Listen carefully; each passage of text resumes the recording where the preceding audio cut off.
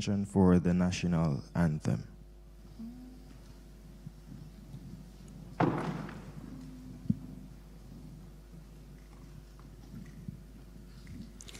Eternal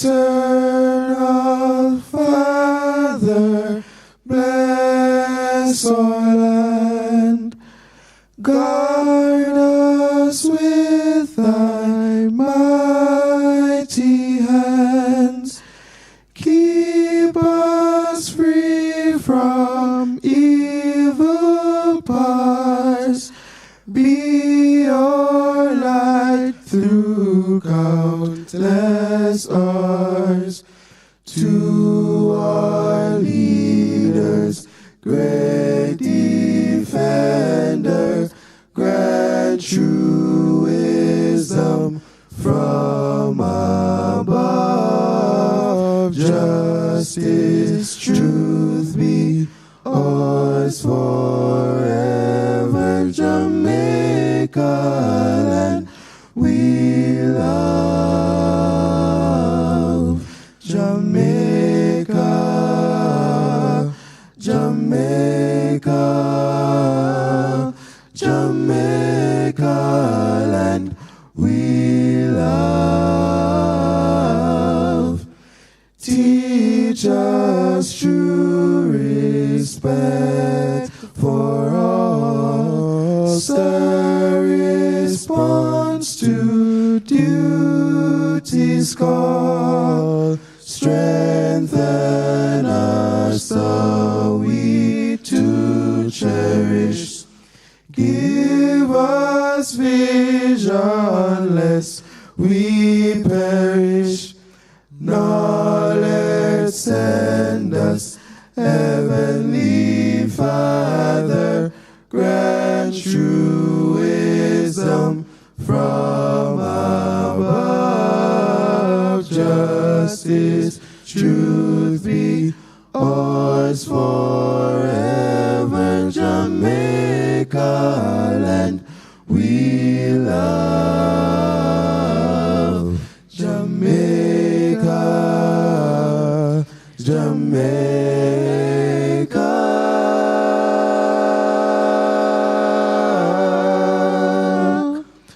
Jamaica land we love.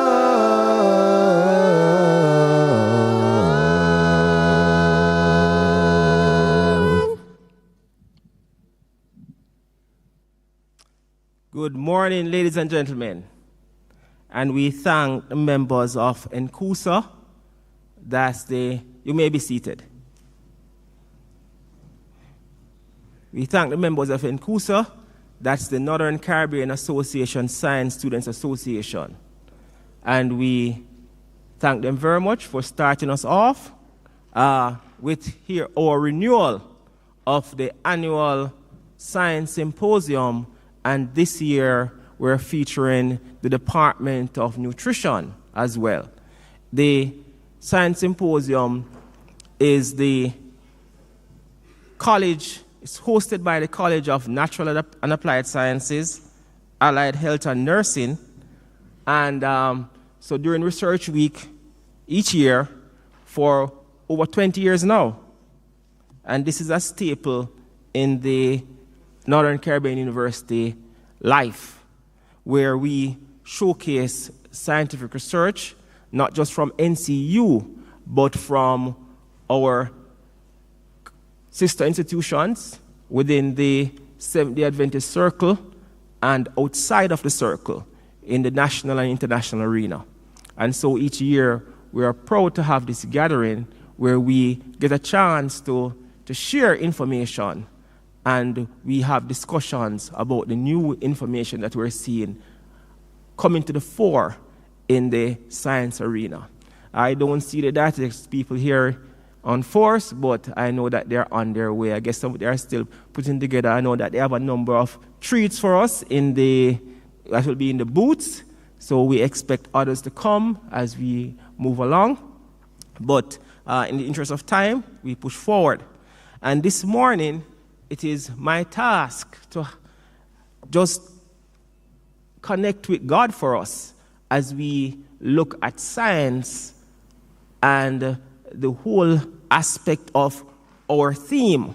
Our theme says, nurturing ethical research, harvesting successful life ways. And as we go further in the program, you're going to see what do we talk about when we talk about successful life ways. So even our research should be geared towards good health practices. And so it's very important that our research be ethical. And this morning I've chosen to mention the story of Balaam and Balak. The story comes to us. It's quite I wouldn't read through the story this morning because time would not allow. But you can consult your Bible and you will see in the book of Numbers, chapters 22 through 23, a story is told of a prophet who he is summoned by a king to perform a task that he knows is not right. And what does he do? What motivates him?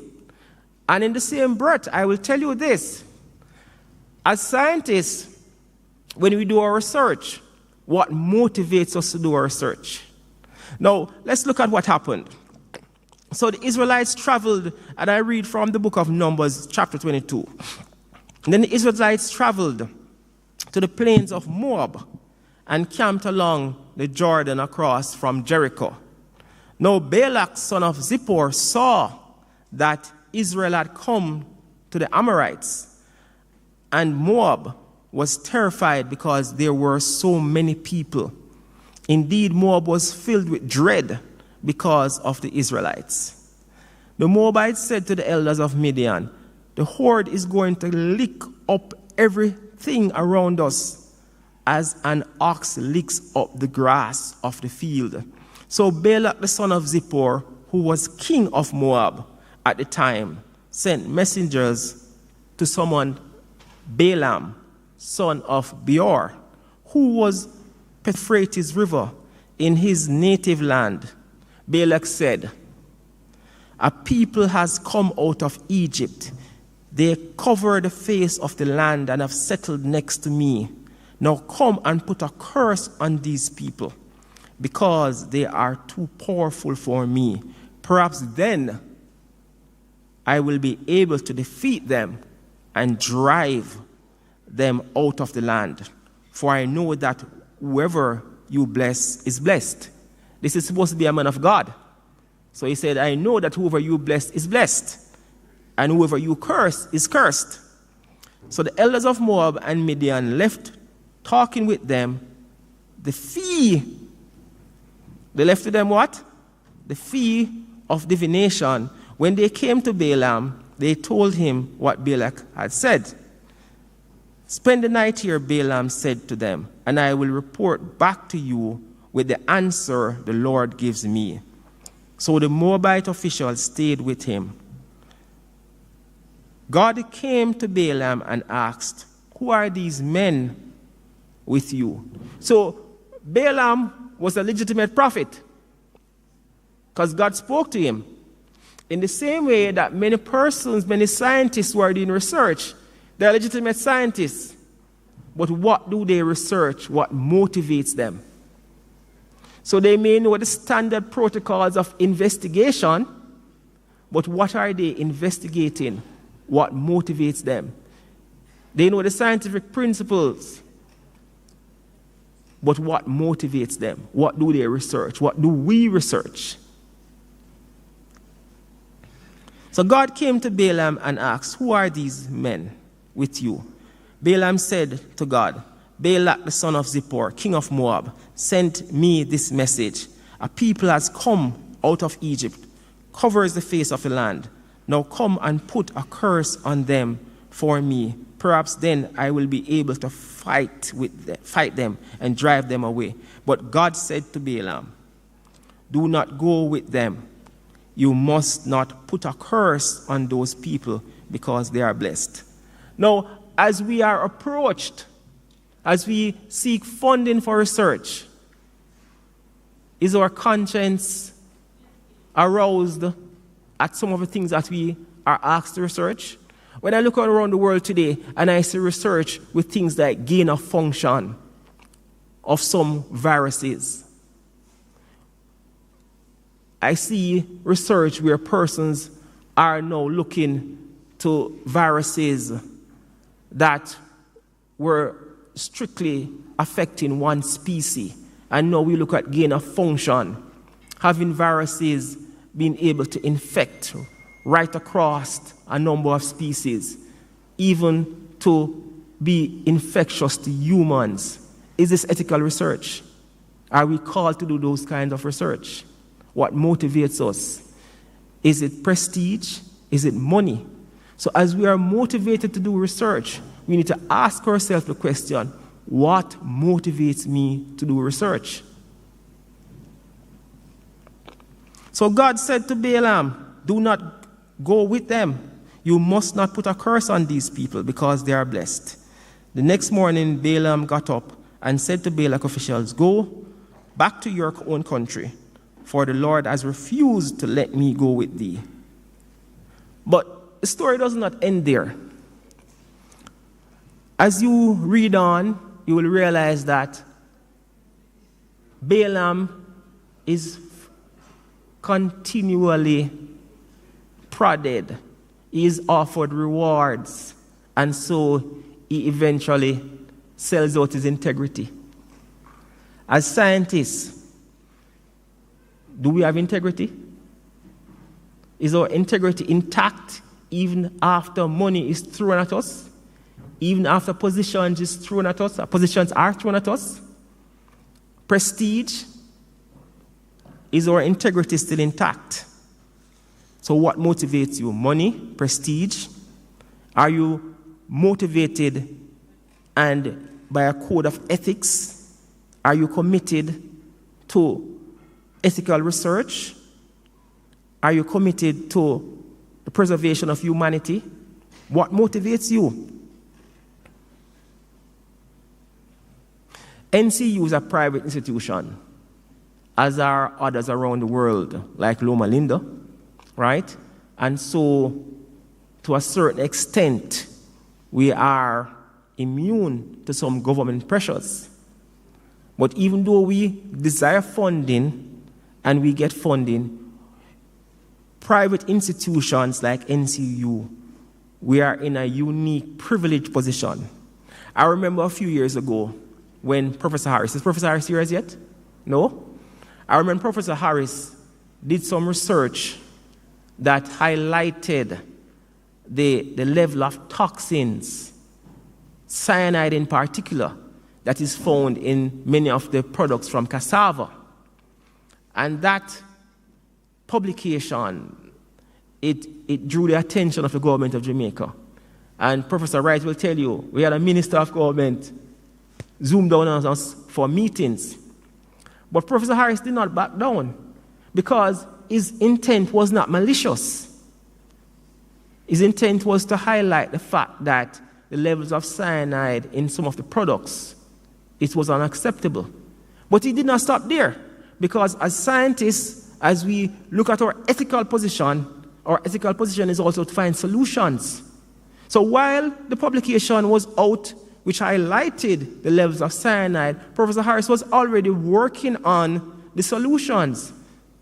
And so NCU was able to publish other papers that showed techniques, that highlighted techniques as to how to reduce that cyanide in the products. So we should not be on a high horse and pointing out that, okay, this is bad, that is bad, that is bad. We should not be pointing out just the weaknesses. We should be sources of solution. So our ethical position is not only to point out the dangers, but it's also to point to solutions in the way forward. And so I implore you, those researchers, maintain your integrity, maintain your ethical position, and very important, be agents of change that will find solutions as you move forward in your research. And with that having said, I will conclude this aspect of our program, and I hope that I said some words that were well received, and we'll have a word of prayer. So I'm going to ask you to bow your heads now. Heavenly Father, we thank you for the opportunities and the abilities as researchers to be able to take an ethical position, and especially in Christian institutions where we can be guided by conscience. We ask you now that as we proceed in our program, that you will bless these proceedings and that you will give us a sense of camaraderie and that we'll have a blessed day, a fulfilled day, we pray. In Jesus' name, amen. I'm going to invite a number of persons to bring greetings. And the first person I invite is Dr. Nicole White. She's the chair of the Department of Biology, Chemistry, and Environmental Science. Yes, I know Dr. White. I haven't forgotten. I was emphasizing. And so Dr. White will bring greetings, and that will be followed by the research dean, then the director of research, and then by the college dean. And then we will proceed to the introduction of our keynote speaker by Dr. Alexia Zimenez. And ladies and gentlemen, welcome. Enjoy the rest of your day.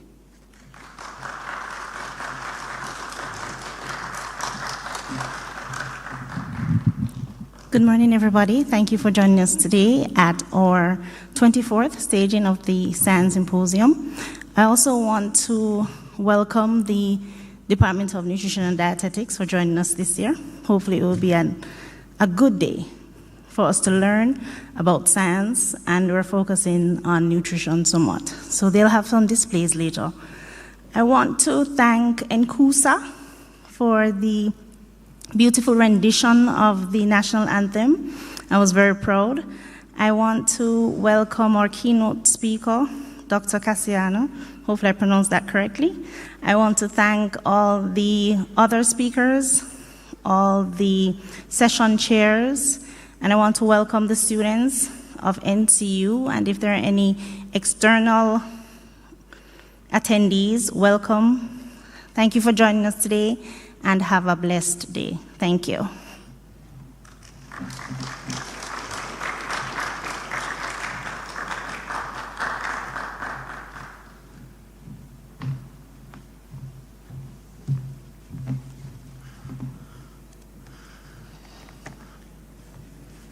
Dean of College of Natural and Applied Sciences, Professor Vincent Wright, Director of Research, Dr. Frankson, our keynote speaker, Dr. Cassiano, Chair of the Department of Biology, Chemistry, and Environmental Science, Dr. White, organizer for the Science Symposium here, distinguished presenters, faculty members, staff, students, ladies and gentlemen, morning. The area of graduate studies is delighted to be sharing with the college at this significant event during Research Week. This is indicative of scholarly research work done at Northern Caribbean University in the philosophical area. It's an indication that current issues are being researched and addressed in the sciences. As you know, we all were faced with the pandemic, COVID. That's 2019. COVID hasn't gone, it's still around. But as scientists, we're still working to solve that challenge along with others. Through research, we have new products, new methods, improved methods, and new inventions to address varied problems within the society. The emergence of technological advancement has simplified many situations, but at the same time, brings its own complications that need to be unraveled. This research symposium is a celebration of research which need to be shared so we can have enlightenment of the student body and the wider population. Examining solutions through these presentations should yield answers and approaches that will help to curb the various challenges within our population. May the presentation stimulate the minds of all participants, and may the solution shared be practical and feasible, thus carrying out the mandate of Northern Caribbean University to educate the minds of individuals nationally and globally. It is expected that the presentations will bring out the expected outcome and identify solutions and recommendations that will impact the current state of affairs, thus improving scientific norms in Jamaica and globally. At the end of these presentations, may the audience be edified and satisfied. God bless you all, ladies and gentlemen, as we enjoy the presentations for today.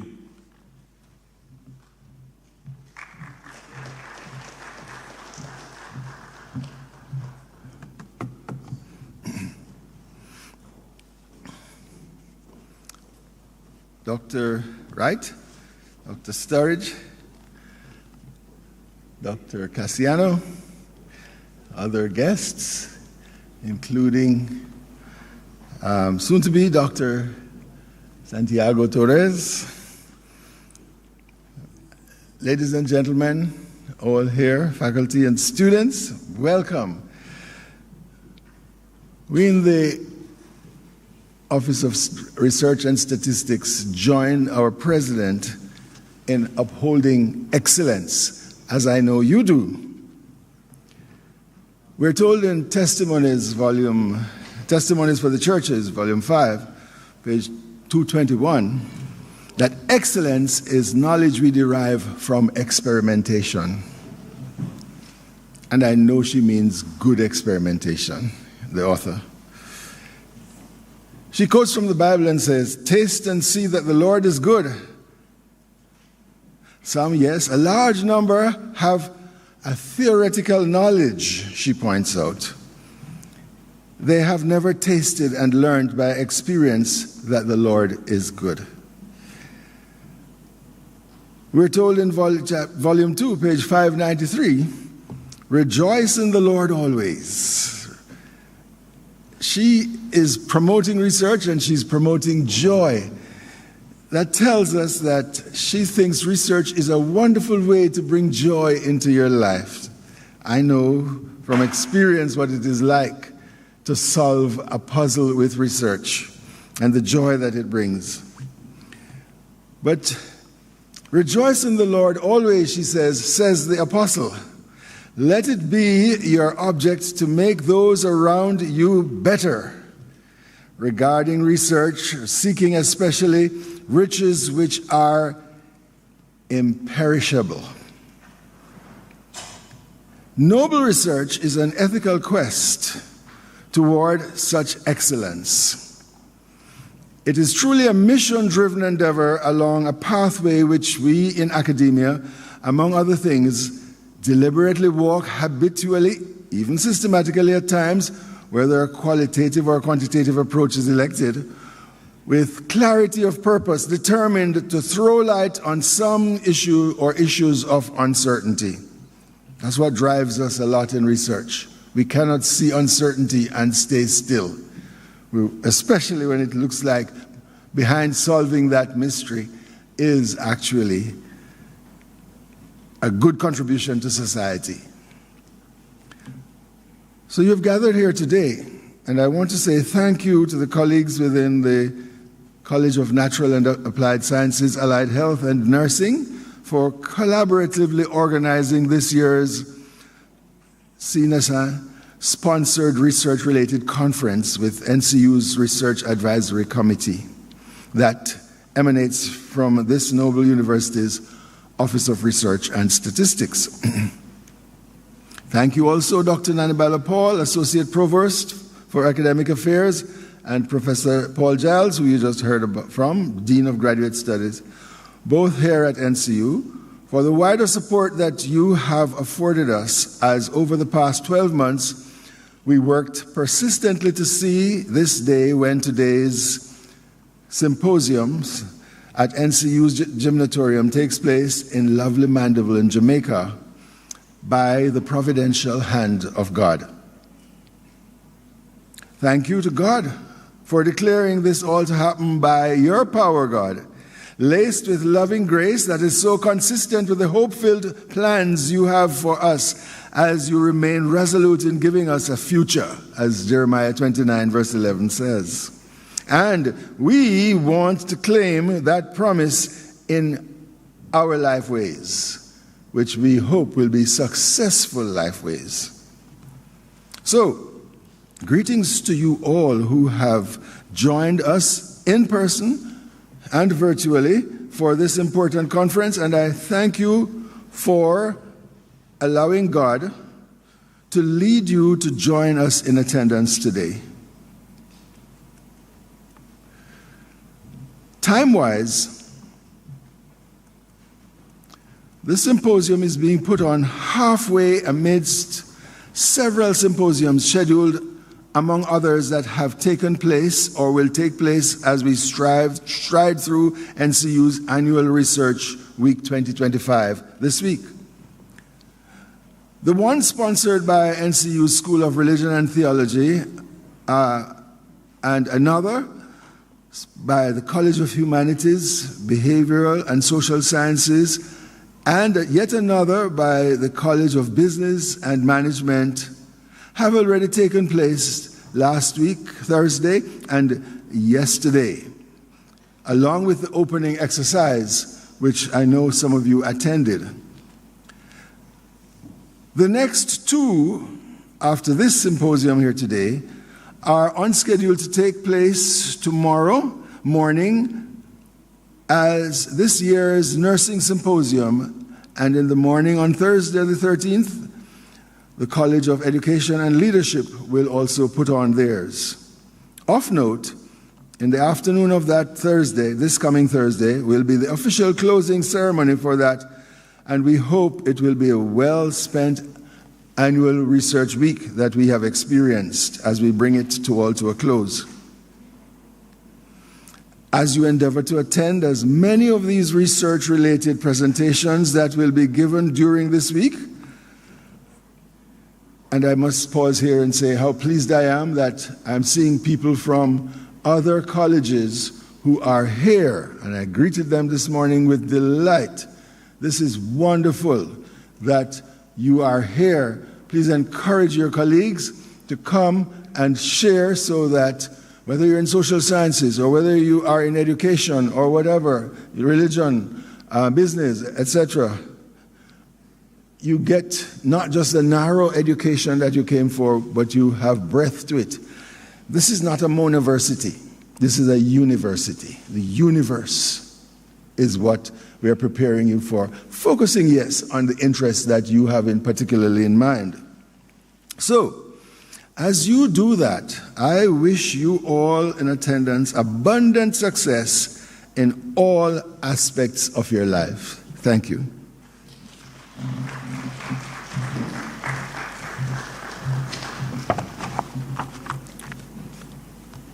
Morning, everyone.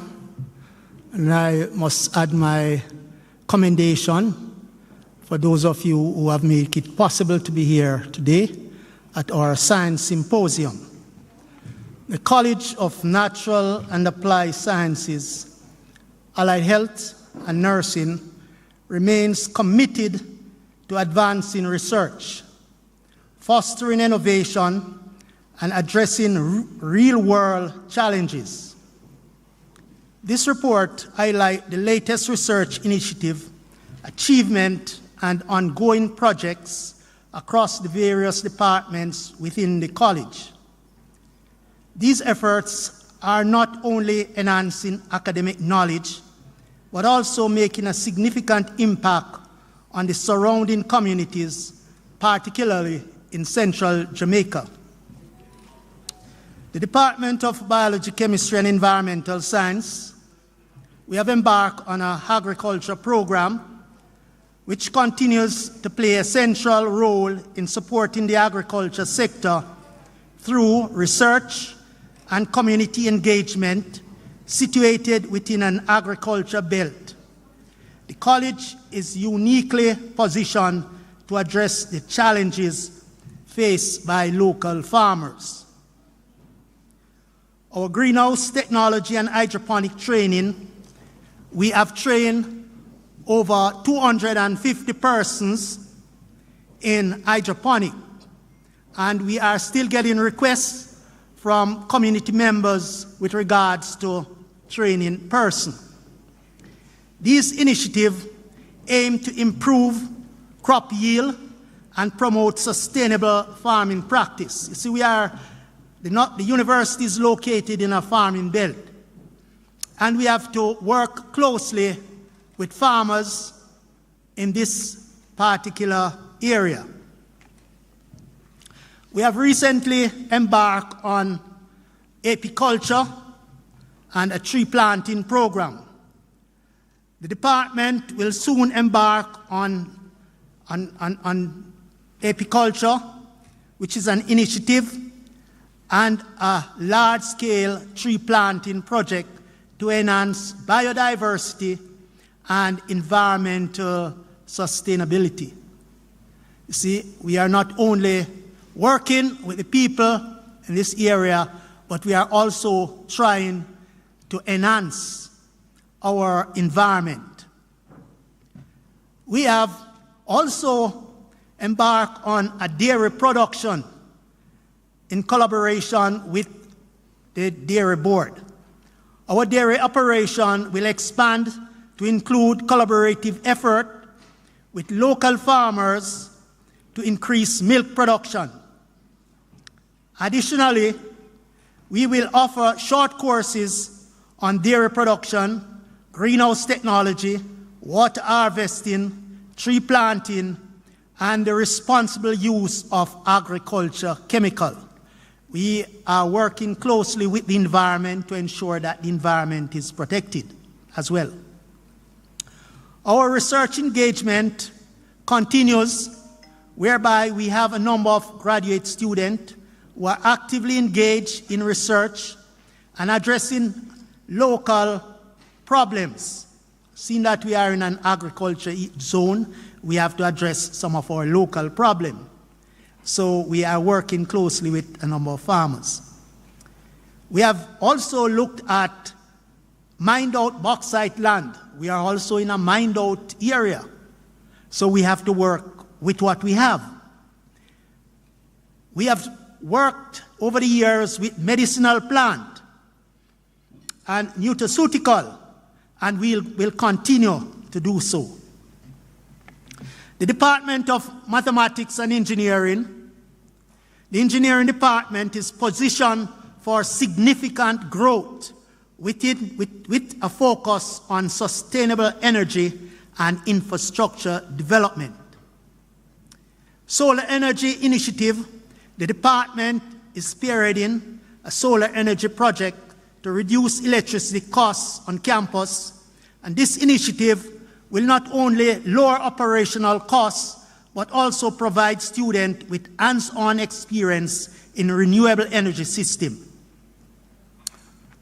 Our lab modernization, we want to say thanks to our generous old students and other persons from the private sector who have contributed a whole lot to our labs. And one special gentleman I want to mention is Dr. Whitford Reed. He has always been working closely with this college. The department has received new equipment to refurbish and modernize one of our primary engineering labs. This will enhance both teaching and research capabilities. The Department of Computer and Information Science has been substantial growth in student enrollment due to the introduction of new programs designed to meet the technological need of the region. Several new programs have been introduced to attract students from central Jamaica. These programs focus on emerging technologies, data science, cybersecurity, preparing students for the evolving technological landscape. We have also had increase in enrollment in a number of our departments and has experienced a noticeable increase in student numbers, reflecting the growing demand for technologically based education and the department's commitment to academic excellence. The Department of Nursing, the nursing department continues to be a cornerstone of the college, producing highly sought after graduates both nationally and internationally. There's a high demand for our graduates. Some of our graduates from the nursing department, they have been employed before graduation. Our nursing graduates are in high demand, reflecting the department's rigorous academic standard and the quality of training provided. We also provide clinical training and community engagement, and the department maintains strong ties with healthcare institutions to ensure students receive comprehensive and clinical training, enhancing their readiness for the workforce. The college is actively engaging with external partners to further its research agenda and community impact. We are collaborating with industry leaders, government agencies, and local organizations to develop innovative solutions to regional challenges. This partnership will also provide additional research opportunities for our graduates, students, and enhance our ability to serve the community. As we move forward, the college remains dedicated to fostering a culture of research excellence, supporting sustainable development, and preparing students to be leaders in their respective field. The College of Natural and Applied Sciences, Allied Health and Nursing continues to make significant strides in research and community engagement through interdisciplinary collaboration, innovative programs, and strategic partnership. We are advancing knowledge, addressing real-world problems, and preparing the next generation of scientists, engineers, and healthcare professionals. Our commitment to research and education remains steadfast as we strive to meet the evolving needs of our society. Ladies and gentlemen, thank you for listening.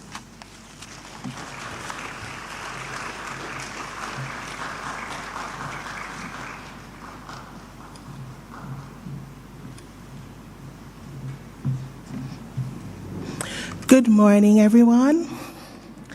It is my pleasure to introduce our keynote speaker today. He is Dr. Carlos Casiano. Dr. Carlos Casiano is a native of Puerto Rico. He completed his undergraduate education in biology at the University of Puerto Rico, Rio Piedras, before receiving his Doctor of Philosophy degree in microbiology from the University of California at Davis. Prior to joining the faculty of Loma Linda University School of Medicine in 1997, he completed a postdoctoral fellowship in clinical immunology at the Scripps Research Institute in San Diego. At Loma Linda University, Dr. Cassiano has led a research program funded by the National Institute of Health, NIH, focused on the interplay between autoimmunity and cancer. His studies on autoantibody responses in tumor-associated antigens in diverse prostate cancer patients populations have increased our knowledge of tumor immunobiology, resistance to chemotherapy, and cancer health disparities. Dr. Cassiano currently serves as Associate Director of the Loma Linda University Center for Health Disparities and Molecular Medicine, where he is also the Associate Program Director of the Loma Linda University National Institute of Health Initiative for Maximizing Student Development. Since its inception, in 2001, this NIH-funded training program has supported the education of dozens of doctoral students in the School of Medicine's basic science graduate programs. Over the years, Dr. Cassiano's tireless efforts have attracted major NIH grant funding to LLU exceeding $30 million. As principal investigator or co-investigator, he has published over 100 scientific papers and book chapters and authored more than 130 scientific abstracts presented at national and international conferences. He mentors by training in his laboratory over 80 young scientists from high school to postdoctoral levels. He enjoys teaching medical and graduate students on the intricacies of immunology and cell biology. Dr. Cassiano is a founding member of the Loma Linda University Center for Health Disparities and Molecular Medicine, where he has served as Associate Director since 2006. He's also a member of the International Advisory Committee of the Dresden Symposium on Autoantibodies in Germany and the American Association for Cancer Research. Dr. Cassiano has received several awards, including the Loma Linda University Carol Small Faculty Development Award, the LLU Hispanic Alumni Community Service Award, the AACR Minorities in Cancer Research Award, the LLU School of Medicine Distinguished Service Award, and the LLU School of Medicine's Mentor of the Year Award. He is married to his wonderful wife, Mrs. Cassiano, and is the father of Dr. Carlos Miguel Cassiano and Dr. Ariana Cassiano Washington. Please welcome with me today Dr. Cassiano, my professor, to be our keynote speaker to this symposium. Thank you.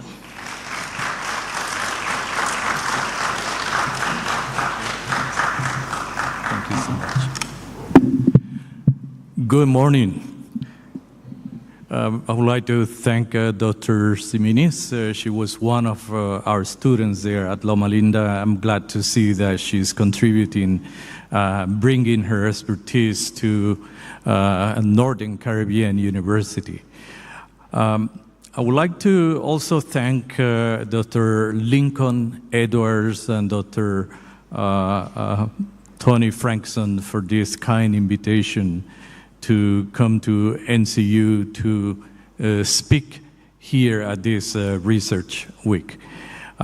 This is my second time at NCU. I came about 25 years ago to give a talk in a small symposium which I believe was a precursor to this one.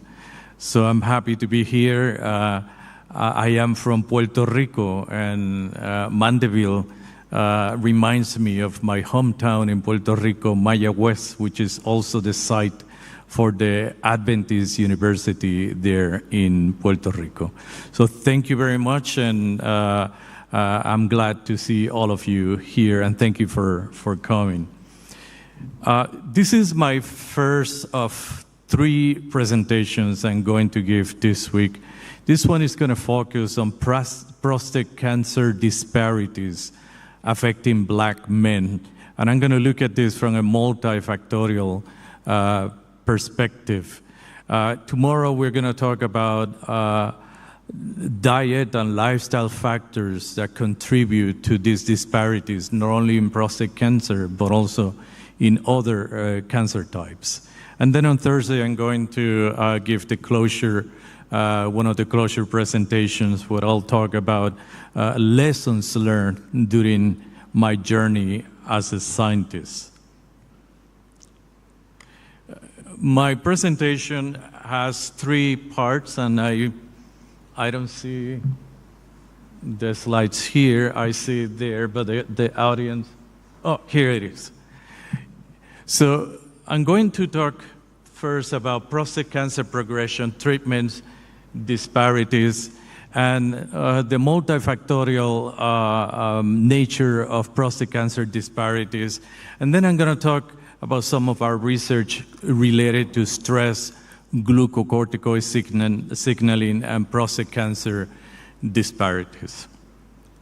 Now, if you look at prostate cancer, the prostate is a gland whose main function is to produce fluid for sperm.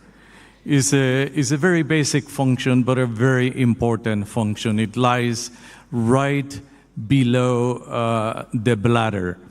And when prostate cancer develops, what we have at the beginning is the stage 1. In stage 1, we have very small tumors that are forming in one of the lobes of the prostate.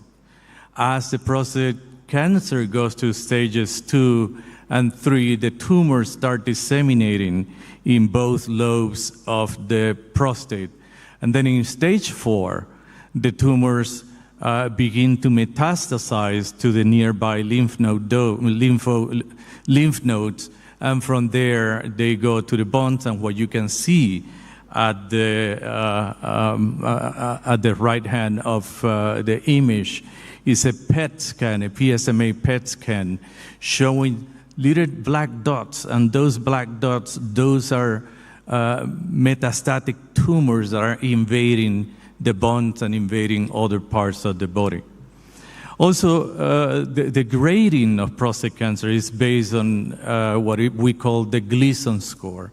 It's a score that is given depending on how well differentiated is the gland, or how poorly differentiated is the gland tissue. The lower the score, the better. That means that the gland is very well differentiated. But as a tumor invades the whole gland, the architecture of the gland changes, and there is a poor differentiation of the gland, and the Gleason score increases. So the higher the Gleason score, the worse is the prognosis for the patient. Let me talk about prostate cancer disparities. And the term disparity means that there is a difference in the incidence on the mortality of a particular disease among different ethnic groups. In the United States, prostate cancer is the #1 cancer in terms of incidence. It's the one that is most commonly diagnosed in the United States. And as you can see in the graph at the right, the peak of the incidence for prostate cancer was around 1994, when the test for the detection of prostate cancer was introduced, which is called the prostate-specific antigen test. And then since then, the incidence have dropped because of prevention and screening. However, something happened in 2013, 2014, and that is the United States Preventive Service Task Force decided without much input from urologists and urology oncologists, they decided that we shouldn't screen men for prostate cancer regularly, that should be left to a decision between the patient and the physician.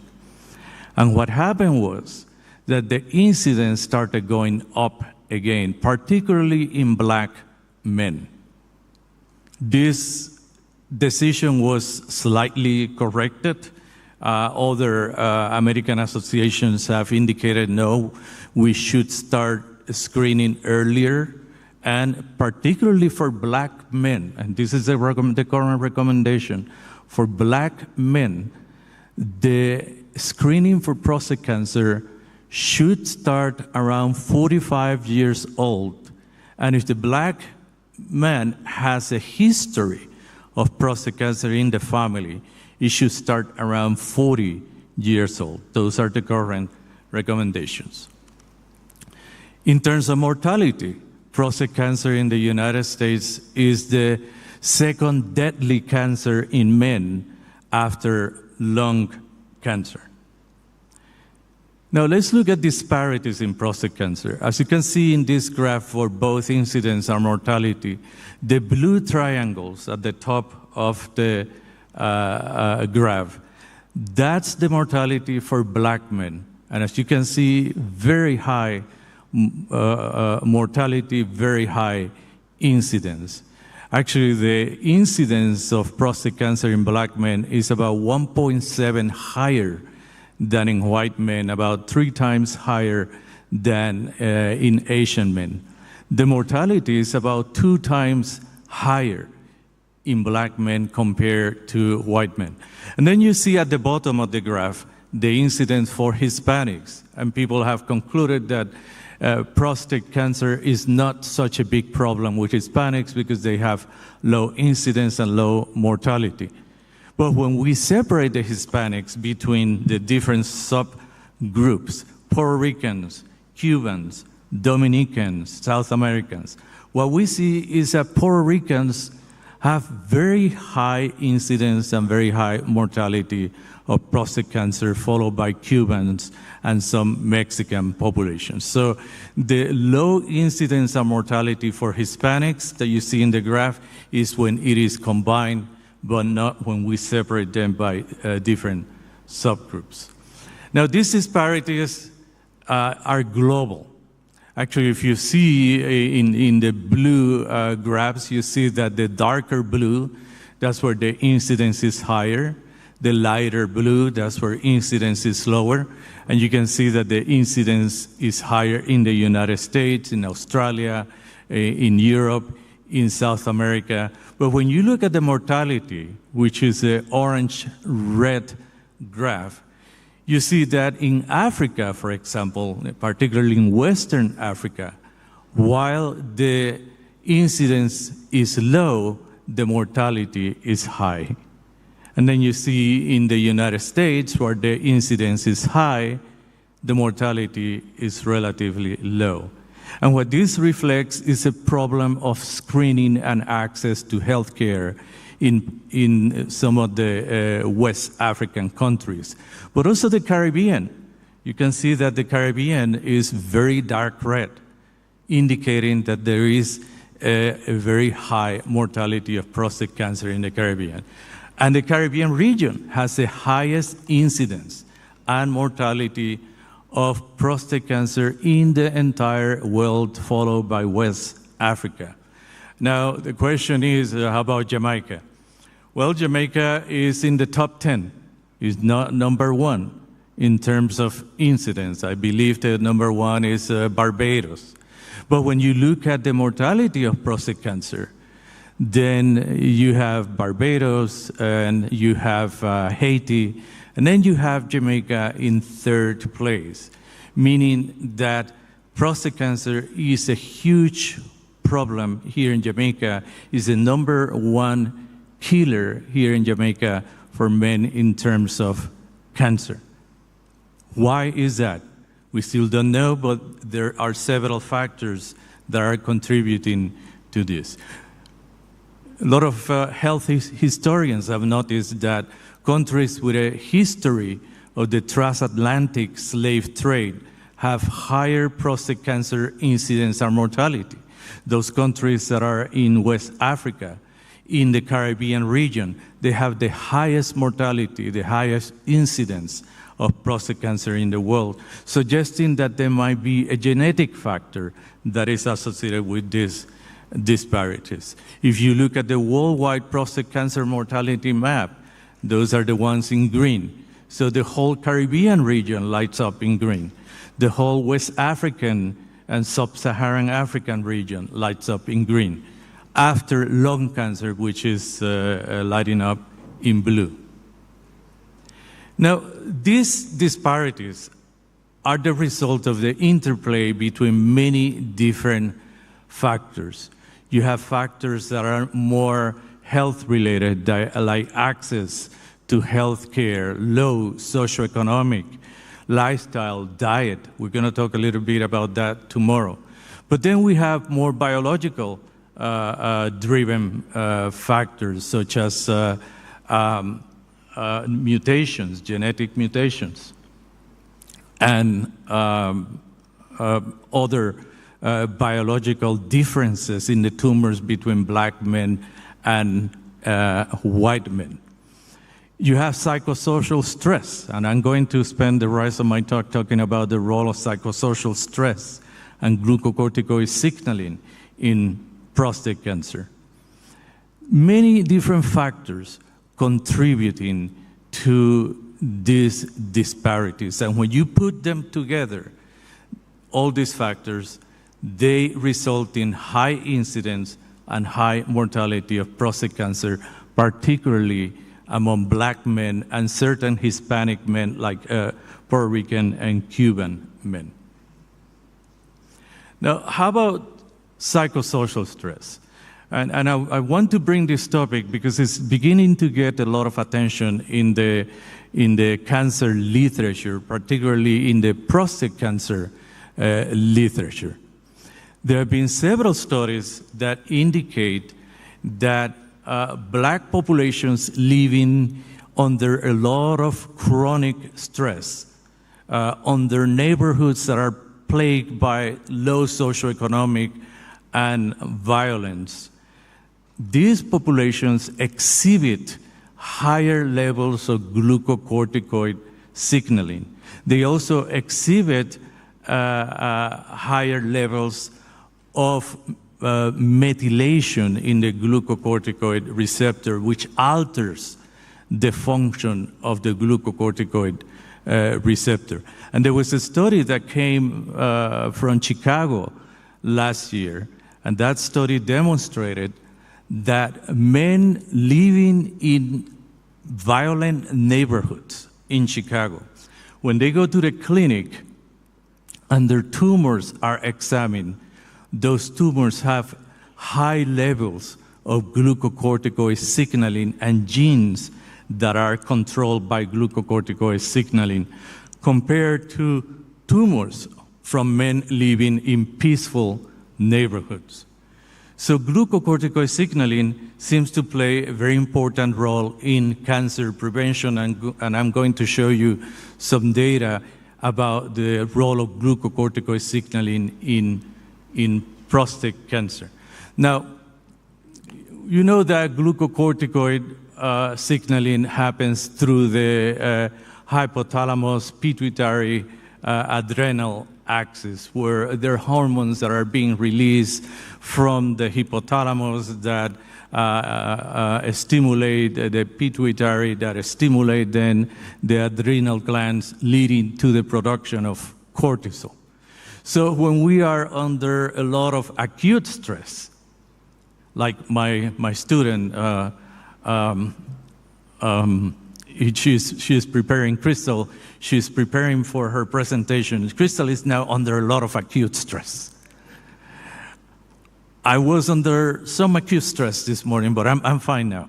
But Crystal is under acute stress. So when we are under this acute stress, we have high blood pressure, and we have the immune system reacting, and we have a lot of signaling that is happening in our bodies that help us prepare to fight that stress.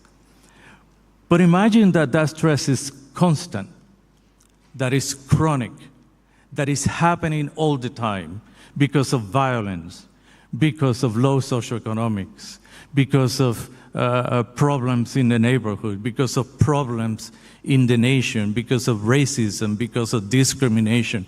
Imagine all that chronic stress hitting us constantly.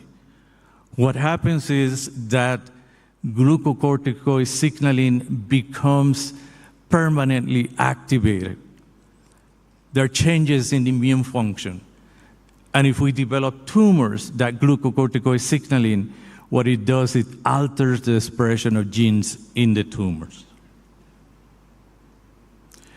Let's take a look at the progression of prostate cancer, because what I'm going to do after I talk a little bit about prostate cancer progression, I'm going to talk about how glucocorticoid signaling impacts this progression. So in the early stages of prostate cancer, we have localized prostate cancer. And that localized prostate cancer is detected via two tests, the prostate-specific antigen test, or the PSA test, and the DRE test is the digital rectal examination, which in our own studies dealing with different populations that have a high risk of prostate cancer, not all populations are acceptable of the DRE test. Hispanics don't like it, black men don't like it, and this is a test that is very critical to detect the presence of tumors, but is not acceptable in many cultures. So patients are given radiation, or they're given anti-androgen deprivation therapy. The tumor goes down, but then there is a biochemical recurrence. That means that PSA levels come back high. And now the tumor develops into a metastatic castration sensitive first, then castration resistant. And when I talk about castration, I'm not talking about physical castration. I'm talking about drug-induced low levels of testosterone. So the cancer starts progressing towards this metastatic castration resistant phenotype.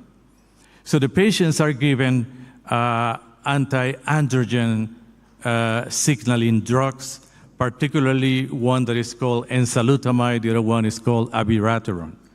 And what those drugs do is that they decrease the size of the tumor. But then the tumor comes back. And then the patients are given chemotherapy with a drug called docetaxel and another drug called cabazitaxel. The tumor goes down, but then after a while, it comes back again. And when it comes back again, it develops what we call a neuroendocrine phenotype, NEPC. And Crystal is going to talk a little bit more about this. And that's when the tumor becomes a death sentence. So there is no cure for metastatic prostate cancer. There is a new technology called radioligand therapy, and Crystal's talk this afternoon will deal with that. So I'm going to leave that to her. It's a new therapy that is becoming very promising because it's saving a lot of lives. It's still not widespread, but it's up and coming. Now, you would think that the high mortality of prostate cancer among black men is due to resistance to all these therapies, that they don't respond well to all these therapies. And it's the contrary. Recent literature now shows that black men actually respond very well to the therapies that are being used to treat prostate cancer. They respond very well to enzalutamide and abiraterone. They respond very well to chemotherapy with docetaxel, and they respond very well to immunotherapy with Symposium, which is a therapeutic vaccine. What happens then? If they respond well, why are they dying at a high rate compared to other populations, not only in the United States, but across the whole planet? What is happening? We don't know yet what is the problem behind this, but we think there is an interplay between a lot of biological factors, psychosocial stress, and healthcare access, and low socioeconomics, that when combined, eventually those tumors become more aggressive, and even when they respond well initially to docetaxel, enzalutamide, immunotherapy, eventually they progress to a stage where they're no longer responsive to these treatments. And we believe that glucocorticoid signaling plays a major role in this. So if you look at this slide, it's the same one that I presented a few minutes ago. But there is a difference, and that is that when men begin to develop resistance to chemotherapy, resistance to enzalutamide treatment, what we see is that glucocorticoid receptor signaling becomes activated. And now glucocorticoid receptor starts driving resistance to all these therapies. And glucocorticoid receptor, what it does is that triggers a phenomenon that we're calling cross-resistance, where the patient's tumor becomes resistant to both androgen receptor treatments like enzalutamide and also to docetaxel.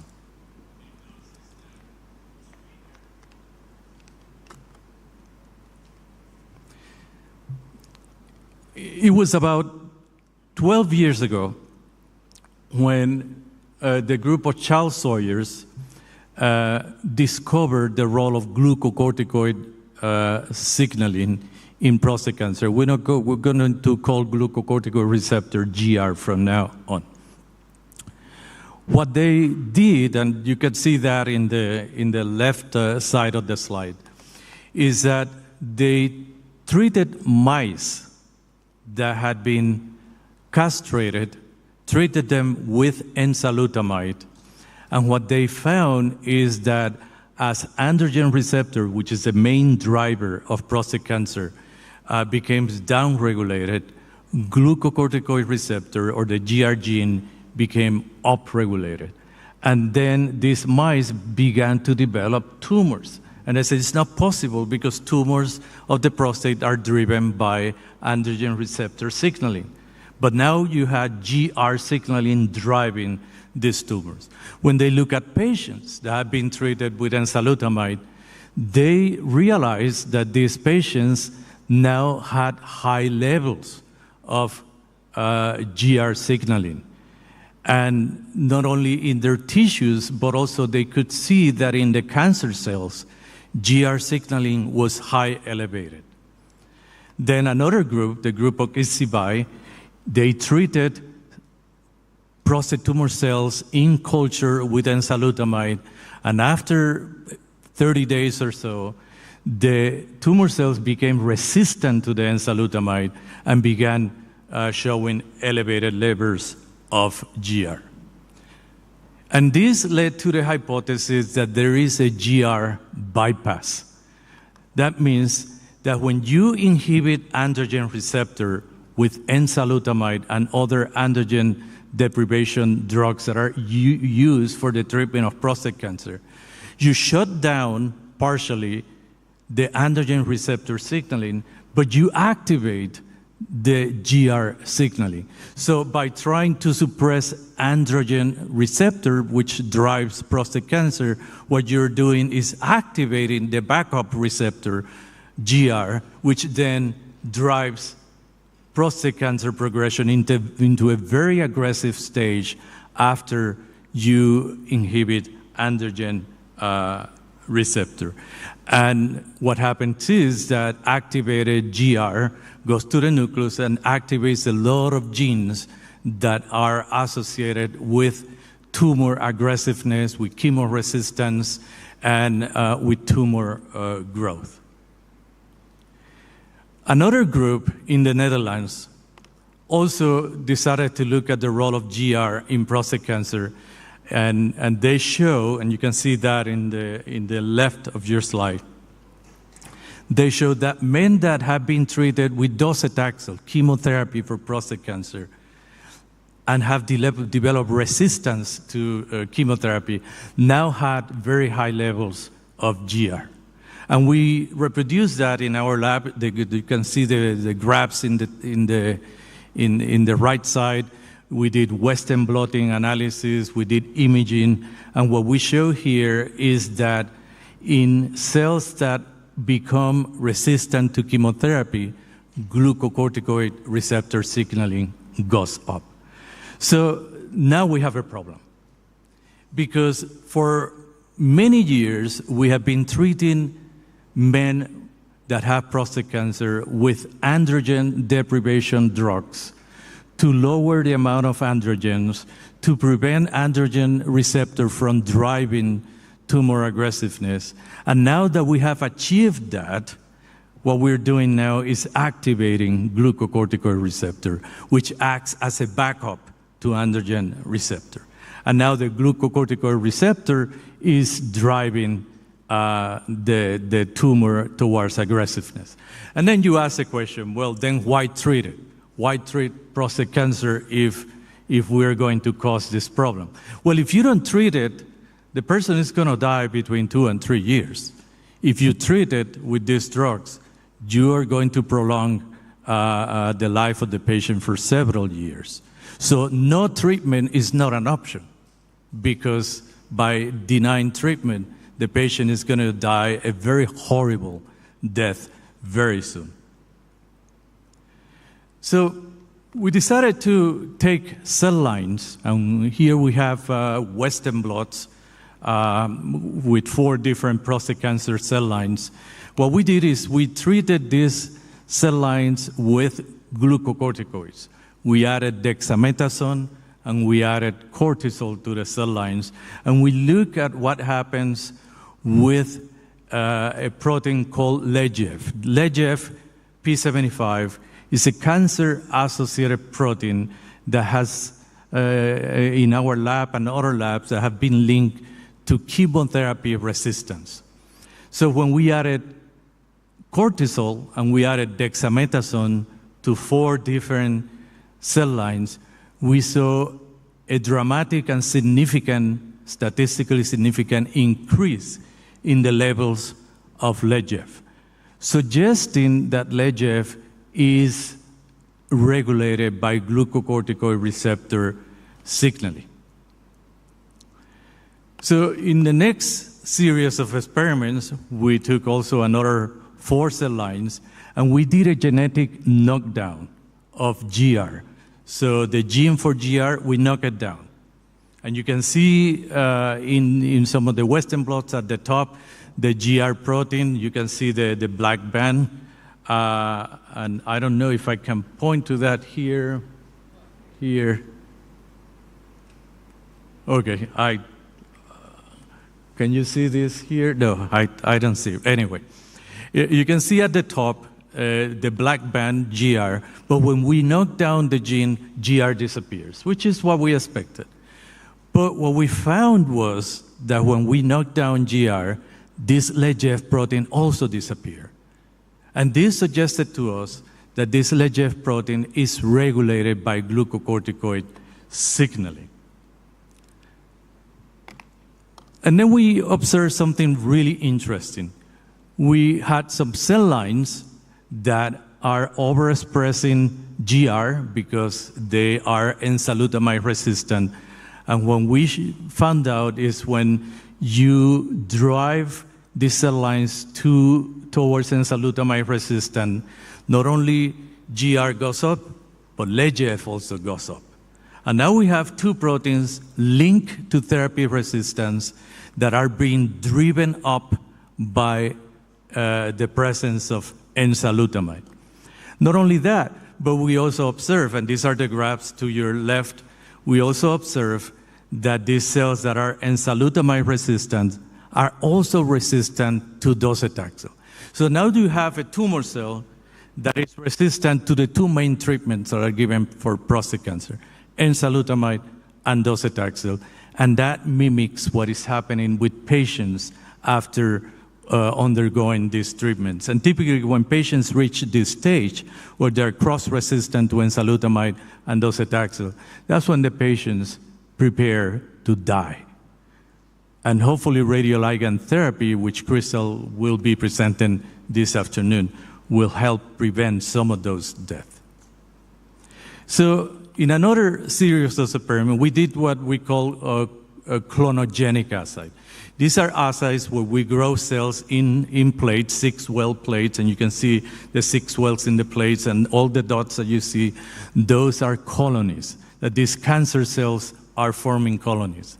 If we knock down VEGF and treat these cells with an inhibitor of glucocorticoid receptor, now we see that the double targeting reverses that resistance. Now we take those cells that are resistant to therapy, now we make them sensitive to therapy.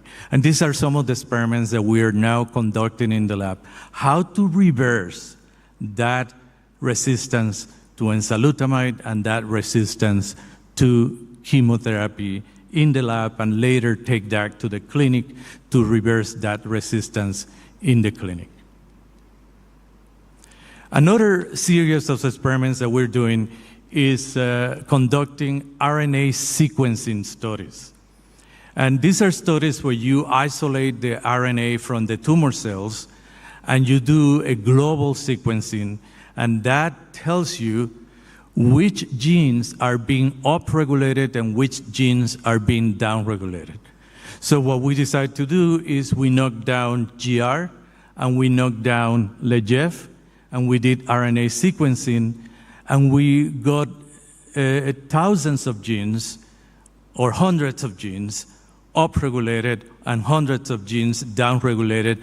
But we saw that there was an overlap. There were certain genes that were either upregulated or downregulated by the absence of GR and by the absence of VEGF, suggesting that VEGF and GR control some of those genes.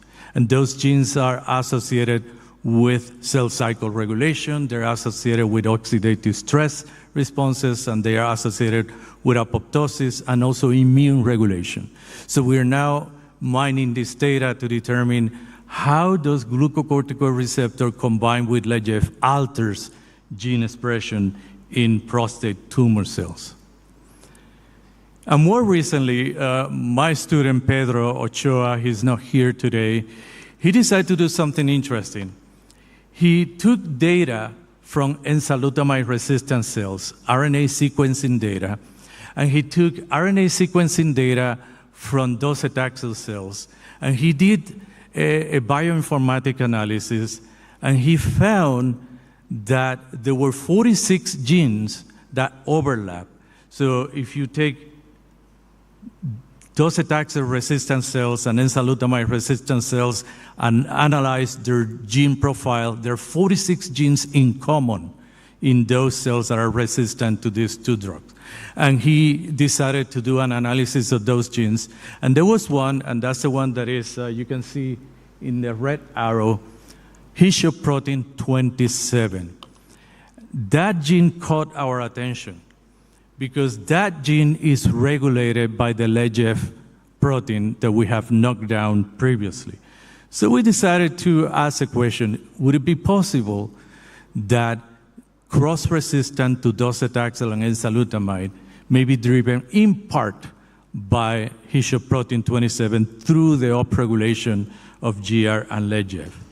So we did Western blotting analysis comparing cells that are sensitive to these drugs and resistant to docetaxel and enzalutamide, and we found that GR, VEGF, and Hishop protein 27 are upregulated together. When these cells become resistant to therapy, these three genes go up. when the cells are sensitive to therapy, these 3 genes go down. So now we have these 3 genes working together in these resistant cells. So we decided to knock down GR and to knock down LEGF to see what happened to HISHO protein 27. And again, we have Western blot analysis with quantification. When we found that if we knock down GR in these docetaxel or enzalutamide resistant cells, HISHO protein 27 expression goes down. If we knock down LEGF, HISHO protein 27 expression goes down, suggesting that GR, which regulates LEGF, also regulates HISHO protein 27, possibly through LEGF, because we have shown in the lab many years ago that HISHO protein 27 is regulated in cancer cells by LEGF. So now we have an axis. We have an axis, GR, LEGF, HISHO protein 27, associated with this resistance. And this is a model that we are pursuing as a summary of this talk. So we have glucocorticoids. The glucocorticoids bind to GR, activate GR. GR then goes inside the nucleus, binds to the promoter region of LEGF, and we have shown this in previous papers, and activates LEGF.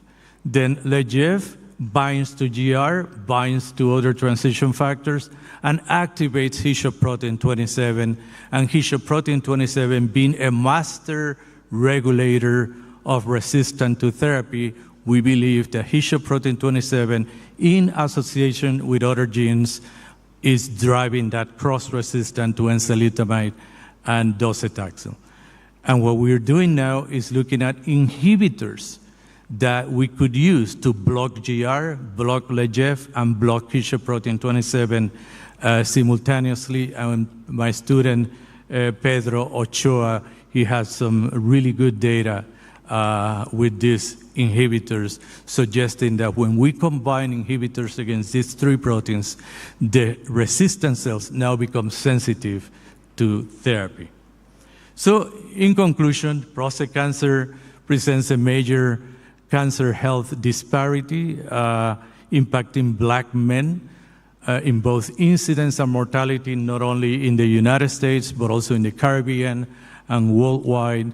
The recent increase in prostate cancer incidence is due to the recommendations of the Preventive Service Task Force, which has been recently changed to include more defined advice for Black men, and prostate cancer disparities affecting Black men result from the interplay of multiple factors.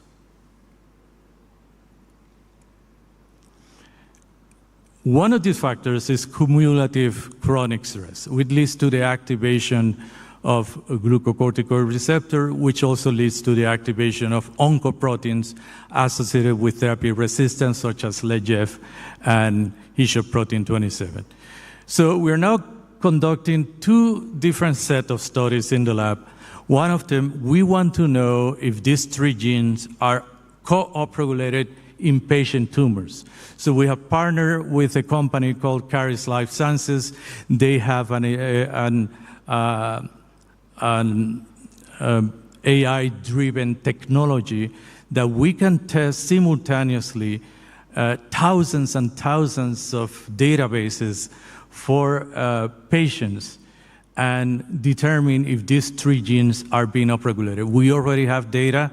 We will be presenting that data in other meetings with Caris' permission, where we show that in 6,000 prostate cancer patients that we examined, including 800 Black men, these 3 genes are upregulated together and are associated with poor response to chemotherapy and also to enzalutamide.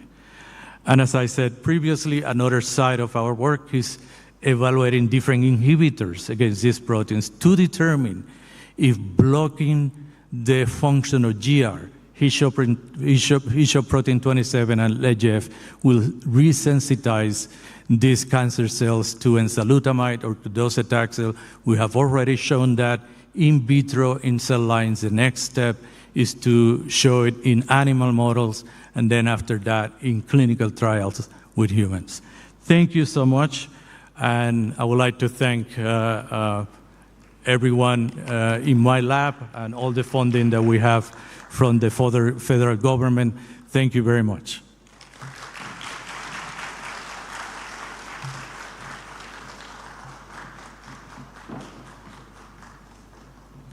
Thank you, Dr. Cassiano, for that wonderful talk. We have time for 2 questions right now, and I see Prof. Alonge is here for her questions for Dr. Cassiano. Thank you. Good. And please speak loud, because something happened in the airplane yesterday that my ears are not working very well, so please speak out loud. All right. Good morning, sir. Can you hear me now? Yes. Very good. Thank you for your excellent presentation. So I was listening while I was driving down. I was online.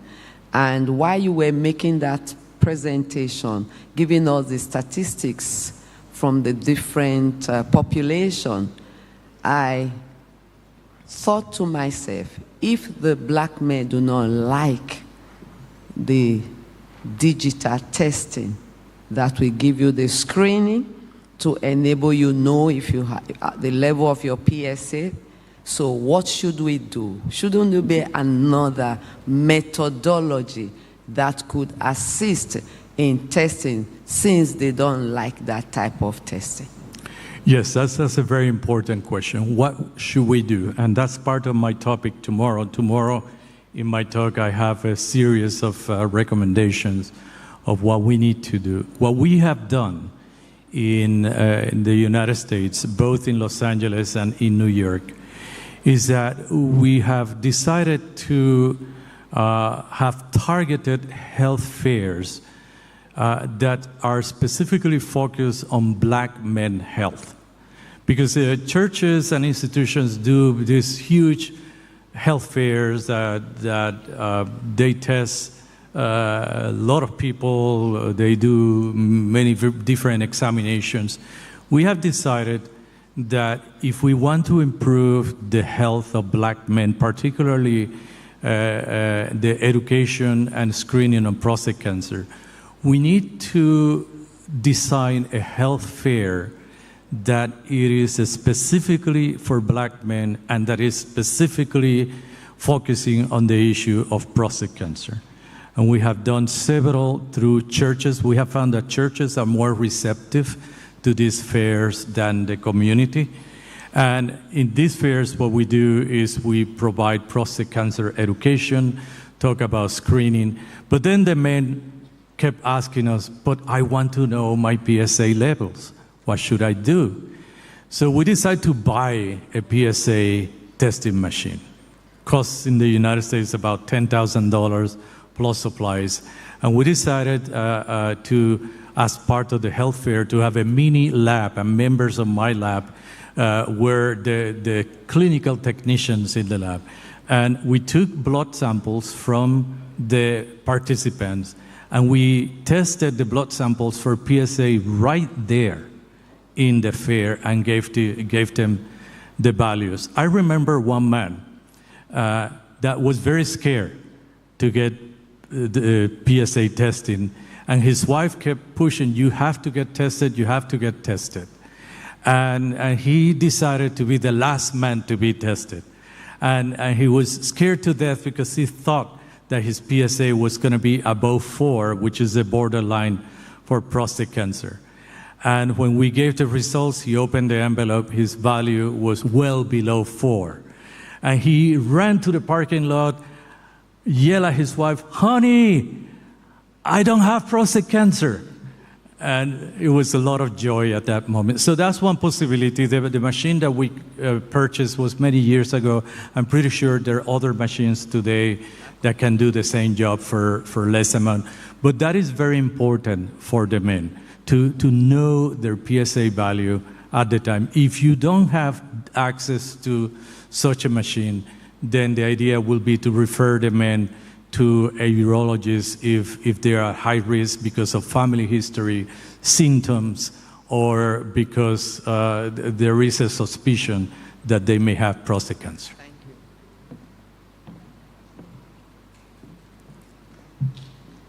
you.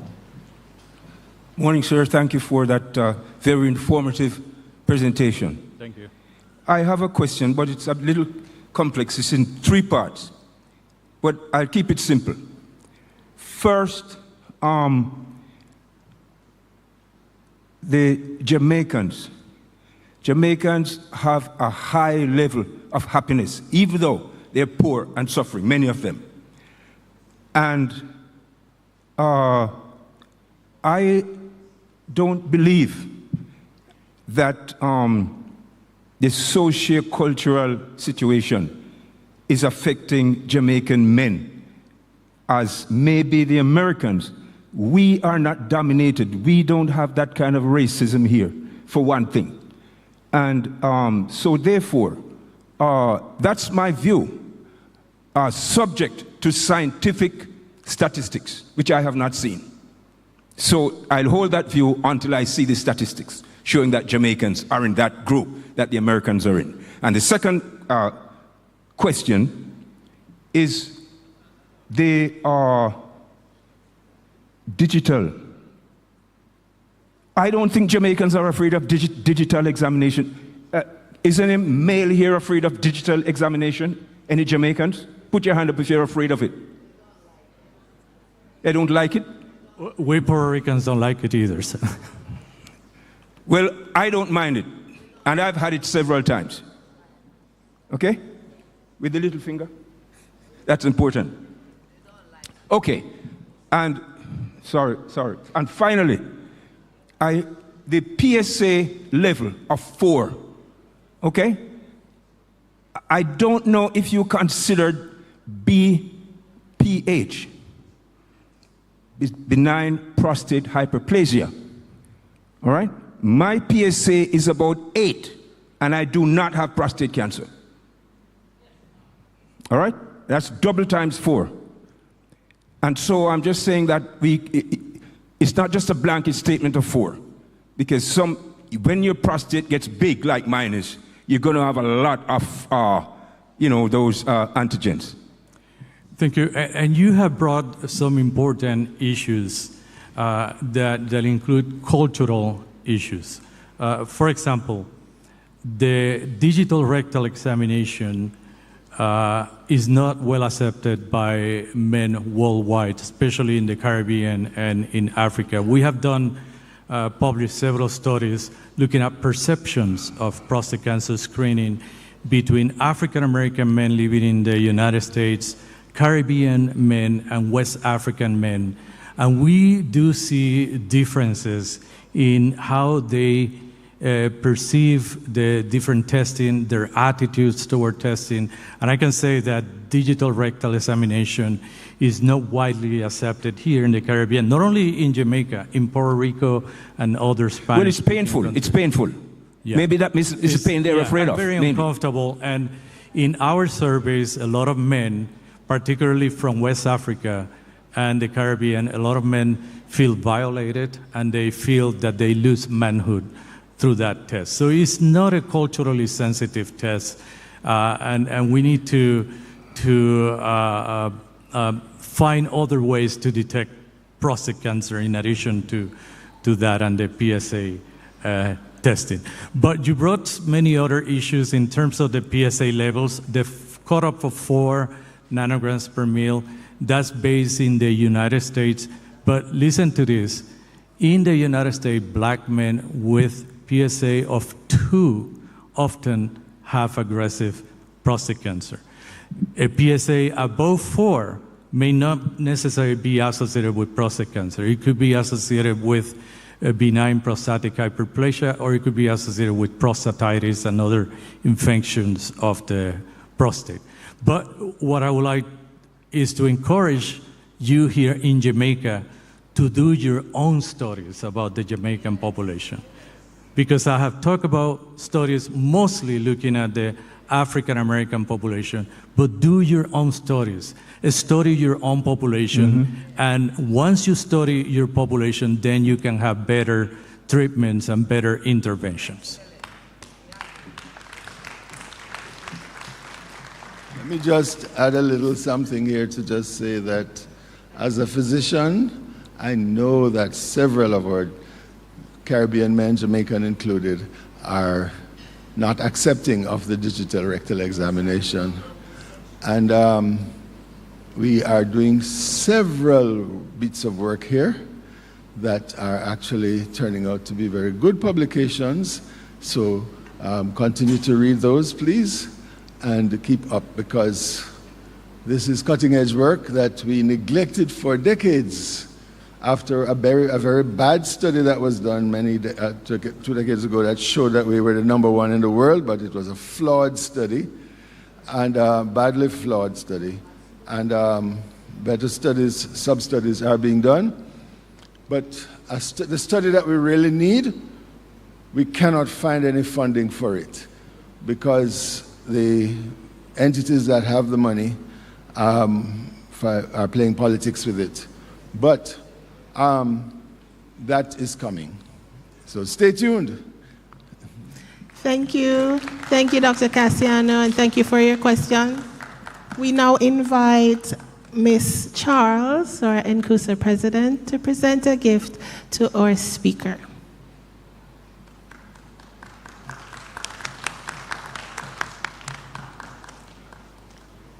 Dr. Cassiano, thank you.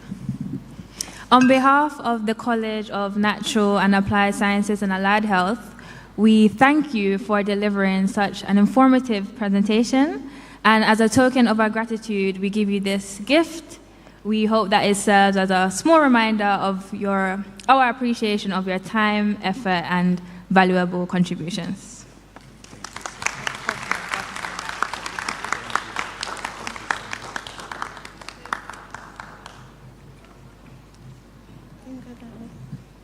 You can go this way.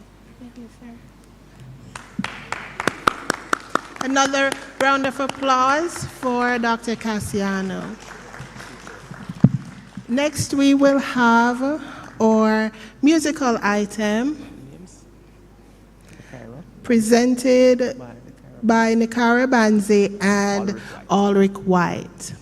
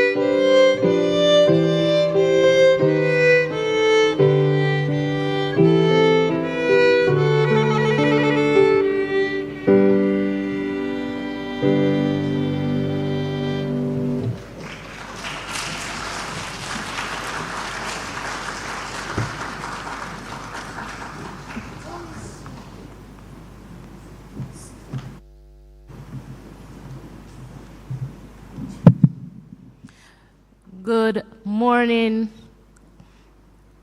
visitors, faculty, staff, students, guests, and our distinguished presenters. We have had a successful morning so far, and we certainly appreciate Dr. Cassiano's presentation. We have learned a lot. And so as we enter a new session, I have the distinct pleasure of calling your attention to the topics that will be discussed in this session. Our first presenter is one who will speak to us about nutrition and the role of nutrition. Certainly we can see and we know the importance of nutrition in maintaining a healthy lifestyle. And the research that is affiliated is clearly very important. At this time, I'm going to invite the nutrition department to come and introduce our very special guest who is here because it's Nutrition Week. And so as we highlight nutrition, we want to ensure that you understand the importance of a good and balanced lifestyle and diet. The nutrition department.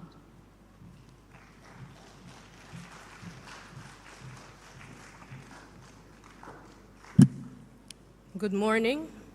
Dr. Shanique Rose, registered nutritionist and educator, promotes health and wellness through personalized nutrition.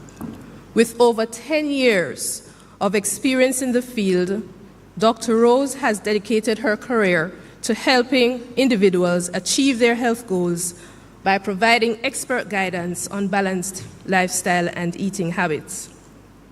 She has extensive qualifications and a growing wealth of experience. She holds a BSc in dietetics and nutrition from the University of Technology, a master's degree in nutrition from the University of the West Indies, and a postgraduate diploma in education and training from the Vocational Training Development Institute. Her doctoral degree is in education and leadership from the Delaware State University. She is a certified diabetes educator and is certified in nutrition care for persons living with HIV.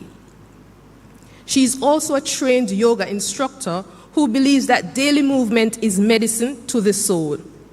The immediate past president of the Jamaica Association of Professionals in Nutrition and Dietetics, JAPINAD, and a member of the Academy of Nutrition and Dietetics. She is deeply committed to staying abreast of the latest research and advancements in nutrition. She's a Rotarian, devoted to helping children improve their lives through education. Dr. Rose's philosophy is inspiring. She supports the view of food is medicine and that a balanced whole food approach to eating can transform lives. Her dedication to empowering individuals with knowledge and tools is necessary to make informed decisions in their dietary choices. Dr. Rose is the parish nutritionist for Manchester South. She is a mother and a wife. Let us welcome Dr. Shanique Rose.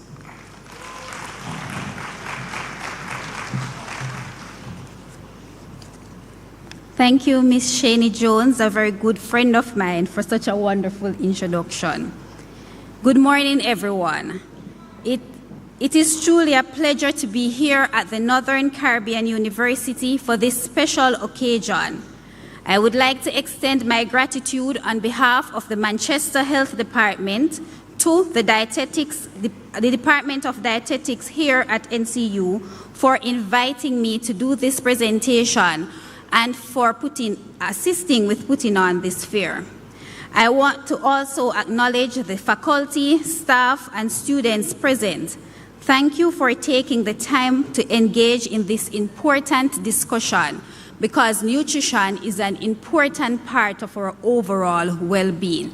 I also want to take this moment to salute the dietetics and nutrition professionals, as not only that March 1st was National Dietetics and Nutrition Professional Day, but for the first time in the history of Jamaica, we are celebrating National Dietetics and Nutrition Professional Month. The theme this year, Food Connects Us, is one that resonates deeply. Food is not just about nourishment. It's about relationship, culture, and it's a part of everyone's well-being. Today we'll be discussing food as medicine and connection, nourishing health, culture, and families. I am Shanique Rose, and I am the parish nutritionist for Manchester South. Now let's turn our attention to the cultural perspective. You will agree with me that as a nation, we have been impacted by a rich ancestral heritage. We have been influenced by, for example, the Taínos, which are the original inhabitants of the Caribbean. And they brought along with them cassava, sweet potatoes, and staple ingredients. And these food items were a very important part of their diet. They also brought roasting and baking as some of the key methods of preparing their meals, and this have influenced the way in which we prepare meals today. The Africans, slaves, for example, they brought along with them okra, black-eyed peas, and yam. They focused on cooking techniques such as stewing and braising. The Europeans, they took citrus fruits, sugar cane, and various spices, which are quickly incorporated into the Caribbean cuisine. They have also left with us the said jerk chicken that was influenced by our own African descendants. Now, what are the overall impact? They have left with us the fusion of flavors. A lot of persons come to Jamaica because of how tasty our meals are. Of course, they come a lot. If you go on YouTube and TikTok, you'll see persons just want to experience the jerk chicken from the side streets.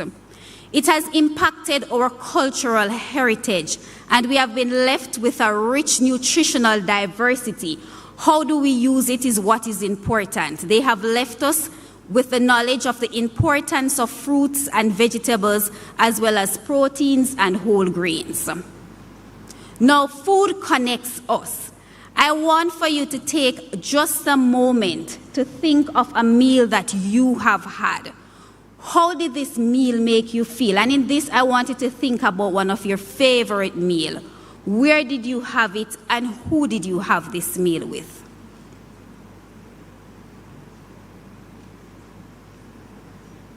Food connects my family. We celebrate Christmas, Easter holidays, and of course, my niece who works here at NCU ensures that every summer we celebrate August 6th by going to the beach. Food has social power.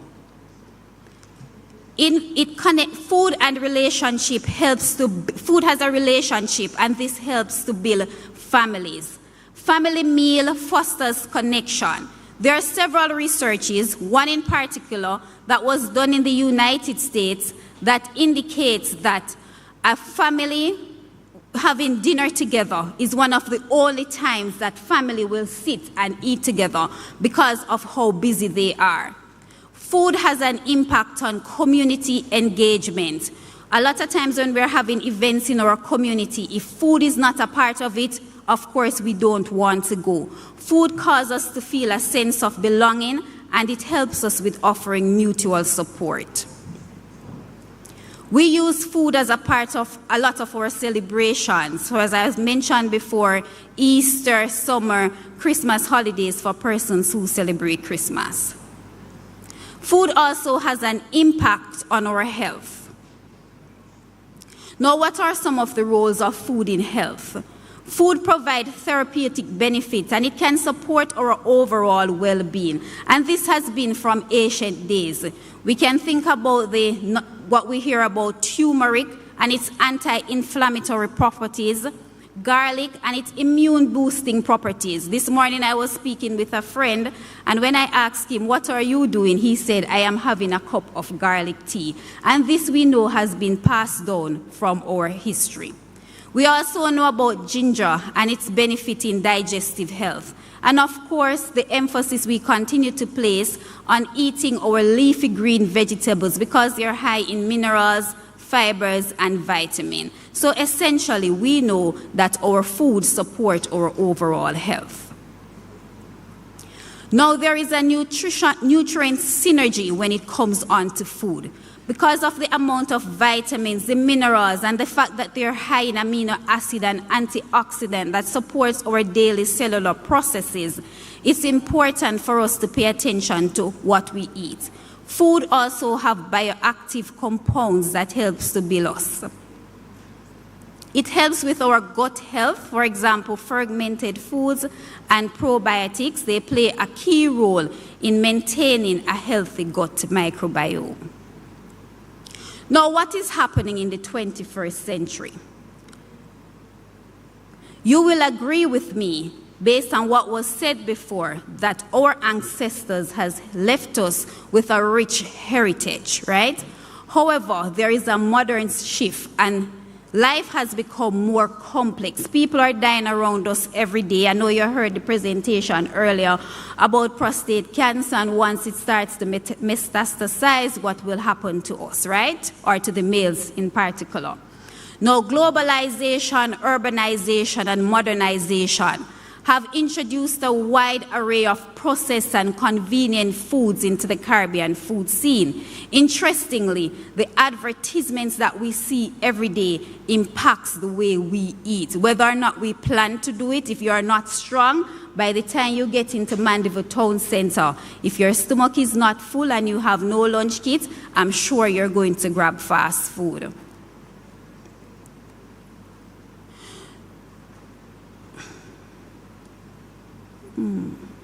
All right, so some of the determinants, there are many determinants to unhealthy eating practices.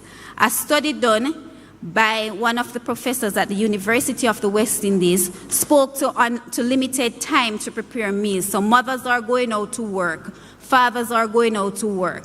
So there's not much time for us to prepare meals. And there is an ease of access to unhealthy food.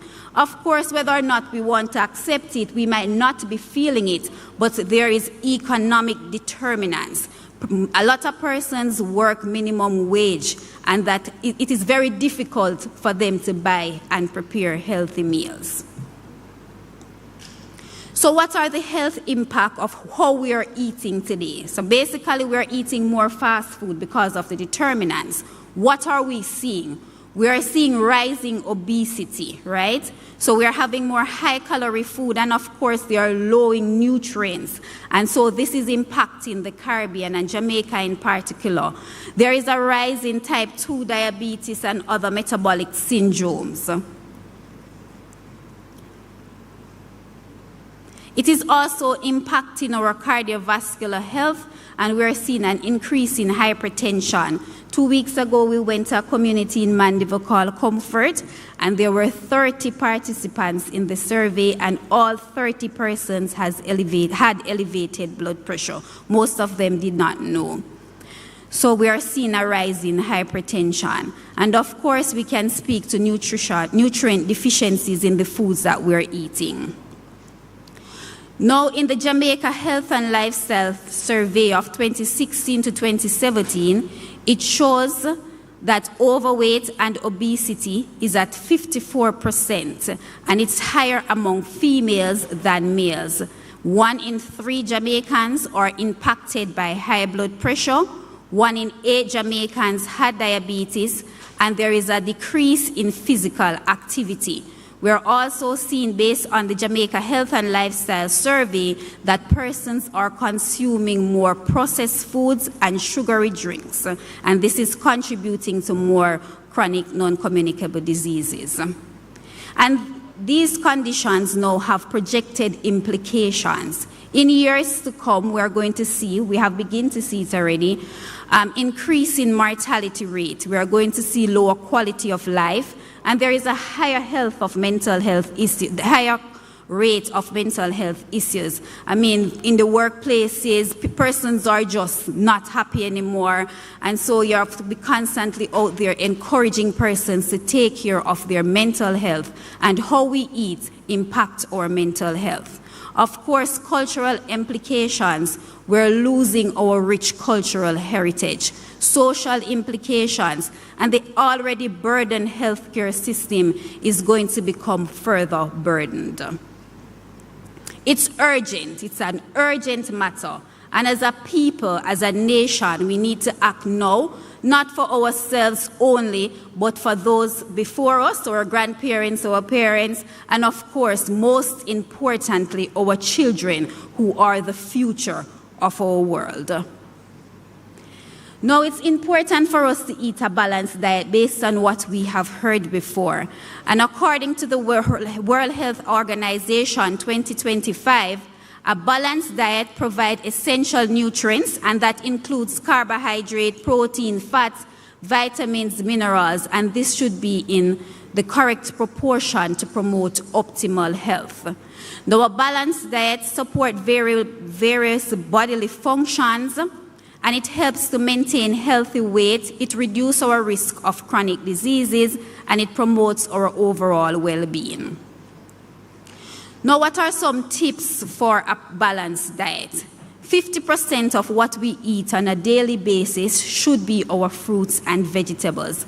I know we're going to hear a lot of complaints about the cost, and of course we know the cost, we know the wage crisis, but there are various methods that you can use to ensure that you eat a balanced diet every day. For example, you can engage in container gardening. So if you have a tomato seed, for example, you don't necessarily have to throw it away or put it in a bag and wait for the garbage collectors to collect it. You can plant it in some soil, all right? And 25% of what we eat should be our protein-rich meals. 25% should be our whole grains and fiber-rich foods. I know the concern will come up about when you mention lean protein, a lot of us don't eat meat. But of course, we know that you can eat a variety of peas and beans, and this will provide you with the protein that is necessary for maintenance. Now, you're also encouraged to use colorful foods. So when you're eating your vegetables, try not to just stick to one, for example, one color, red or green, but try to mix it up. And of course, plan and prep your meals and engage in mindful eating and hydration. The world has become such a busy place to the point where we pay no attention to how we are eating, when we're eating, or what we're eating. I mean, lunchtime is typically 1 hour. I don't take an hour, and I know for a lot of us, we don't either. But we tend to rush eat. We tend to grab anything, and we rush eat, and so we don't pay attention. But I encourage us to savor in each bite of our meals, and that will even help us to think about what we have on our plate and whether or not it is right for us. Now, the government has come up with what is called the food-based dietary guidelines for Jamaica, and this is an easy way for us all to remember what it is that we are supposed to be eating. And this plate contains all the different foods that are located in our own country, Jamaica, and said before, some of them we can get by just merely engaging in container gardening. Now, according to the WHO, that's the World Health Organization, we're encouraged to eat 5 servings of fruits and vegetables each day.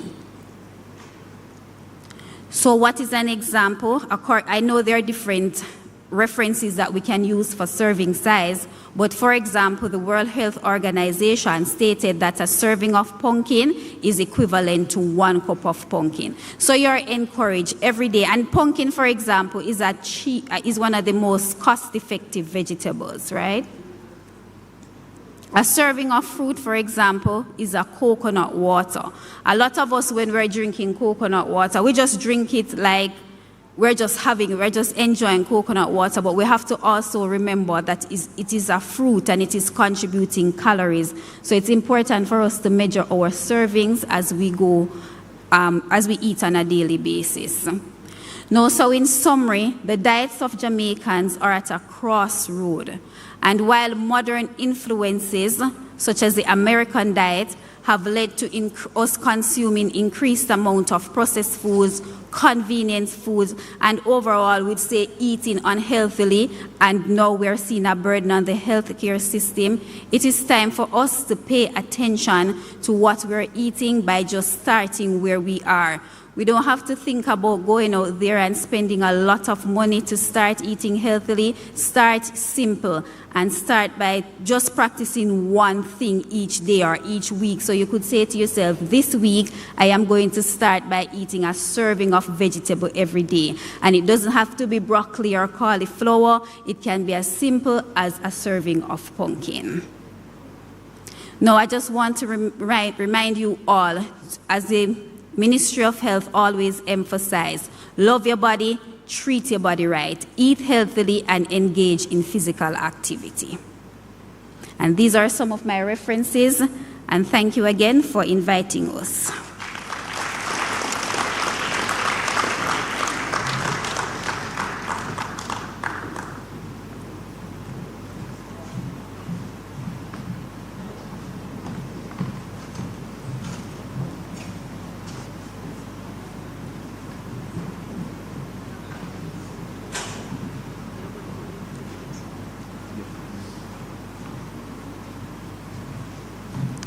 Ladies and gentlemen, we have next presenter is Dr. Elliott. I would just like to say he's here to give the Dr. C.J. Thomas Memorial Lecture. Just a little background concerning Dr. C.J. Thomas. He was a gentleman who led out in the sciences in the late 90s to early 2000, and he was very, very significant. He wrote a book, and he held up the sciences in high regards based upon his performance and his abilities. Even after retirement, he still make donations to the university, the lobby of the library. He contributed to the restructuring of the lobby, so he has been a faithful alumnus and supporter of Northern Caribbean University. We're delighted to have Dr. Elliott as the person who will deliver this lecture. Dr. Elliott, he passed through the walls of Northern Caribbean University in the early parts, 2004, 2006, and this science area. But he has excelled by completing many things. Public health, masters in public health. He has a doctorate in health sciences, and he has 2 PhDs. So, in other words, he has 3 doctoral underneath his belt.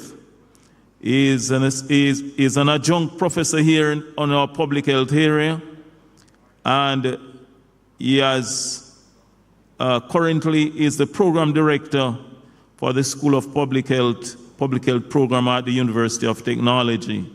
Well, Dr. Elliott is an experienced researcher, and he has as his topic the role of low-density lipoprotein cholesterol, C-reactive proteins, and cystatin C in predicting the risk of renal, stroke, and cardiovascular pathologies among adult patients.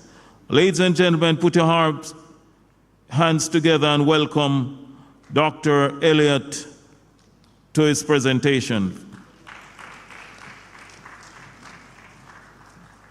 Ladies and gentlemen, but before Dr. Elliott comes, I'm going to ask the Department of Dietetics and their representative to present Dr. Rose with a gift, because Dr. Rose won't be able to spend the entire day with us. So Dr. Rose, please come forward. All right, good afternoon, everyone. Oh, sorry, good morning. All right, so I'm giving this gift on behalf of the Dietetics and Nutrition Department to Dr. Rose for her wonderful presentation on nutrition and how simple it can be for us to apply it to our life, and how living a better life is just a simple step away. Thank you so much, Dr. Rose.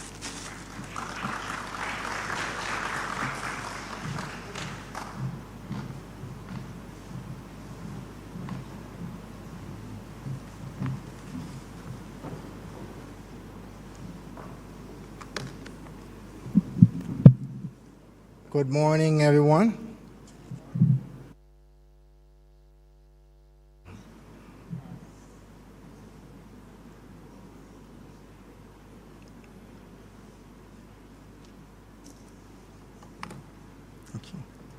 Good morning again, everyone. Good morning.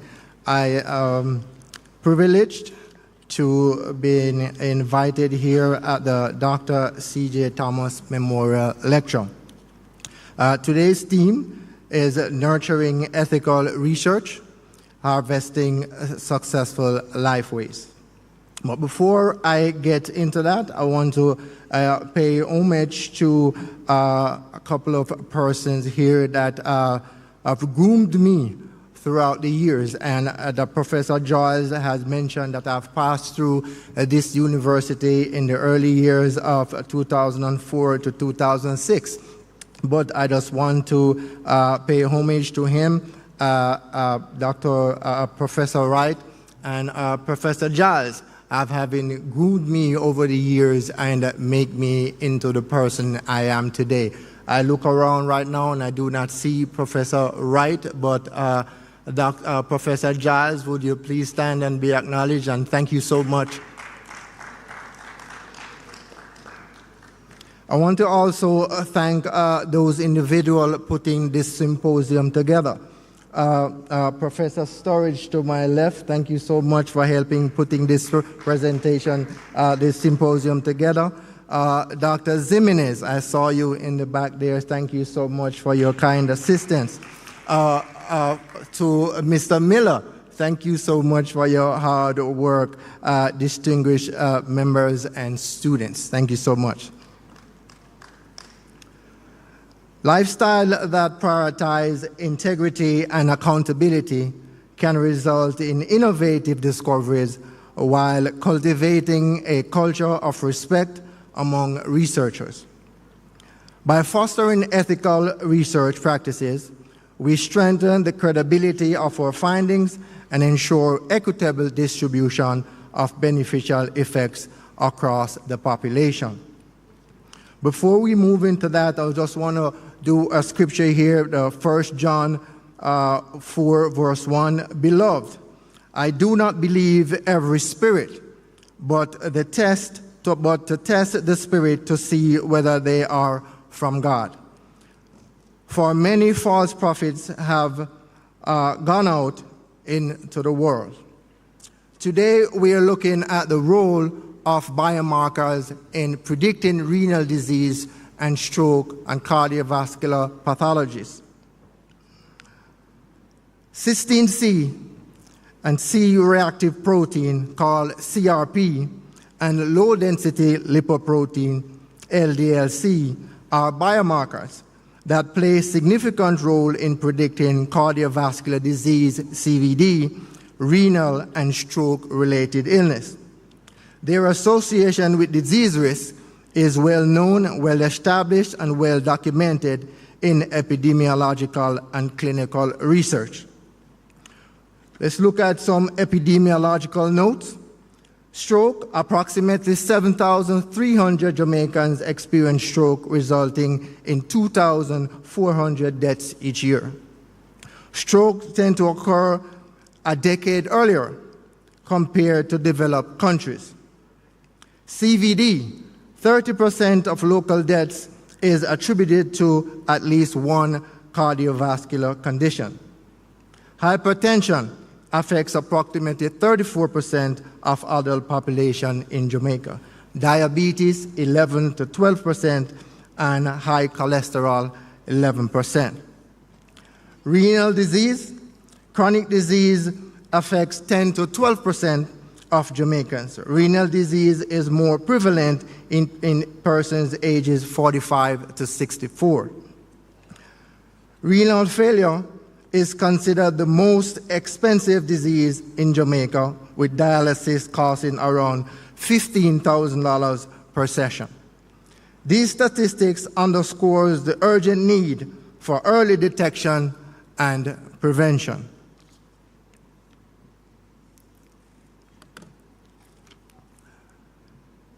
Understanding biomarkers. We now review these biomarkers: cystatin C, C-reactive protein, LDL, cholesterol. So, C-reactive protein is produced by C-reactive protein is produced by all cells with a nucleus and found in body fluids. It serves as a marker of kidney function and can predict CVD risk independent of traditional risk factors. Cysteine C is a protease inhibitor primarily used as a biomarker for kidney function. Unlike creatinine, it is less influenced by muscle mass, making it more reliable indicator for gamma ruli filtration rate. C-reactive protein, a protein made by liver that increases when there is inflammation in the body. Elevated level can indicate increased risk for heart disease and other inflammatory conditions. Annual pentametric protein, cysteine C, measures the levels of protein within the blood. CPR is a key inflammatory biomarker produced in response to systematic inflammation and is associated with various pathology diseases. CRP has a high, well-established predictor for cardiovascular event, including myocardial infarction, osteoclorosis, progression, etc. So if you look at CRP with disease risk in terms of renal disease, is correlate with CKD progression and are involved in inflammatory pathways contributing to renal dysfunction. Looking at CRP with stroke, elevated CRP levels are associated with higher risk of stroke, particularly in individuals with arteriosclerosis and atrial fibrillation. With low-density lipoprotein, LDL is often called your bad cholesterol. It contributes to fatty buildups in the arteries, increasing the risk of heart attack, stroke, and peripheral artery disease. LDL and disease risk also with CVD levels contribute to plaque formation and are primary target for lower lipid therapies. LDL disease risk with renal diseases, dyslipidemia, particularly elevated LDL, is a risk factor for disease progression and is commonly in CKD patients. LDL and disease risk stroke is elevated the risk of ischemic stroke, particularly in patients with carotid artery disease. Cystatin C, CRP, and LDL serve as a critical biomarker in assessing the risk of cardiovascular disease, renal, and stroke-related illness. Their integration into clinical risk model can improve early detection and target intervention for at-risk population in Jamaica.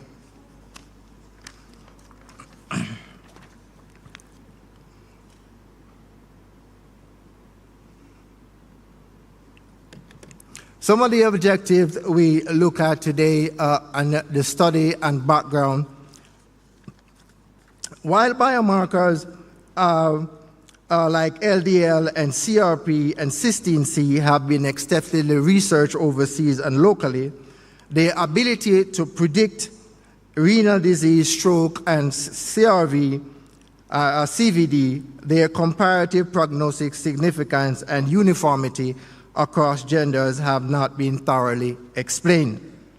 Primary objective, this research sought to elevate the predictive efficacy of these three biomarkers for renal disease, stroke occurrences, and cardiovascular disease in adult patients while adjusting for age and gender. Theoretical framework here, the research was integrated within biomarker-based predictive modeling and personalized medicine framework using logistic regression to evaluate relationship among the chosen biomarkers.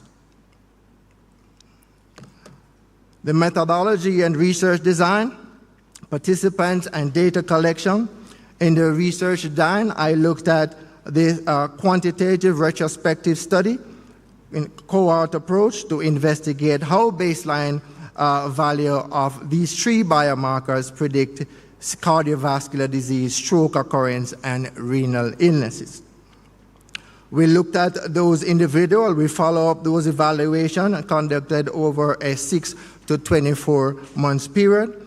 Participants was about 291 Jamaican adults aged from 40 to 75, a really small study, who met diagnostic criteria for CVD, stroke, and renal dysfunction stage 2 to 4. A random stratified sampling was done. Procedure ensures representation across all three categories of biomarkers. Data collection from the Office of Consultant Neurology from 2000 to 2023. Researchers collected baseline demographic data, medical history, and measured biomarkers LDL, CRP, and cystatin C using standardized techniques after a 12-hour fast. Biomarker measurement. LDL was measured using colorimetry assay technique, providing insight into cardiovascular risk factors. CRP was measured in a immunoturbidimetry assay technique to evaluate inflammation markers. Cystatin C was measured in the nephrogenic assay technique to evaluate renal function and disease progression.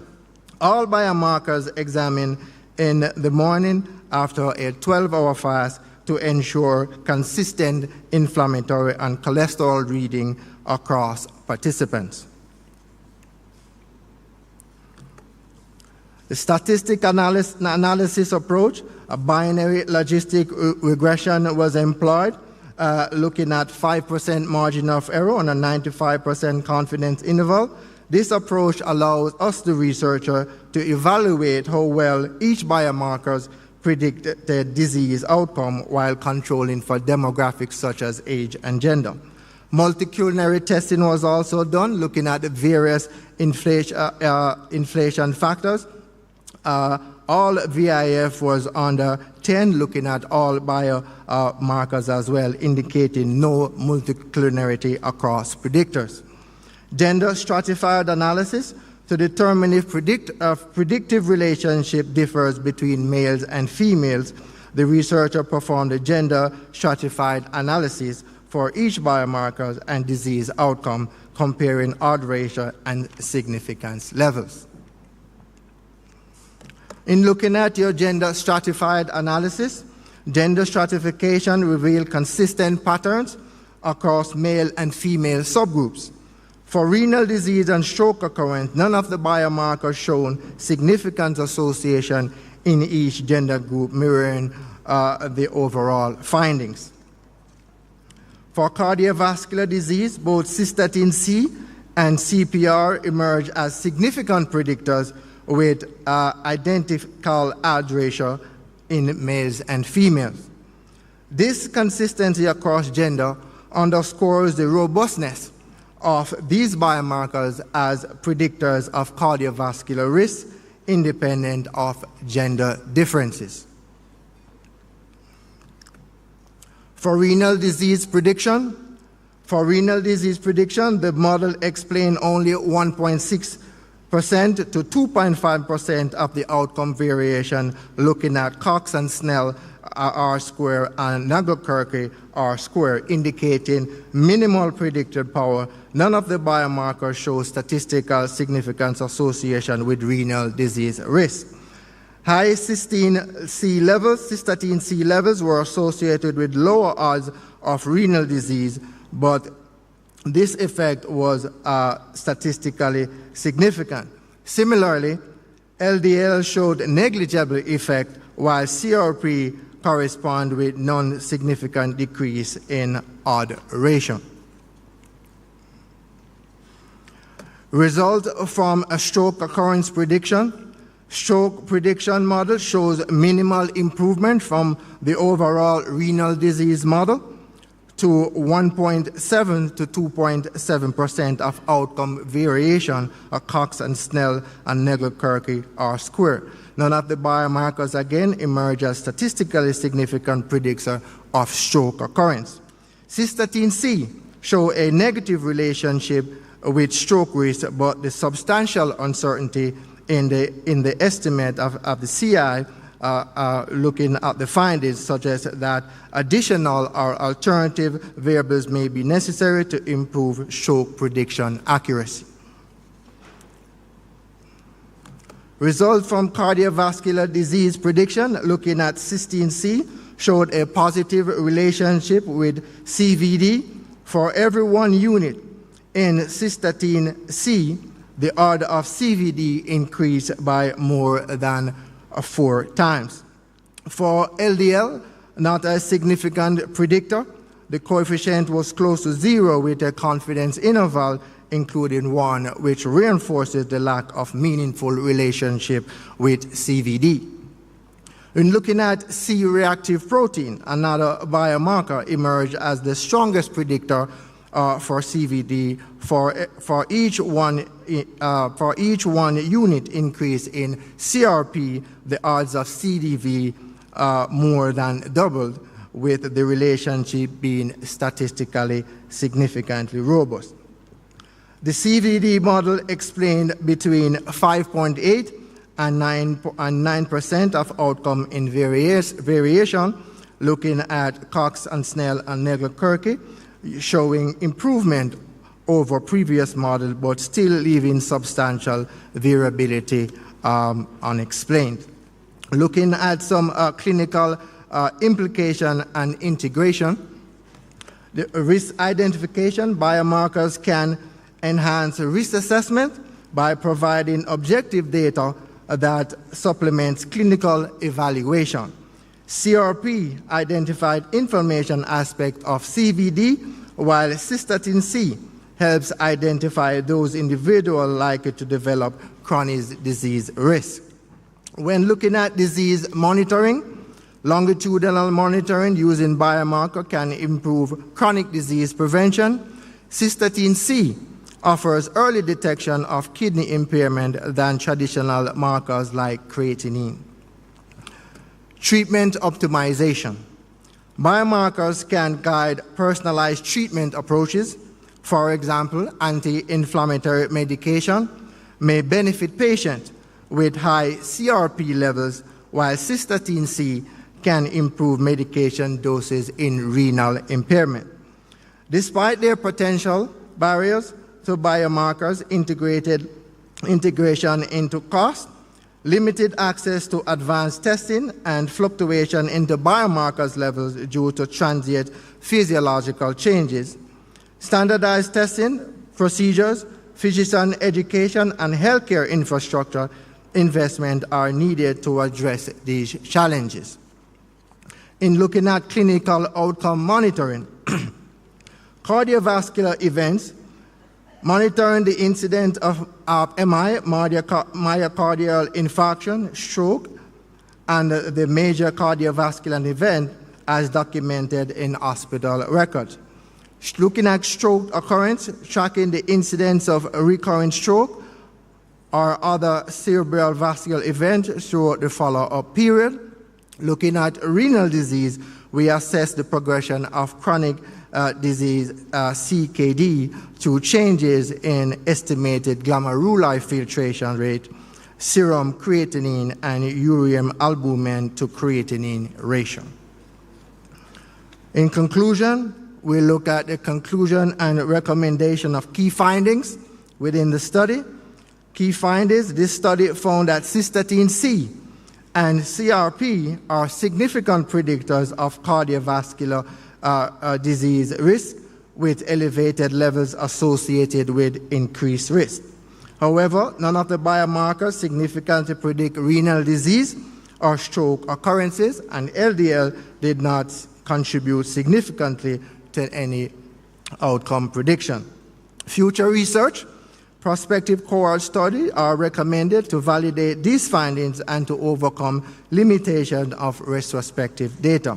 Future studies should include a broader range of potential confounders and be conducted in diverse populations to improve generalizability.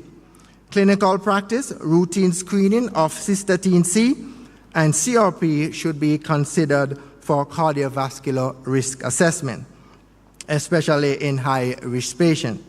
Advanced statistical methods like machine learning could better represent the complex relationship between biomarkers and outcomes.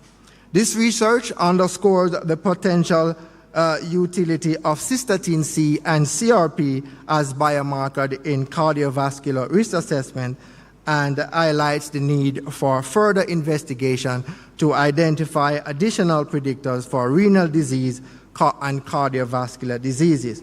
Addressing these recommendations can further improve patient outcomes and reduce disease burden. This is the end of my presentation, but before I complete my presentation, I want to say a few more things. Why should people do these examinations?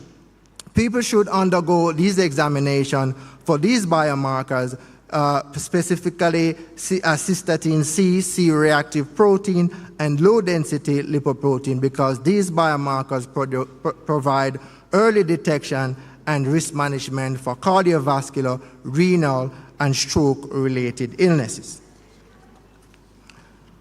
What are the elevated levels of biomarker? For cystatin C, normal range is from 0.6 to 1.0 milligram per liter. Severe elevated levels is 2.0 milligram per liter, which is advanced kidney disease, high cardiovascular mortality. Clinical significance, higher significance level indicate reduced kidney function and higher risk of cardiovascular disease and stroke event. When looking at C-reactive protein and inflammation in CVD risk, normal risk range is 1.0 milligram per liter, and severe elevated rate is those that are greater than 10 milligram per liter, which suggests acute clinical infection, autoimmune diseases, or severe inflammation. Clinical significance: elevated CRP is linked to higher risk of atherosclerosis, stroke, and cardiovascular mortality. In dealing with LDL, optimal low risk is less than 100 milligram per deciliter, which is 2.6 mole, and high risk 160 to 189 milligram per liter, or 4.2 or 4 to 4.9 mole per liter. Very high risk 190 to 4.9 mole per liter. Clinical significance: high LDL is a key risk factor of atherosclerosis, increasing the likelihood of heart attack and stroke. In conclusion, with the elevated levels of these biomarkers, we should ensure we undergo further evaluation and consider lifestyle modification or medical intervention to reduce cardiovascular, renal disease, and stroke event. Regular screening is essential for early detection and prevention. And before you start asking, where can you go to get these biomarkers done? You can get tested at Caribbean Genetics, Biomedical and Caledonia Medical Lab right here in your very own Mandeville, and Microlabs in Montego Bay and Kingston at the Andrews Memorial Hospital, right here in Kingston again in University of the West Indies, UWI Lab, and the National Public Health Laboratories. Recommendation, contact laboratories. It's advisable to contact the laboratory beforehand to confirm availability of specific tests like these biomarkers, as not all facilities may have offered these particular tests. Important to note, before proceeding with any of these tests, it is important to consult with a healthcare professional to determine the necessity of these biomarkers based on your medical history and risk factors. This is the end of my presentation. Thank you so much for having me.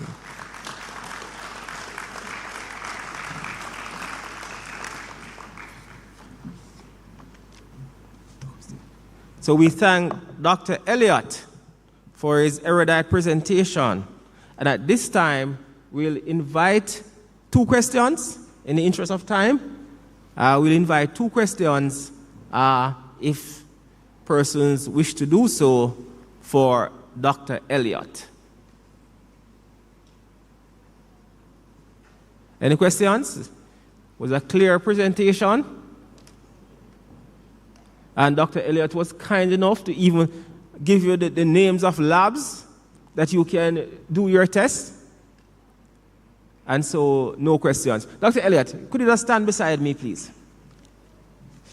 Now, Dr. Elliott had mentioned a number of persons here who were responsible for mentoring him. And so, we're going to single out one person. So, Dr. Elliott will stand in solidarity with me. We're going to single out one person who has been a cornerstone at NCU in terms of science and the development of science. And I speak of no other person than Professor Paul Aaron Giles.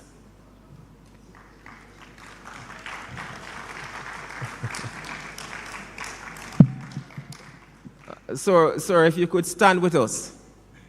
And Professor Giles was also instrumental in my development here at NCU and research supervisor, and has played a role, and I call him a friend. But that is not why I'm here today in the capacity that I am here.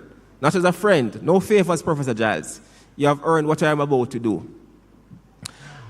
Professor Paul Aaron Giles has served the Northern Caribbean University in many capacities.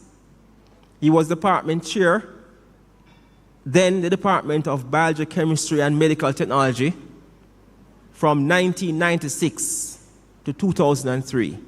So he has been here for that long. Professor Giles was Dean of the College of Natural Sciences from 2003 to 2012.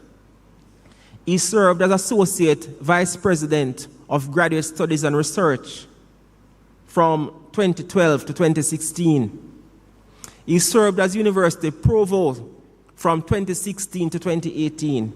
He served as Vice President of Research and Graduate Dean from Graduate Studies and Research. So Vice President and Dean of Graduate Studies and Research, dual responsibility, from 2018 to 2020.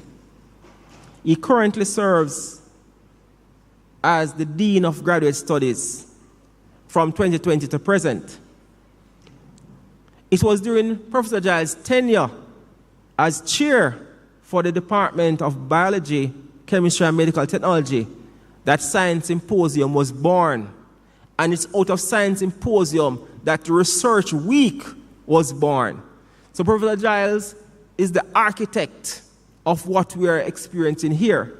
And I heard Professor Cassiano speak of coming here years ago to what would have been the initial birthing process of what we are going through now. And it was during Professor Giles' tenure, it was under his directive that this endeavor was born. And so today, Professor Paul Aaron Giles, on behalf of the Northern Caribbean University's administration, the College of Natural and Applied Sciences, Allied Health and Nursing, I acknowledge you for your contribution to the development of science and research competencies at Northern Caribbean University, and present you today, sir, with the Dr. C.J. Thomas Memorial Award.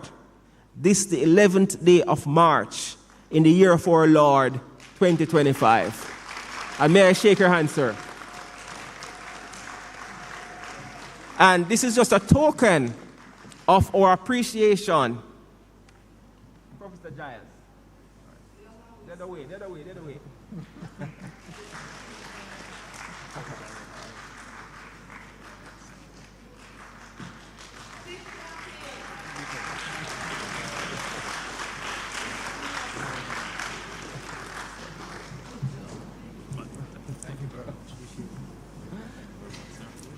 So, Professor Giles has been instrumental in the development of science at NCU. And we look for more persons. There's another man down there, you know, Professor Vincent Wright. And so we acknowledge Professor Vincent Wright. Professor Storage, where's Professor Storage? So today is Professor Giles' day. And let me tell you something, ladies and gentlemen. Professor Wright, as these gentlemen are looking to retirement, etc., we, as a university community, I can tell you now, I've already done the research and the groundwork. These men should be submitted for national awards. And believe you me, we'll do the follow-up for this, because these men have made, and women have made, great contributions to this nation in terms of science and technology. Thank you, ladies and gentlemen.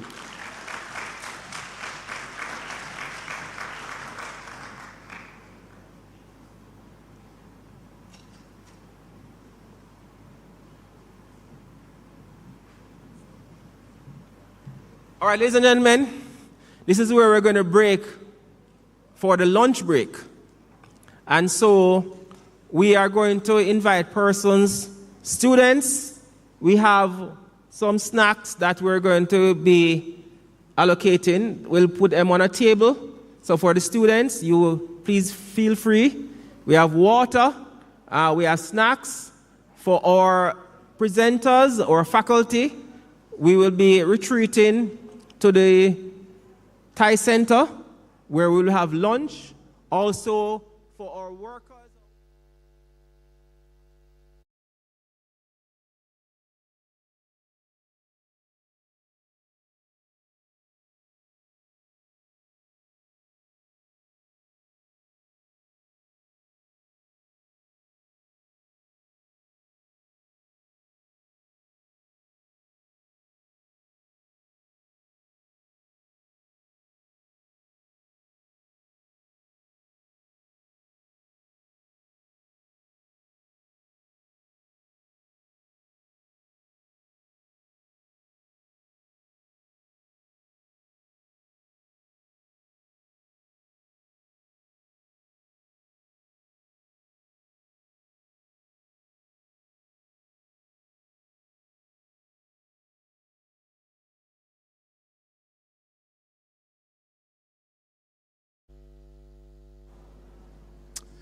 Good afternoon, ladies and gentlemen. Welcome to the afternoon session for the Science Symposium 2025.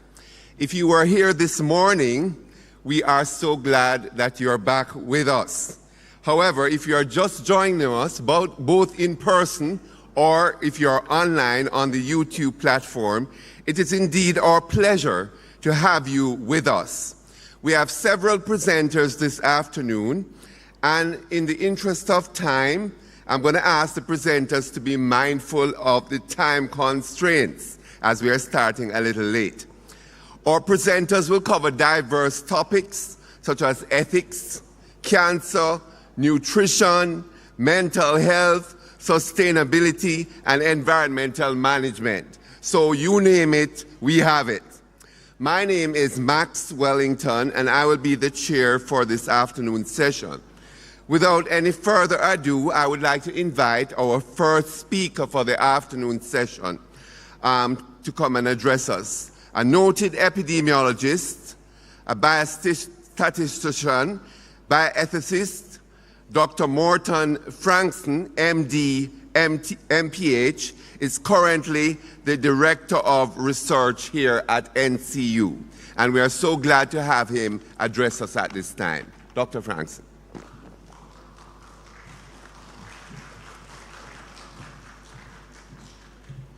Good afternoon, everyone. It is my job to put you all to sleep after lunch. So just relax and don't fight it. I'll wake you up when the presentation is finished. All righty. The first thing I did is I left out the word nurturing in the title. So if you could put that in for me. Is it showing on the screen? It's coming? Coming again. Oh, there it is. If you could put the word nurturing between providentially and ethical, then you will get it.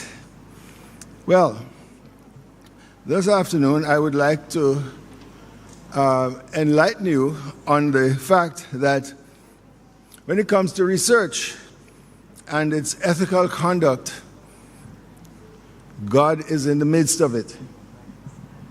Yeah.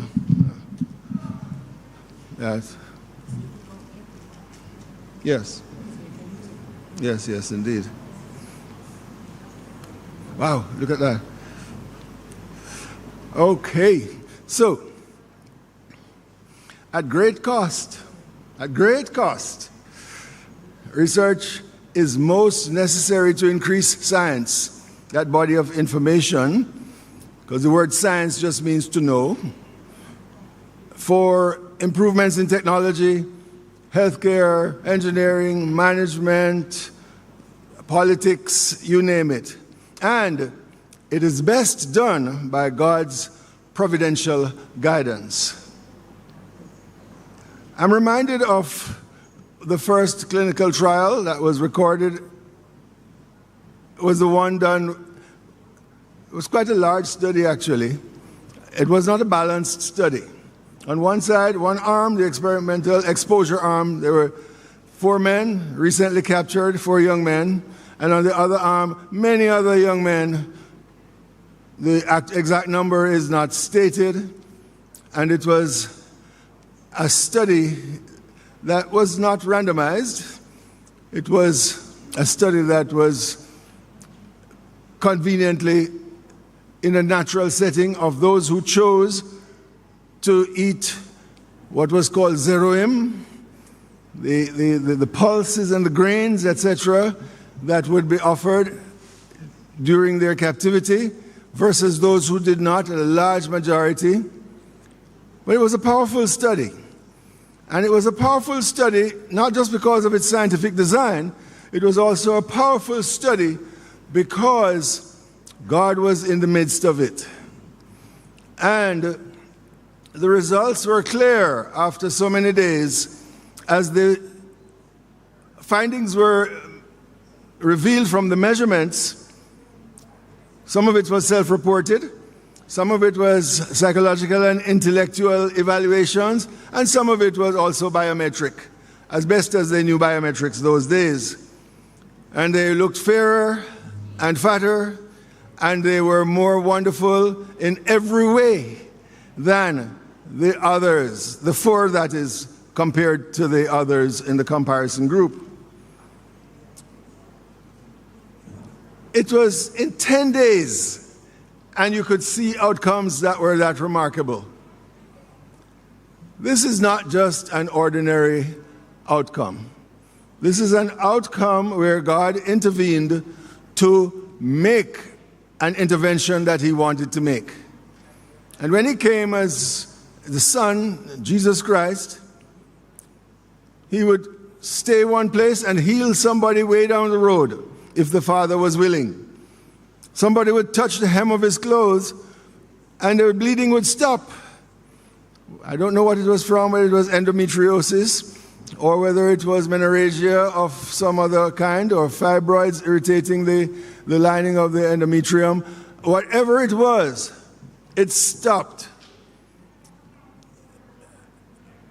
Was it a research project? Yes, it was an observational study.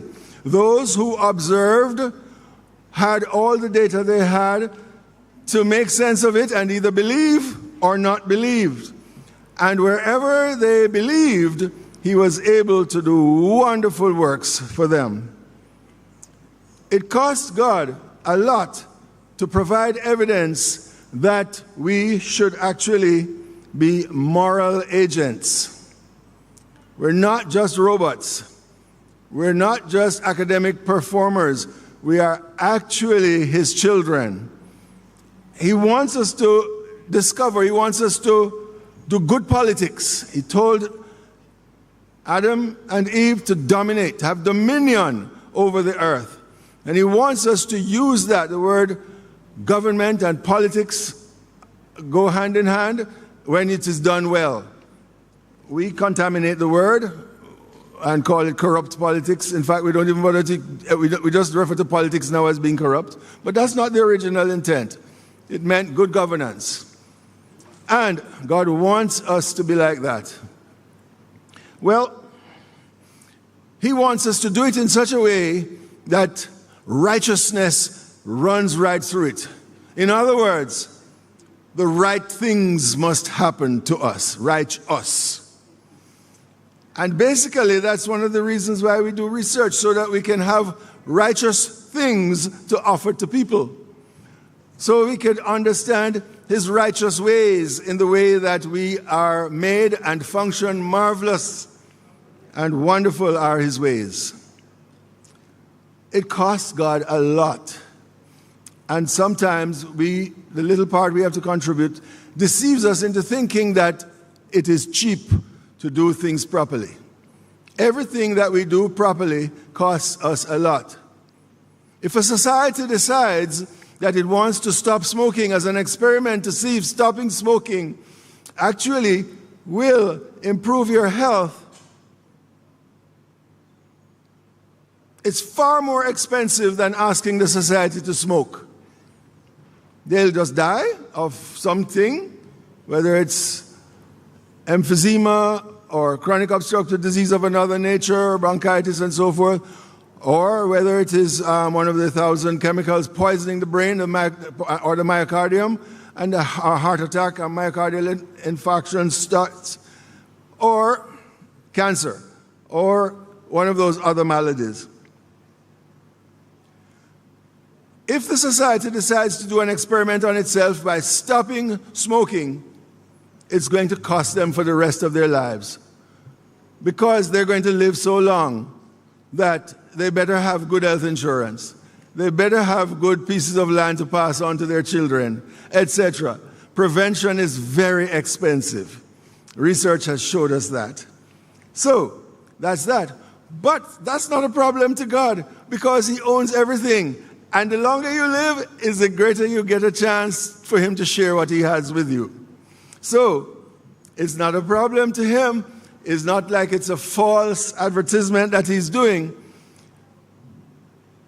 God's way is seeming to prove to be the best way. It is from God's way, God's writings, that we actually have the roots of ethics emerging. You read books like Amos, and you realize that great social justice was involved.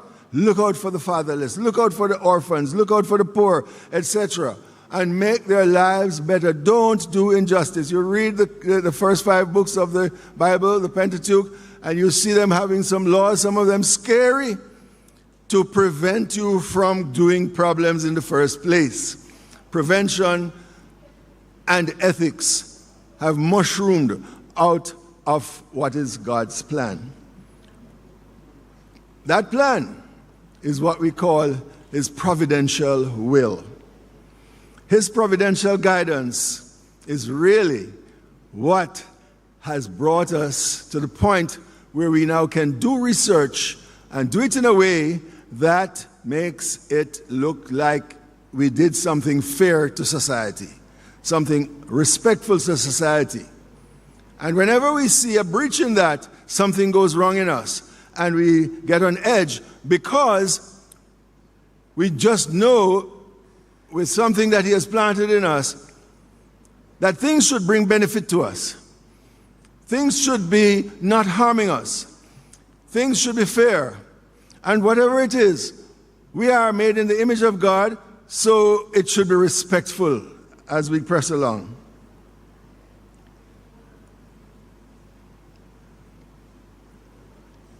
He has laid down rules for us. And the rules are actually God's being love, first of all, asking us to love Him back, to believe in Him as our omnipotent creator, and to reciprocate with what He has done to us, to do it to others. Whatsoever you would that people should do to you, can you finish with me, everybody? Do ye even so to them. These are not just commands that are suggestions. They are guidances, but they are guidances that are laws, in the sense that if you obey them, there are consequences that are wonderful, and if you disobey them, there are consequences that are tragic. They therefore are at the level where they are to be enforced, but not in the way that sometimes we enforce laws, but in the ways of kindness and gentleness, with joy and peace and long-suffering, etc. It's an order that we grow into as we draw a relationship with Him. It is out of that milieu that we have this discipline that is called ethics.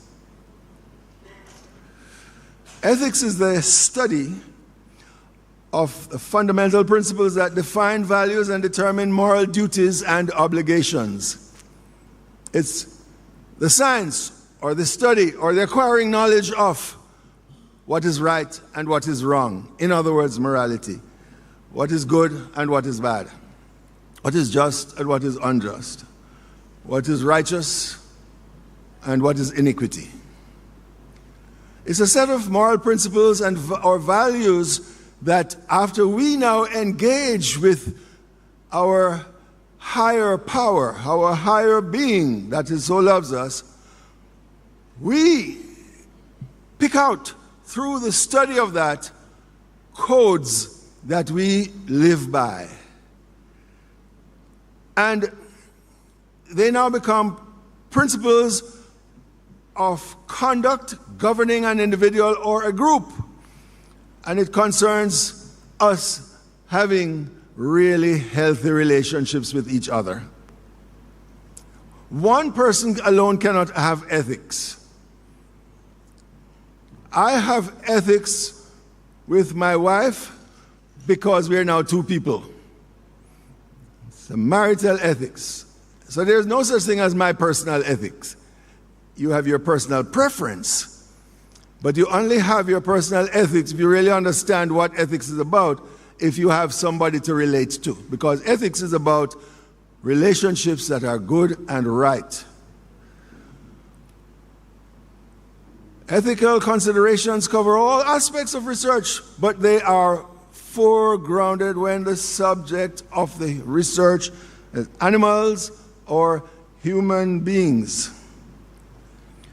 If you were here yesterday, when the opening ceremony, you would have been given a little taste of a little bit of the history of it, but let me just quickly remind you, and this is not the real full history, this is just recent history.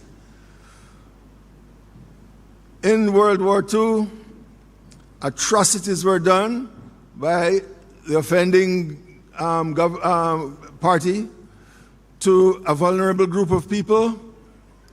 Out of it, we've learned how viruses can damage people, bacteria can damage people, hypothermia can kill people.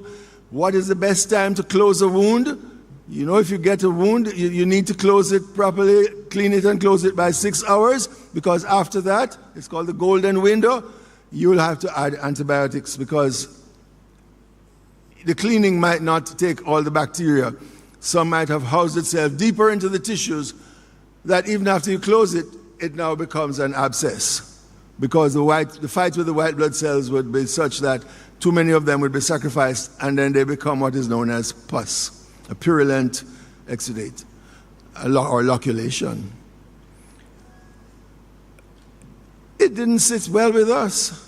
We knew something was wrong, so then in the Nuremberg Code, right after World War II, 1947, 23 persons. And I just want to tell you, they were the 23 best doctors in Europe. Be careful of the brightest people in your class. All right? Some of them are just righteous, and some of them are bright and troubled, and sometimes very forceful to get their way, and can lead you into trouble. Be careful also of the dullest persons in your class, because indolence is not an ethical thing either. However, those bright people were so influenced away from the facts of good spirituality that they were the ones who carried out those experiments on people.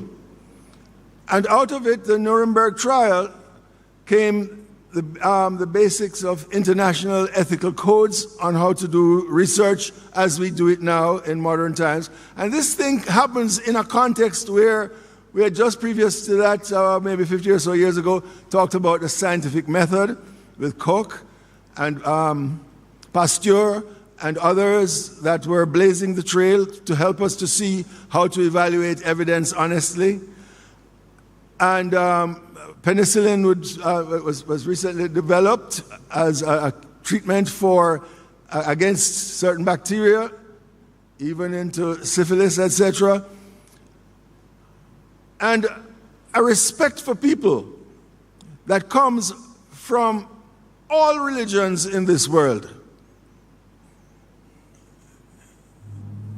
You may have problems between Buddhism and Christianity and Hinduism and so forth, Zoroastrianism, etc.,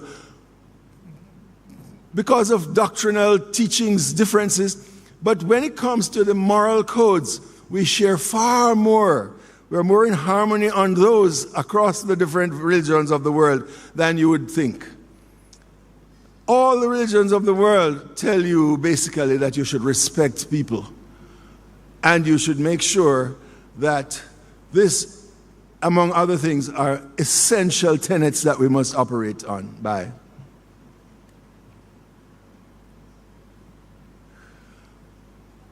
What was talked about yesterday was the Tuskegee experiment. Most of you know that, so I will move right on. And more recently, in fact, just after Jamaica got independence in 1962, we had another meeting. The Helsinki Declaration told us that when you are doing research, you should have proper design and performance of the research. It must be governed properly.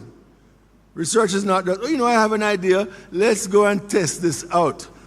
You need to sit down and design it so that it matches, so that when it is producing data for you, you can have on a fair set of glasses to look at it and say, okay, so that was the results in this group. Let's compare it to the results in that group. Or if it was an observational study, let's compare it to what happened in the past, etc. So that there is some kind of logical set of designs to it. And that it again reiterated the fact that we must have informed consent that we had in the Helsinki Declaration. And it added an interesting piece to it. You need to have an independent body that must look at your work and give it independent ethical review, so that when it is approved, it can be said that your lack of objectiveness, because it was your study, did not get in the way, and an independent group looked at your study and saw merit in it, and therefore, what a solid way to proceed with a study. And this was whether it was with animals. Of course, you wouldn't get informed consent with animals, but you would also have respect for the fact that God made the animals too, and if you're going to be doing anything interventional on them, it better be for a worthy cause. as well as for human beings, and that goes without saying.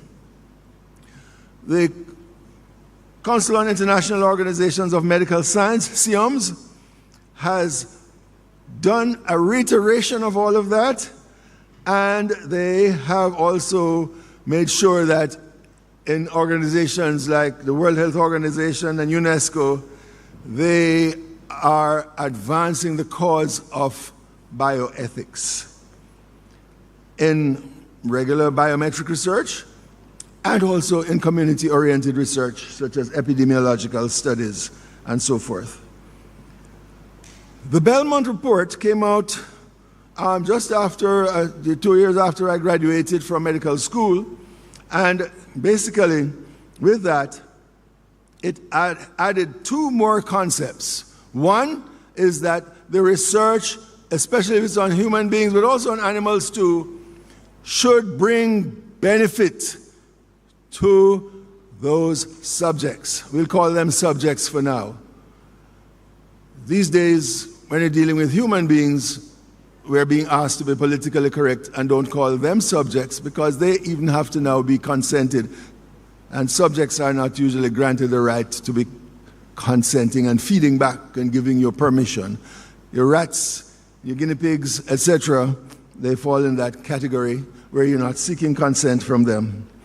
But the consent will be vicarious through their responsibility and certification of the researchers who are doing that work.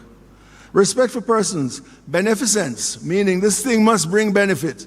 And the other thing is justice. Justice in the sense of one or two things. Social justice, we must have access to whatever you need to so that the thing can be done properly, and that whoever is getting into the study, it was a fair kind of selection that was getting in there, and in fact that the information can be fairly represented so that it can be fairly beneficial to those who we will disseminate it to. And justice also in the sense of it must be righteous. And this has been the cornerstone of a lot of the principles that the National Institutes of Health or our local government, right here we have the Essential National Health Research Service, the Scientific Research Commission here in Jamaica, and others around the world try to value those things. Let's look at some considerations that need to be made when we are trying to carry out what we have learned so far in ethics. And let us see how it is God who has been guiding all of this. God requires in the Bible, for example, that when you measure something, you measure it fairly. Those of you who are Bible students, you can find the verses for me. He says he hates an unjust measure. He loves when things are measured properly, so that those results are treated fairly. Or if it's in trade, if you ask for a pound of something, you get a pound of something, not 3/4 of a pound. I remember some time ago when I was in the Bureau of Standards for another country that had just formed it, one of the bright ideas we had was to take a 1 liter measure container to the gas pumps just to see if when we paid for a liter of gas, we actually got a liter of gas. And you would be surprised to see how many gas stations we went to that were quite handsomely short of a liter of gas. We reported it to the government. Bureau of Standards don't have enforcing capacities, but they have awakening capacities. So we awakened the government, and we hope that it's standardized. And we would hope that people doing things would just want their things to be done properly. Care for the participants is a very vital thing. And if it's one thing that comes from, it is from the Bible. But it also comes from other world religions too. And God has used that to enforce things like dignity, respect, humanity, safeguarding the welfare of others. I just pointed out Amos, for example, to you earlier on. These standards didn't come from universities. These standards came from folks who were largely strongly religious people. God has worked through them, and they came through them. Yes, these modern days with more pluralistic societies, etc., postmodern views, and so I'm trying to erase that set from the story. But if they do that, you are being fed a false history. These are the products of God's providential intervention. Standards and practices in the community where we are sensitive to the local standards and cultures and available for other kind of things being researched, but doing it in a proper way. In the health field, only doing studies if we know that there's a good chance that it might bring a benefit of well-being to people. I forgot to advance there for you, sorry. And a contribution to health, etc. And moving on to what I just mentioned earlier on, the guiding principles that come out of all of this are respect for persons, beneficence, non-maleficence, do no harm, in other words, or minimize harm, because you'll never do no harm in research.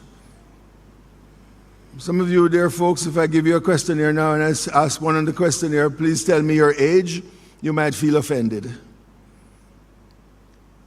Whereas I might go to a place like Japan and I ask, what is your age? And they're so honored that you ask that, because they honor and they respect and they aspire to get old and they want to let you know how old they are. Whereas in our society, we don't want to face how old we're getting. And all I asked was, what is your age? That's all I asked, Dr. Copeland. What is your age? In years.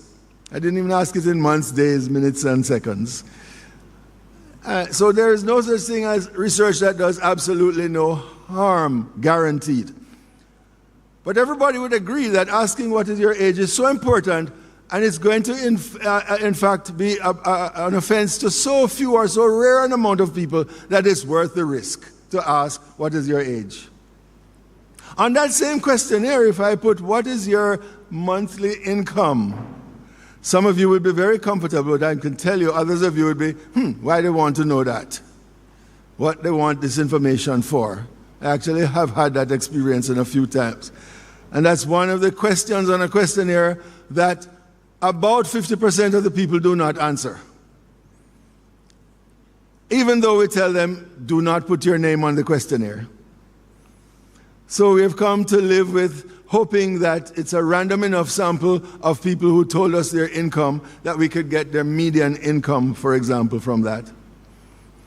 And privacy, confidentiality of the information that we collect. We now have a Data Protection Act, etc. All of these things are coming from a higher being influencing us. And we, because the influence has been loving, respond and say, we will abide by that. It's not a coercive influence.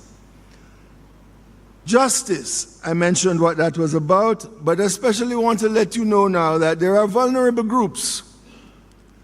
And when you are dealing with vulnerable groups, you should have fair selection of them, and you should make sure that you reduce social bias as much as possible and relate to the topic being studied.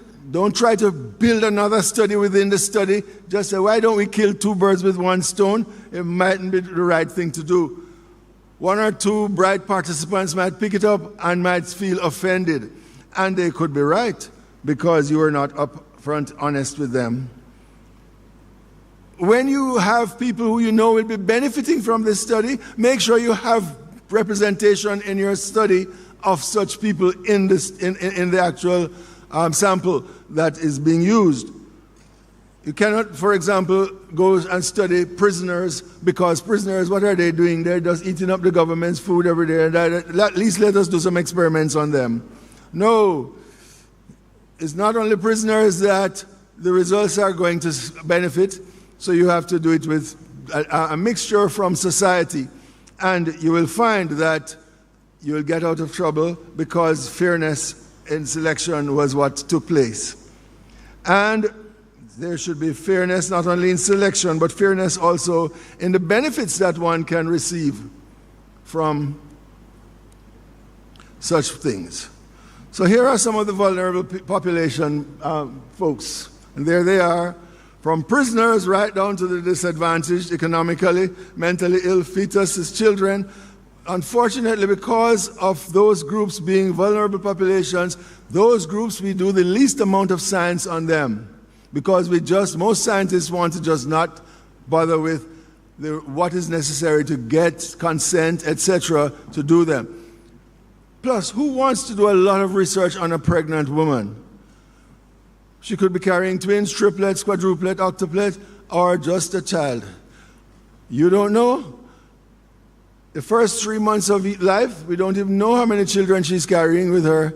Most times it's one, thank God.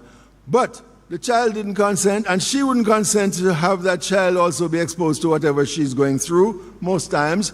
And so it really is quite an impedance to getting research done on pregnant women, for example, or children, etc. Although these days, our philosophy about children is that so many times we have not researched important things on children, we should start to maybe reverse some of our approaches of being overly guarded and fight for just reasoning as to why children should be included in the studies, because the lack of information about some of our medications on children is probably a greater harm than it is a greater good. That's a utilitarian take on the whole issue. I want to reassure you that when you are treating somebody, it's not the same as when you are researching. Can you imagine going to the doctor and the doctor saying, I need to give you this antibiotics, but let us do it as a randomized trial.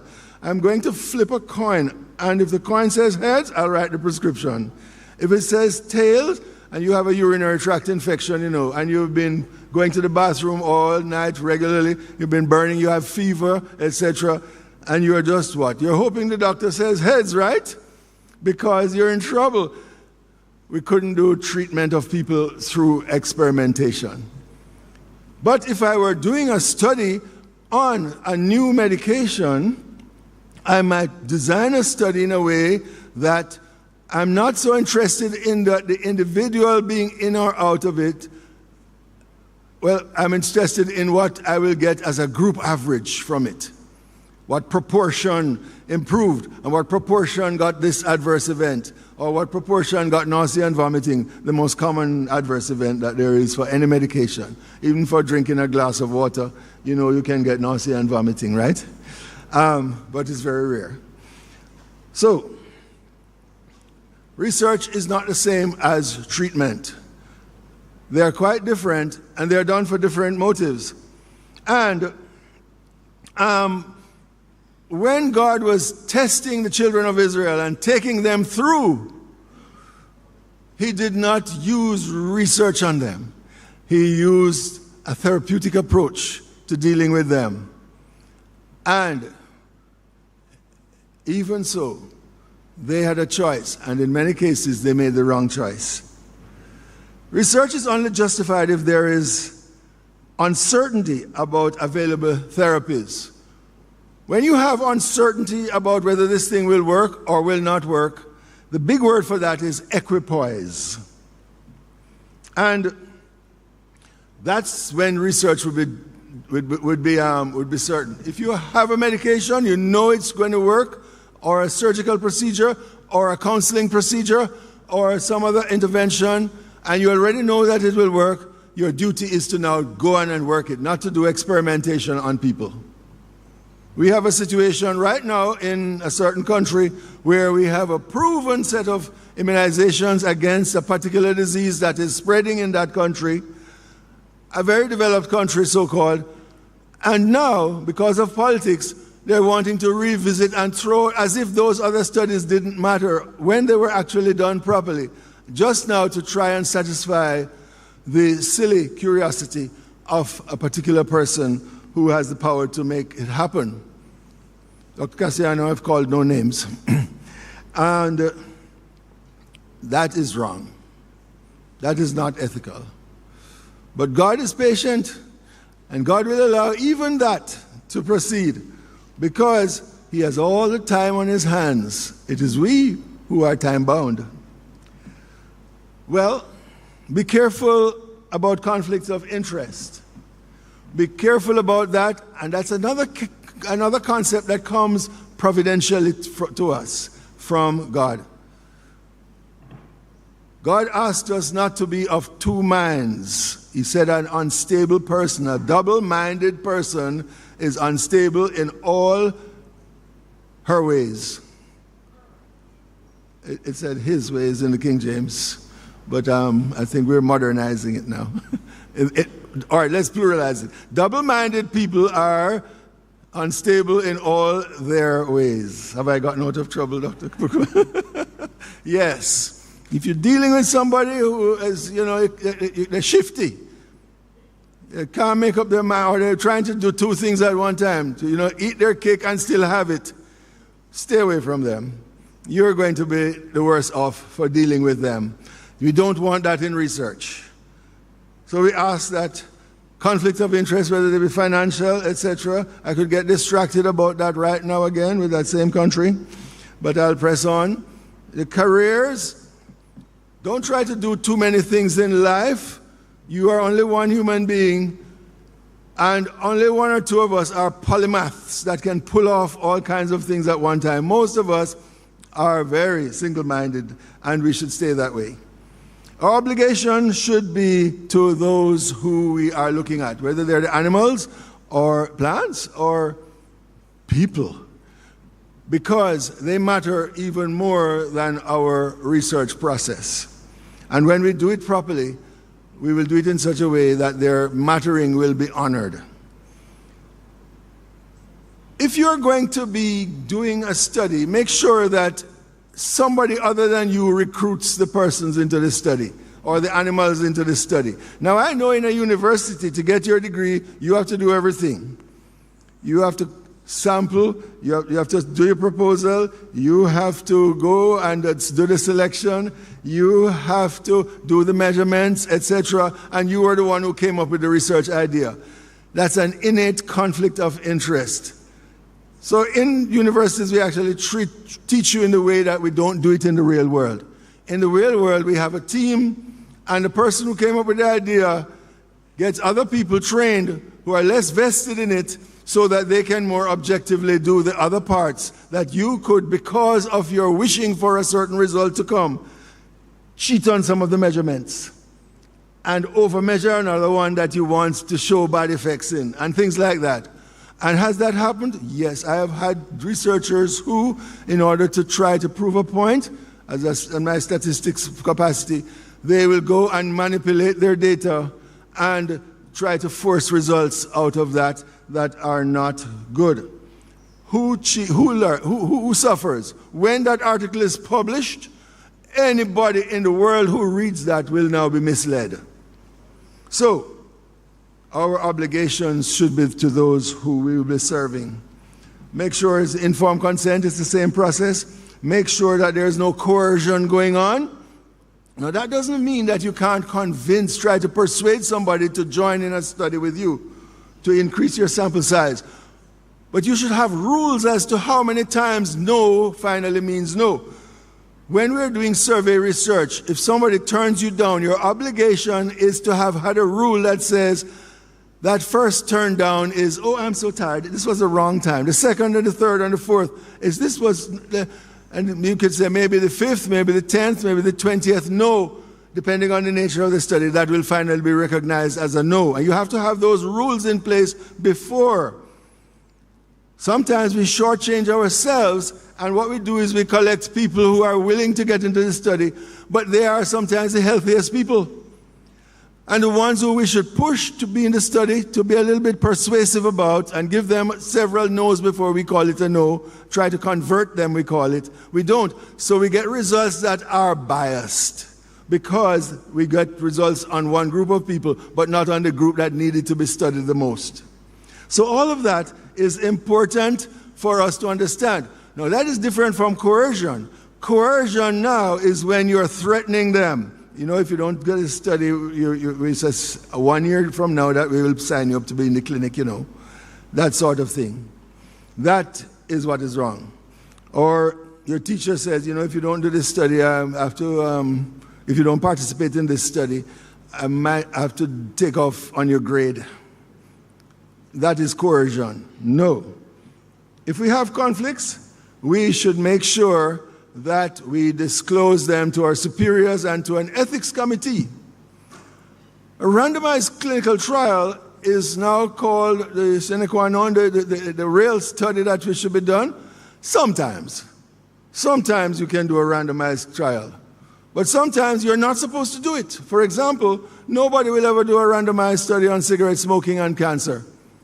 No ethics committee will approve for one group to be smoking for 40 years so I could see how smoking does. And the other group, even if they have people in there who are dying to smoke, you say, no, even at gunpoint, you cannot smoke. You're in my study. I need to see whether you will get lung cancer. Nobody will approve a study like that. But if you're doing that study on beans and peas, one group gets beans and peas and the other group gets raisins and so on, you are trying to see which group has better potassium levels or whatever. That is a safer study. None of those two things actually will kill you unless you let the bag of it fall on you or you eat too much of it. But eating them in the right amounts, you'll be fine either way, but we just want to see a particular marker, how it's done. Every ethics committee will approve a study like that, with one randomized to the raisins group and another one randomized to the peas and beans group. Fine.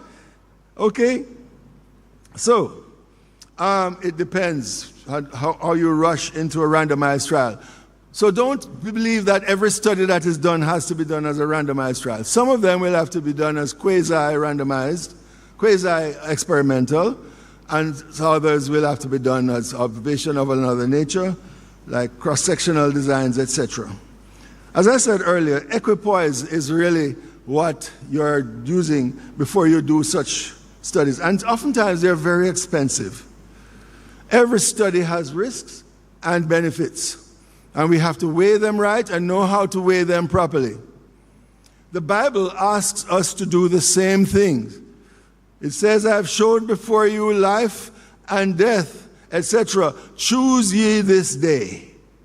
We have to use that same principle, that providential approach in evaluating what we are putting our subjects through, whether they be people or animals or plants, etc.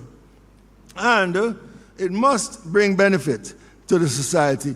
It must allow us to have a favorable risk to benefit ratio where there is much more benefit and just a little risk. So will we ever do studies on the last stage of cancer, for example? Absolutely. Some studies on some of the drugs that we use for the last stage of cancer, those drugs sometimes are so offensive to the body's metabolism that it's just killing that they have in mind. And you are now weighing whether you allow the cancer to kill you in a few days or the drug to kill you in a few months. And if you go with the drug killing you in a few months, at least you have a few months to fix up things in life with the family, etc. So, some studies are tough and they're not to be done by the uninitiated. They are to be done in very, very standard approach, very highly regulated institutions and with great ethical oversight. The average set of studies are those that usually it's very obvious that they bring more benefit than ill, especially if they're properly guided. Please remember that what we studied from the Belmont report, etc., the informed consent has to be there. Nobody is getting into heaven because God forced you into heaven. Nobody is getting into hell because God forced you into hell. You still have a choice. And if you use that choice to get yourself informed, or if you, the researcher, takes on the obligation of properly informing ones, you have done the right thing biblically. Right?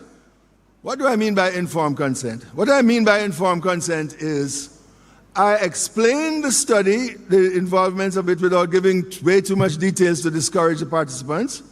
And then I turn around and ask the participants, could you tell me what I just said to you? And if the persons can explain it back, then you ask, and do you consent? And if they said yes, that was informed consent. But if when they're explaining it back to you, there's a lot of misunderstanding, etc., the informed has not happened yet. You now have to find a different way to break it down to make them have it without biasing the study in any way, keeping the objectivity going. And you do that until you get that. Many times we have breaches in that. And we too, in a hurried way, try to get enough numbers, we transgress that one. Yes, sir. And a consent form should have all of these 13 things on them. And should be confidentiality. And we need to have an ethics committee that oversees this, and not just your department saying we approve this. It needs to get out of your department to an objective group that will now look at maybe at the college level. Colleges can have ethics committees. In our university, it's the university that has it. And as soon as possible, as soon as each college is ready, I'm going to push for the college to have its own ethics committee. Because would you like criminal justice to be evaluating a study that you are doing in microbiology? It's just not the same mindset. So why shouldn't humanities and so have their own ethics committee? And why shouldn't the natural sciences have their own ethics committee? But that can't be forced on you. That too has to come with informed consent, and I've informed you. Please consent. Now, I think I've finished this. Yes, go get yourselves educated, please. Online tutorials are there. Get certified. Take this business of God working with you when you're doing research absolutely seriously, and conduct it as if you're doing it unto the Lord. God bless you.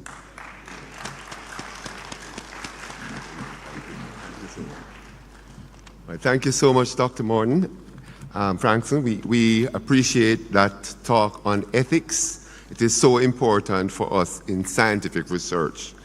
In the interest of time, I'm going to ask you to keep your questions until the end, and we will be able to address each of the presenters at that time. Our next presenter joins us all the way from, who can tell me how far Loma Linda is from Jamaica? Yes, about 4,000 kilometers. Can you imagine that? 4,000 kilometers away. She's here all the way from Loma Linda University, Miss Crystal Santiago Torres, and she's a PhD candidate, a protege of Dr. Cassiana, who addressed us earlier on, and she will also be talking to us on one of the big C's. Now, you all will be able to figure out what I'm talking about. So I'll just invite her to the podium at this time. Thank you.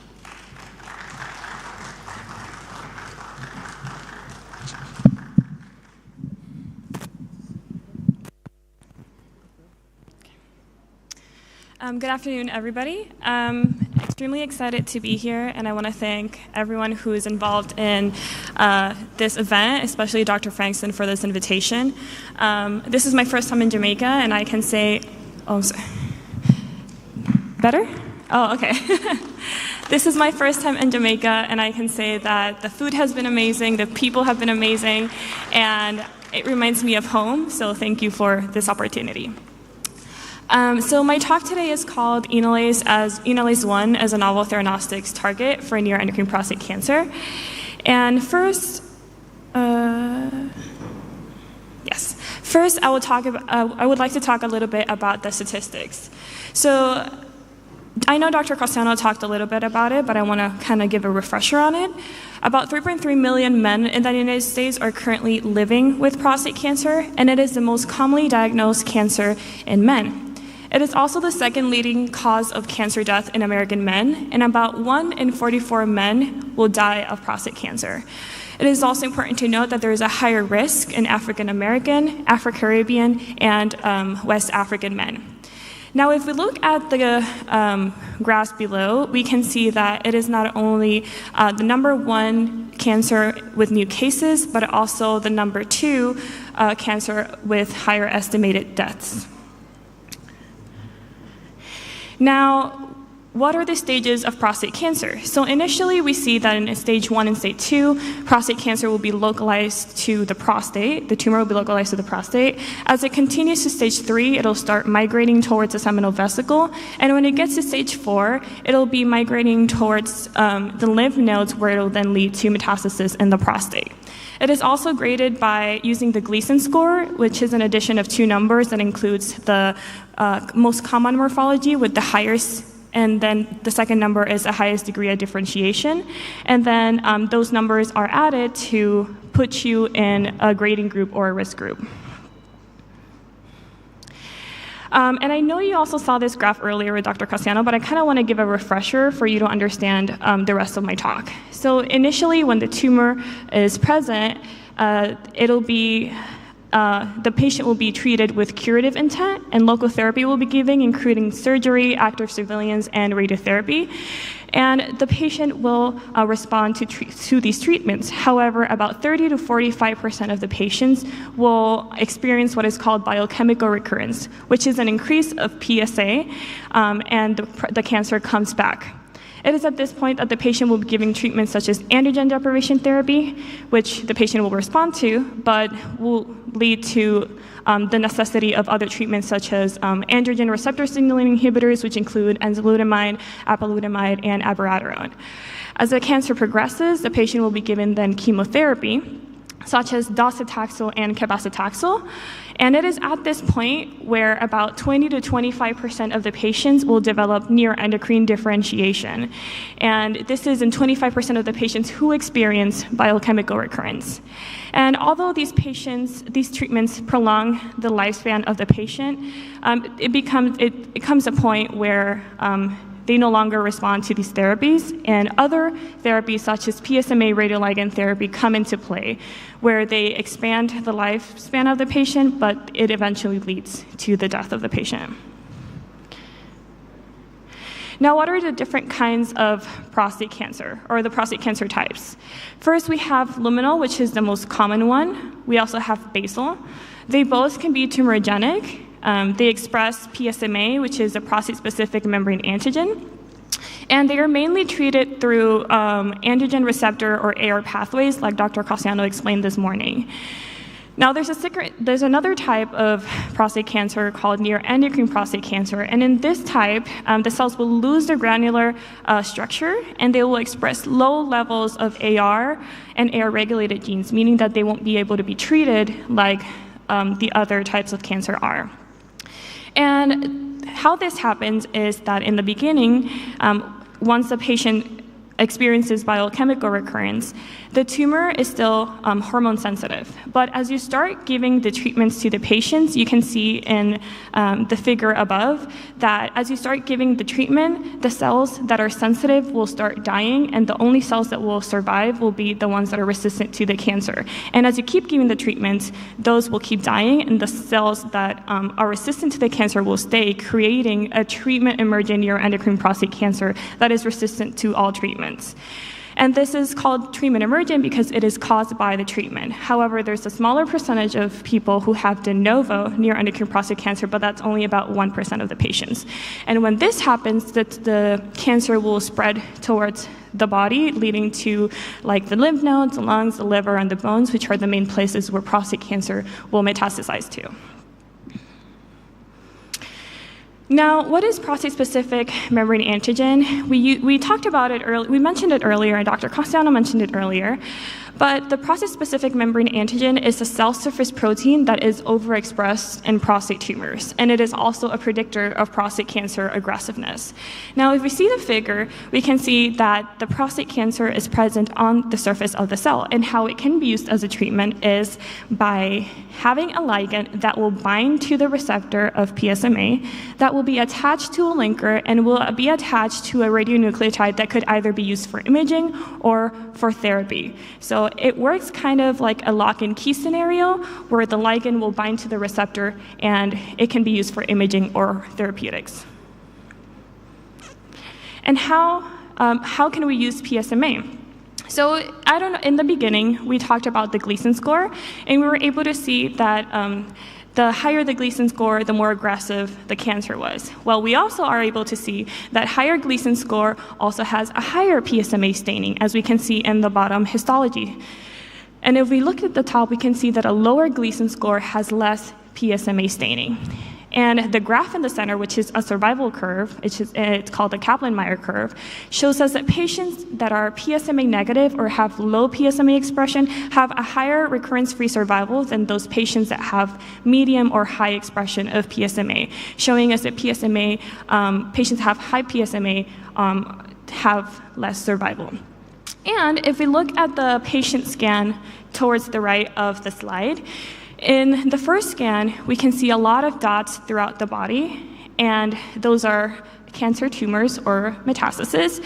And that is, we're able to image that using PSMA PET-CT, which is that we use PSMA with a radionucleotide that is used for imaging to look at the cancer. In the two middle scans, you can also see the black dots, but in this case, that is the treatment that is being given to the patients. So the PSMA is used this time with a radionuclide that is used for treatment.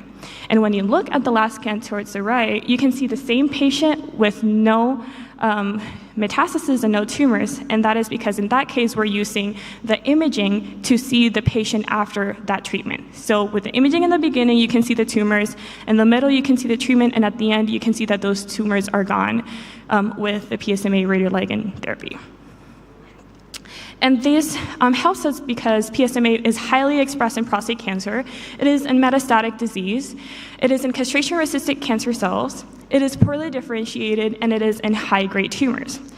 But now, if this is such a great therapy and it's been working so well, why do we need anything else? Well, the literature has shown us that when the cancer becomes neuroendocrine, PSMA expression actually is decreased. And in the left, we see two different groups that show us that PSMA is decreased when there is neuroendocrine differentiation. And in the bottom right, you can also see that patient neuroendocrine prostate cancer PDX models show that when there is high neuroendocrine markers, they also have low PSMA expression. And then in adenocarcinoma patients, you can see that the high PSMA expression, and they have low neuroendocrine markers, showing us that we need better theranostic markers to treat neuroendocrine prostate cancer urgently. Now our lab has been focused on finding an alternative target for neuroendocrine prostate cancer. And we're focusing on alpha enolase 1, which is a multifunctional and a tumor-associated antigen. Now, enolase 1 is a catalytic enzyme that its main role is converting 2-phosphoglycerate to phosphoenolpyruvate, and it's catalyzing that reaction. Now, there are 3 types of enolase, and they all have an interchangeable role. There's enolase 1, enolase 2, and enolase 3. Additionally, it's important to notice that the mRNA for ENO1 also transcribed for the ENO1 protein also transcribes for the MBP1 protein. And when ENO1 is transcribed, the tumor will be more aggressive and it'll have poor prognosis. However, when MBP1 is transcribed, the tumor will be less aggressive and it'll have a better prognosis. And in this model that we have here, we can see the mRNA that either produces ENO1 or MBP1. Now, under high glucose conditions, we can see that the SYN-MYC oncogene will promote ENO1 transcription, leading to more ENO1. Now, when there is low glucose, MBP1 will be transcribed instead, and it'll inhibit the oncogene SYN-MYC, which leads to lower ENO1 transcription. And this is important because ENO1 leads to glycolysis, which leads to cell proliferation and tumor growth. And ENO1 is also on the surface of the cell where it interacts with other proteins and leads to regulating glycolysis from the surface of the cell. Additionally, when ENO1 is on the surface, it converts plasminogen into plasmin, which leads to cell migration, invasion, and metastasis. Now that we know all of that about ENO, why is it an ideal theranostic target? So we can see that ENO1 is localized on the tumor, on the cell surface of the tumor, where it can be targeted for imaging and treatment. We can see that it's also overexpressed in cancer cells with the low expression in normal tissues. We know that its overexpression can correlate with prognosis and clinical outcomes, and we can also see that it's expressed in neuroendocrine prostate cancer, making it an ideal theranostic target. Which leads to our hypothesis, which is that enolase-1 is localized on the surface of neuroendocrine prostate cancer cells, and how its targeting could lead to novel therapies for advanced prostate cancer. And in this moment, I will start with the data that I have collected throughout the years. So we have different cell lines, which are PC3, PC3DR, DU145, and DU145DR. And the DR are docetaxel resistant, which means that we've exposed them to docetaxel for a long amount of time, and they have become resistant to docetaxel. So we have both the sensitive and the docetaxel resistant cell lines.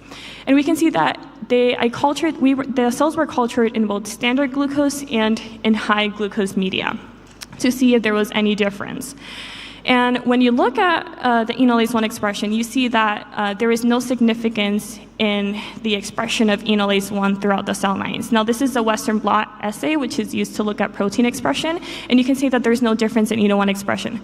However, when you look at ENO2, you can see that when the cell lines become drug resistant, they actually have a decrease in ENO2 expression, which is something novel that we had not seen before.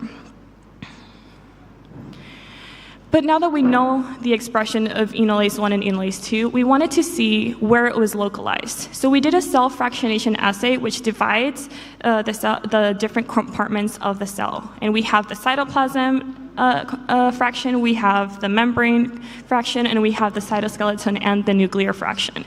And when we look at this Western blot in both standard glucose media and high glucose media, you can see that ENO1 is expressed on the cytoplasm on the cell and on the membrane of the cell in both standard glucose media and high glucose media.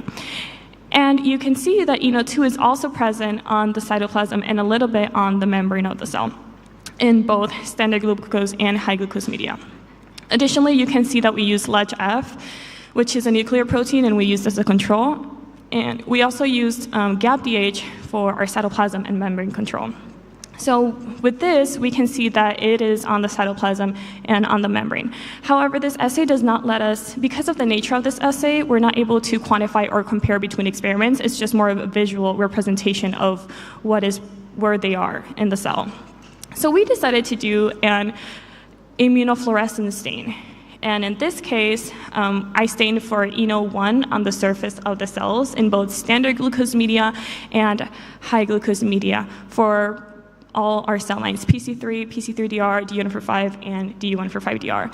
And if you look towards the panel on the left, you can see that that's standard glucose media, and there is a lot less staining of enolase-1 on the surface when you compare them to those cells that were cultured in high glucose media, which suggests that glucose influences the localization of enolase and promotes its translocation towards the surface.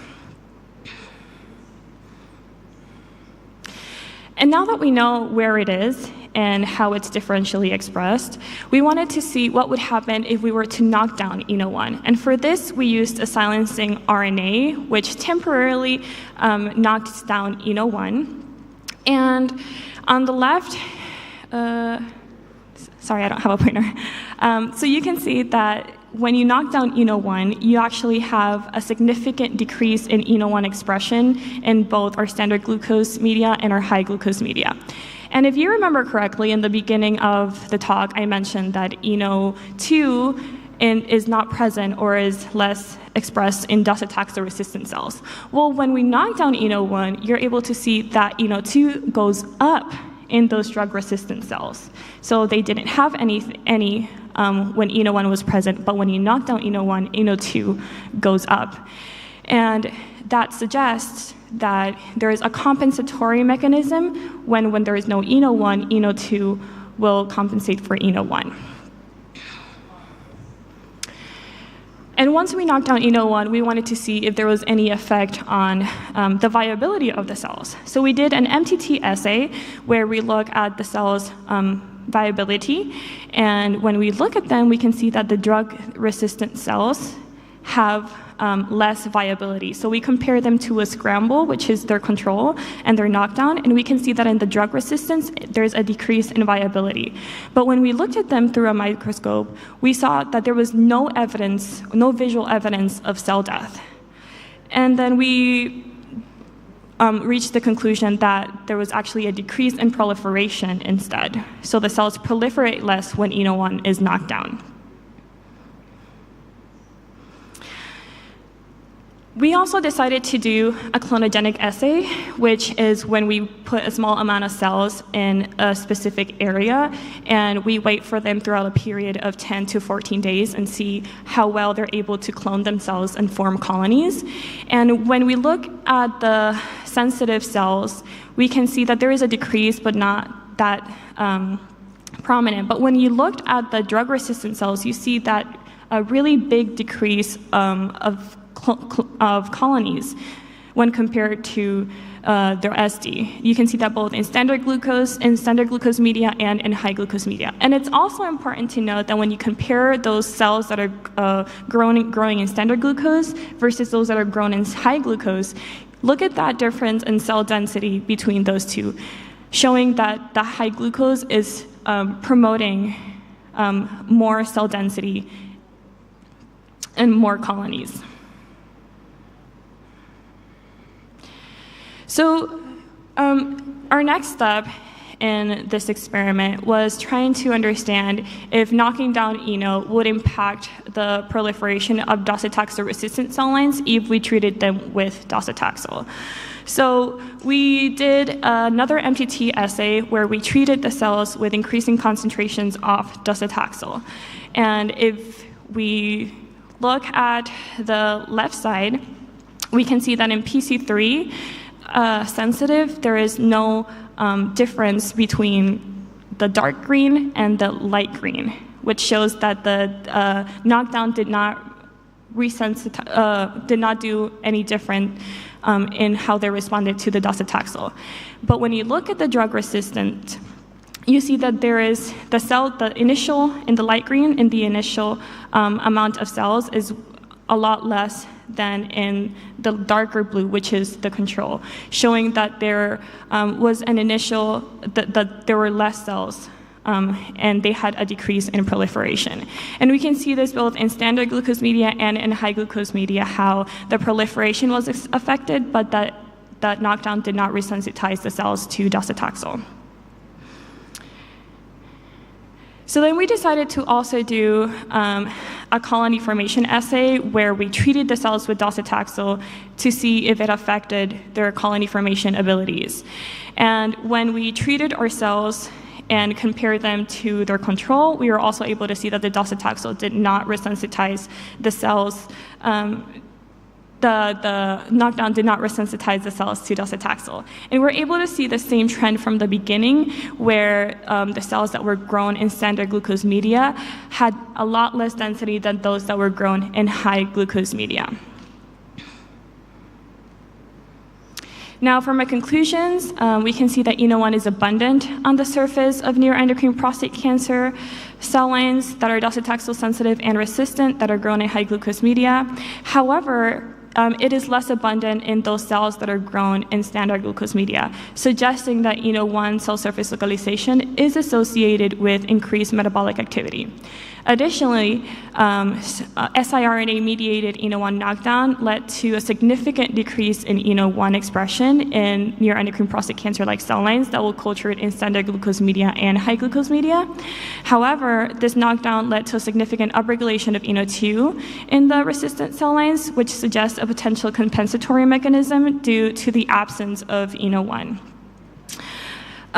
We also saw that the cell viability of ENO1 depleted cells was not affected, but their proliferation was reduced. We saw that the ENO1 depleted docetaxel-resistant cell lines showed a decrease in clonogenicity, which suggests a critical role for ENO1, but not ENO2, in promoting colony formation. We also saw that ENO1 depleted cells did not exhibit increased sensitivity to docetaxel upon treatment, which was then evidenced by the clonogenic assay and the cell viability assays.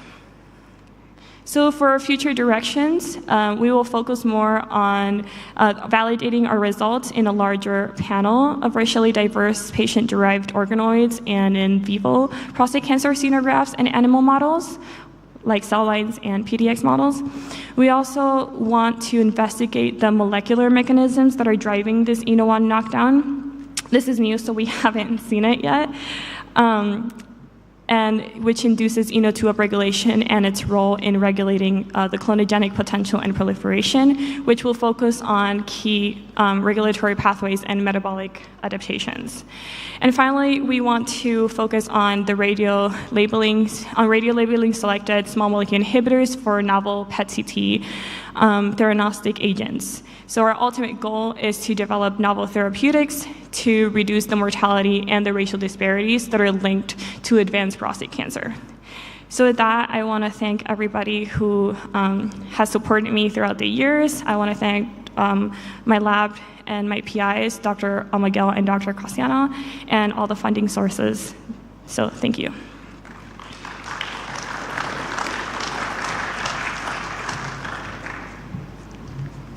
Okay, we'd like to thank, do I see Dr. Torres? Dr. Torres for that very innovative presentation. And I'm sure we'll be feeling some of the effects of those results here in Jamaica, where prostate cancer is a great concern. All right, our next presenter is an experienced public health specialist and former Director of Policy, Planning and Development with the Ministry of Health. Dr. Sonia Copeland, MD, currently serves as the NCU Director of the Master's Degree in Public Health, with a planned offering for a doctorate degree in the near future. Without any further ado, I hand over to Dr.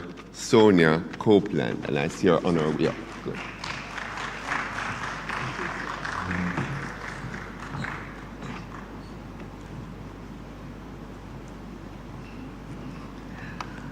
Colleagues, good afternoon.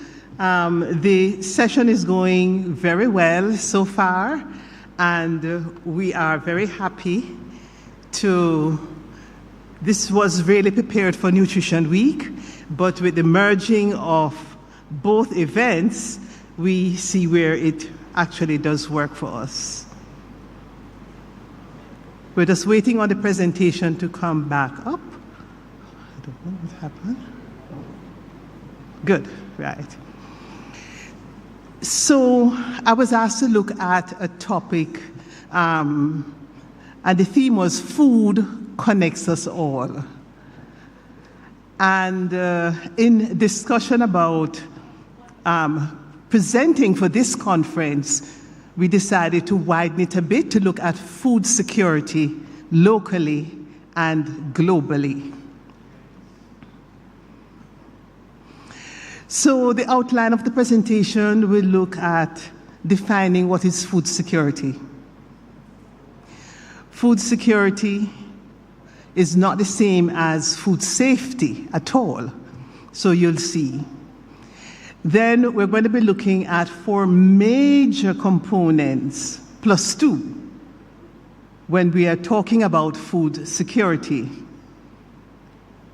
We will also look at the alignment of food security issues with the Sustainable Development Goals, especially the goal that speaks to eradicating hunger. That's goal number 2. We have some common threats to food security. And this is irrespective of whether you are a developed country or developing country. we do have, especially some of the external threats that we find are common to us all. There are zones in the world with the highest food insecurity, and one of our neighbors is actually on that list. The state of play in Latin America and the Caribbean, and with Jamaica's scorecard, we couldn't get any up-to-date information on that in time for this conference, but based on some of the pronouncements in our media, electronic and print media, we have an idea of where the concerns are. Implications and likely impacts of the developing trade wars. We can't be more current than that. And I have given, from my perspective, what I think some of those implications are. Then there's a call to action. Why? Because food connects us all. So, the last summit that defined food security is still relevant. It says that when all people at all times have physical and economic access, not just to food, to sufficient, safe, and nutritious food that meets their dietary needs and food preferences for an active and healthy life. This isn't projecting very well here, but we know the major components of food security. We talk about the actual availability, and we talk about all those very critical areas, and we're adding to that. On this hunger map, the Caribbean isn't very well identified, but it is in the blue zone as well. But the areas in red and orange are the critical areas in terms of hunger. It is interesting that post-COVID, world hunger has spiked. And we know that it has taken the world some time to recover from the ravages of COVID-19 because we had supply chain issues, we had all sorts of human resource issues as a result of the pandemic.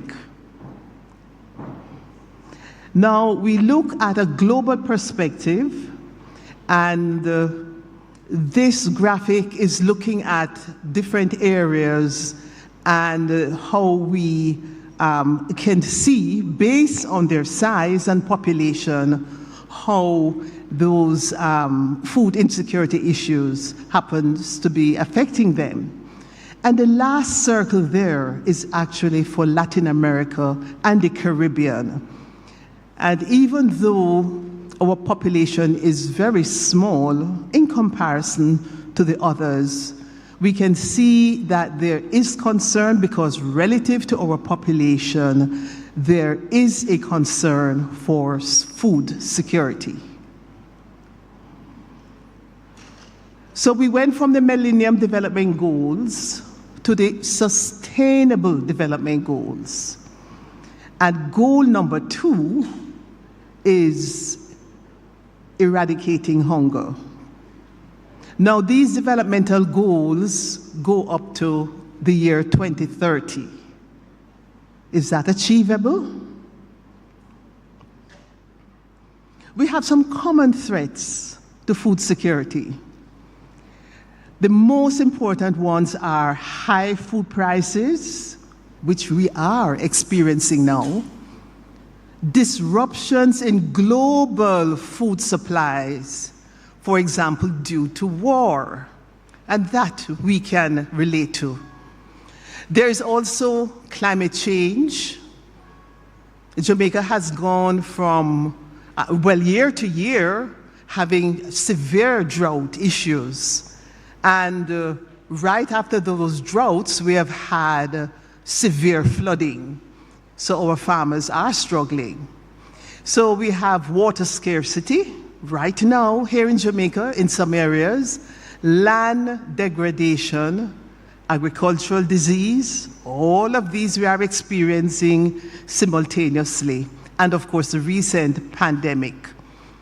And these all lead to food insecurity.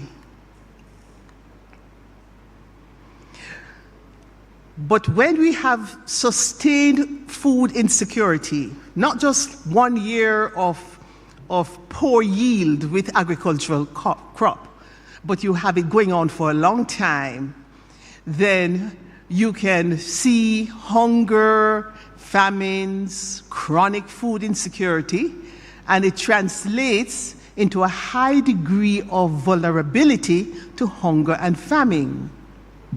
Chronic hunger will lead to malnutrition in childhood, and this can lead to stunted growth, because if by age 2 this is not corrected, we know that there is very little chance of correcting the stunted growth, and this will lead to poor cognitive development.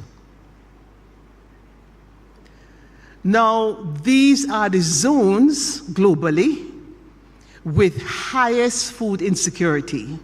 And there we see our neighbor, Haiti, is represented there. So what's the state of play in Latin America and the Caribbean?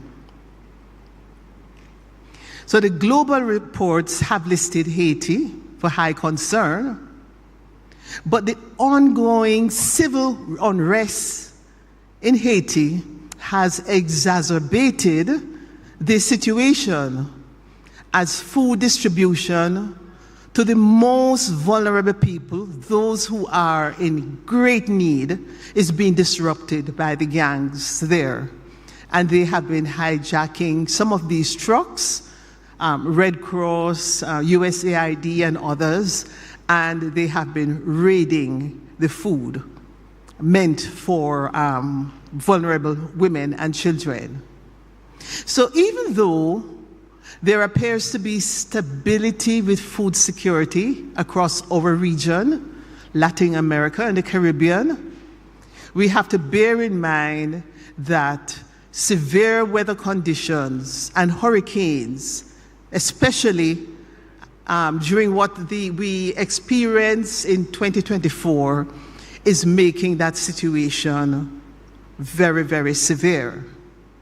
But we must also be mindful that even though we have not made it to the list of countries with the highest food insecurity, we have to look within country for those pockets, those areas where persons are not benefiting from food security. So some of the implications as a public health expert, these are my views. Globally, they are still really just trying to monitor today's situation. So there is no long-range view yet. But my view is that during trade wars with these tariffs and so on, there are no winners. Unsustainable tariffs destabilizes everyone, whether you are a developing nation or you're a developed state. Disruptions in the supply chains will send countries scurrying for alternatives to avert food insecurity. Already we are seeing clips of spoilage and waste in the fields in North America. And this is as a direct result of the displaced migrants, undocumented migrants, who were providing the workforce for harvesting. We will be seeing possible layoffs in the agricultural sector if alternative markets and solutions are not readily identified. And a potential increase in global hunger is what we are looking at based on what I have mentioned before. So here is a call to action. Food connects us all. We have an observatory looking at sustainable food and agriculture. And again, we are emphasizing the 4 key areas. We want to have food, essential food that's available, accessible, that can be utilized by individuals, and that we have the stability of a continuous production and distribution. Stability, dimensions of sustainability would be environmental, and already they are predicting that this hurricane season is going to be an active one as well. And it's not just hurricanes we're concerned about, but other severe weather events. So we need to have stability with respect to social and economic conditions.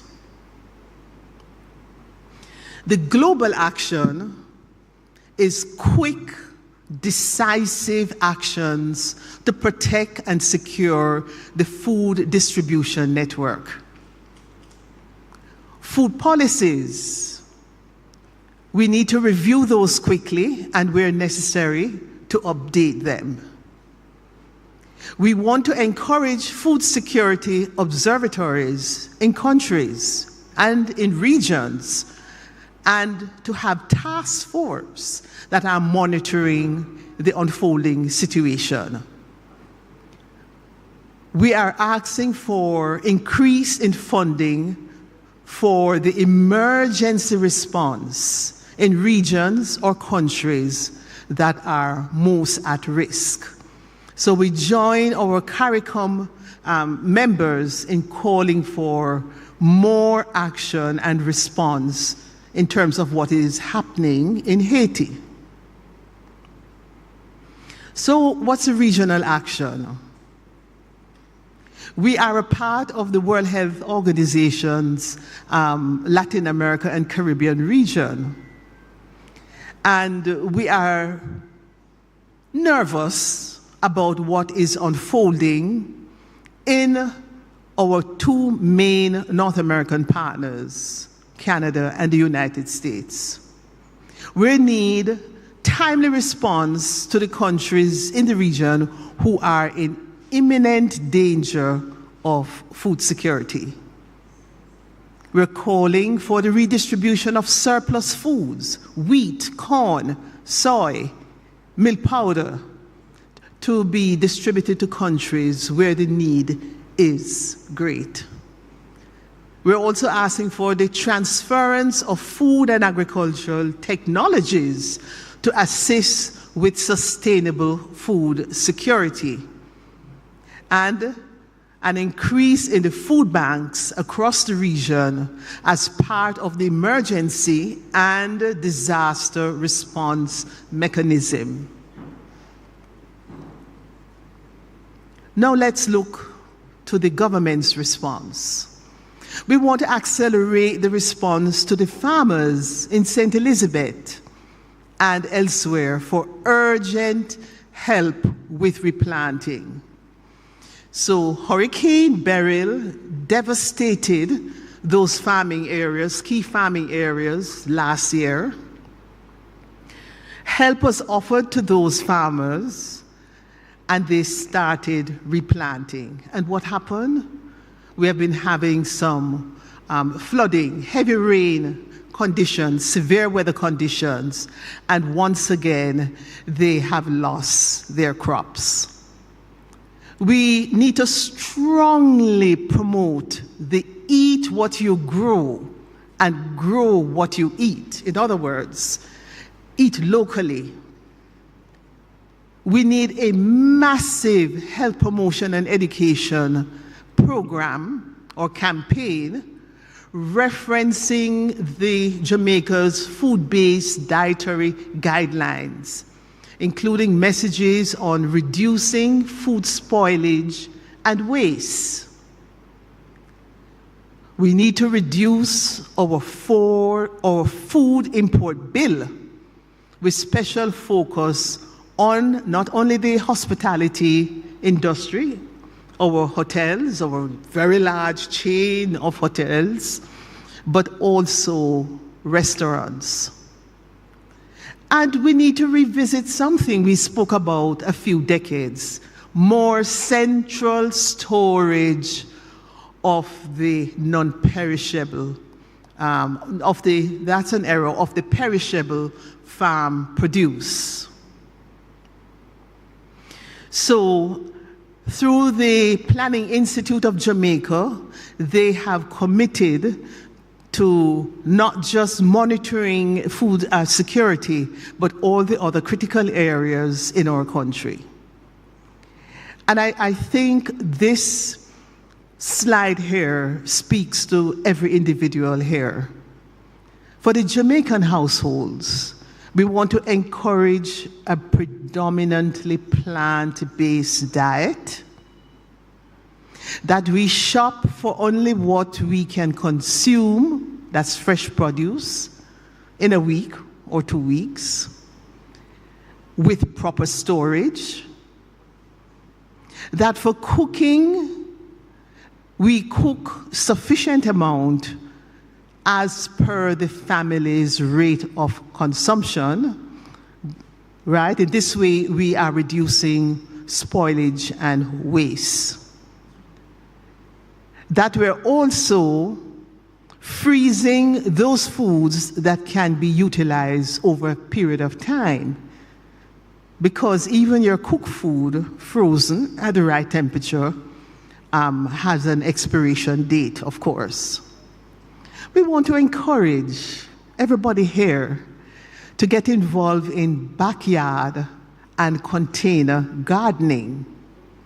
And we are introducing more cost-effective, nutritious alternative meals to the family. So right here we have our nutrition and dietetics department that is doing that. So, thank you for your attention, and I can entertain well. We will be guided by the moderator in terms of fielding questions at this time. Thank you so much. Yes, we had to make a time. Agreed. Yeah, okay. All right, thank you so much, Dr. Copeland, for that very informative and instructive presentation. As just a reminder, the questions will be fielded at the end due to our time constraints, so please write down your question. We may be able to field a few at the end, especially those burning questions that you have for the presenters.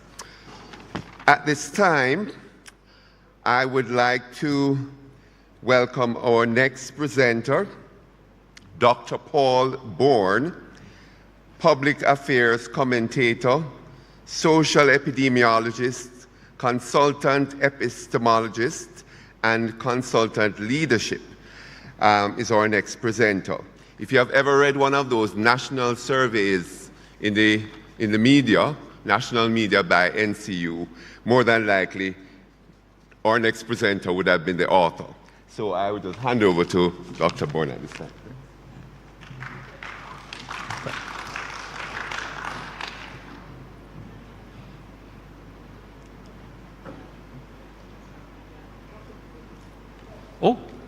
Oh, it's coming up?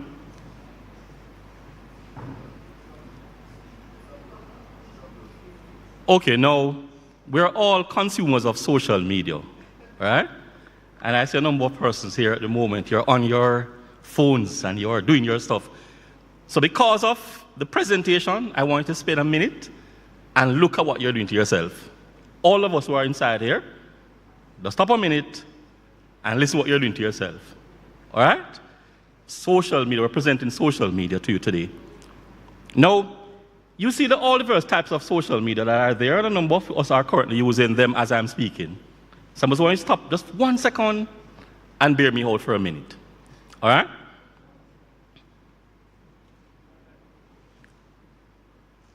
Now, I'm going to ask you a question. Is it possible that you could do this? Yeah.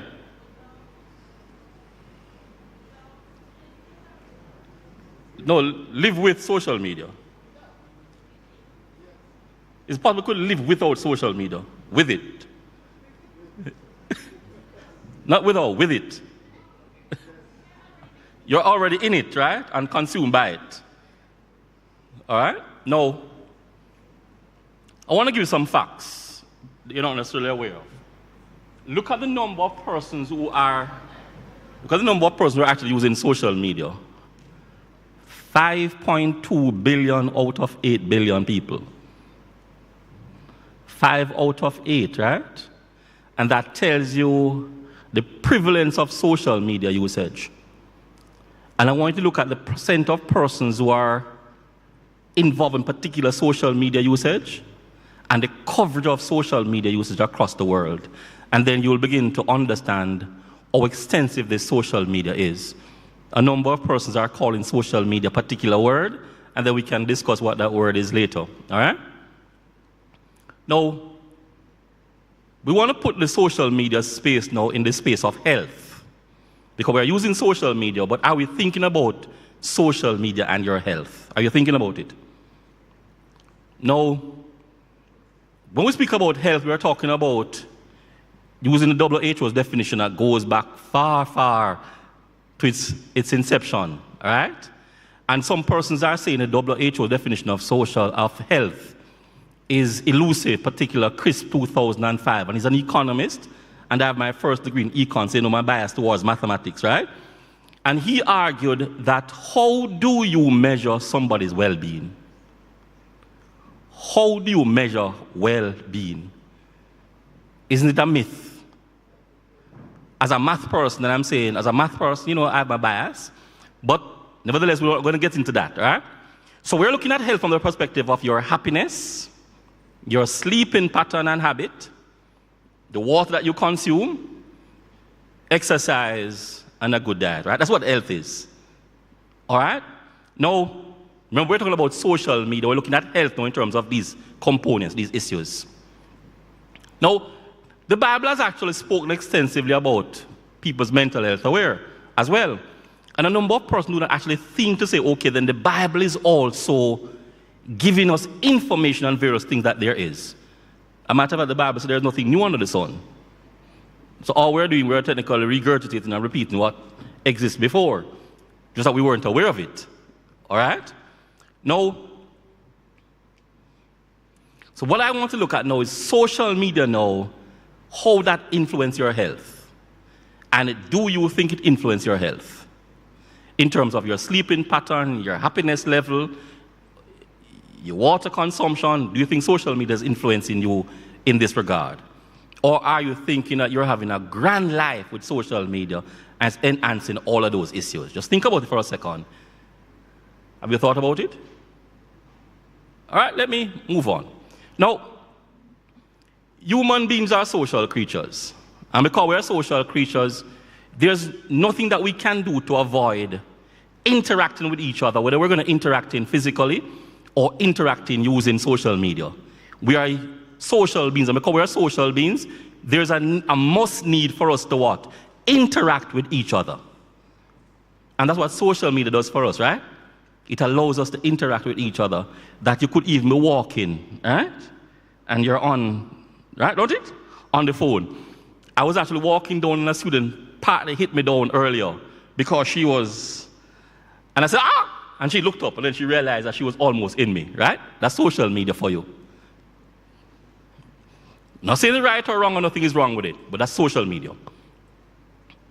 Now, social media is no new phenomenon. A number of us are not aware that social media started out as earlier as in the 18th century. It's nothing new. What is new is social media being released to you is new, but it was new. And we need to appreciate that, because some persons are saying, oh, this is a new concept. No. It was only released to us recently, all right?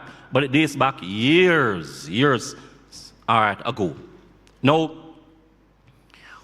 what is also true, particularly in the last 5 years, is the penetration of social media in our current space.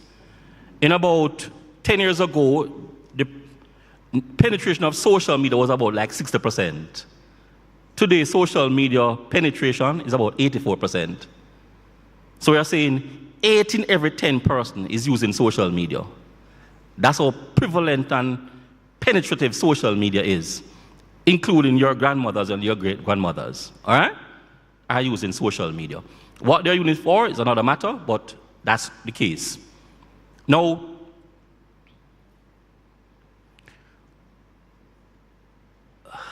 this is the beauty about research.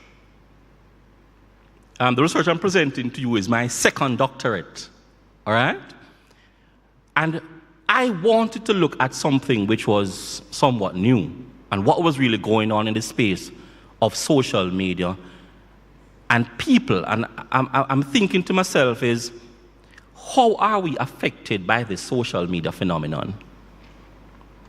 And I began searching in Jamaica to sort of say, what is really going on with social media, mental health? Is there anything on it, given the obsession of people with social media? And I realized that no research was done on it in Jamaica. And I said, wow, here you go, Paul. Now, so the purpose of the study is really to understand what this social media is on your mental health, your mental state, your mental capacity, and is it good for you or is it bad for you? That's what I wanted to establish. And of course, given that I'm a math person, you know I'm going to go mathematical. So we want to know to look at social media from a cross-sectional perspective to look at the social media issue. Using mathematics, of course, and you can appreciate me being a math person, me wanting to do that, right? So we're going to look at some factors. Your age, your gender, as well as social media usage, and the health status of what? Of Jamaicans. In a short while again, I'll tell you exactly how we're going to be measuring health. There are a number of related questions that we examine inside the research.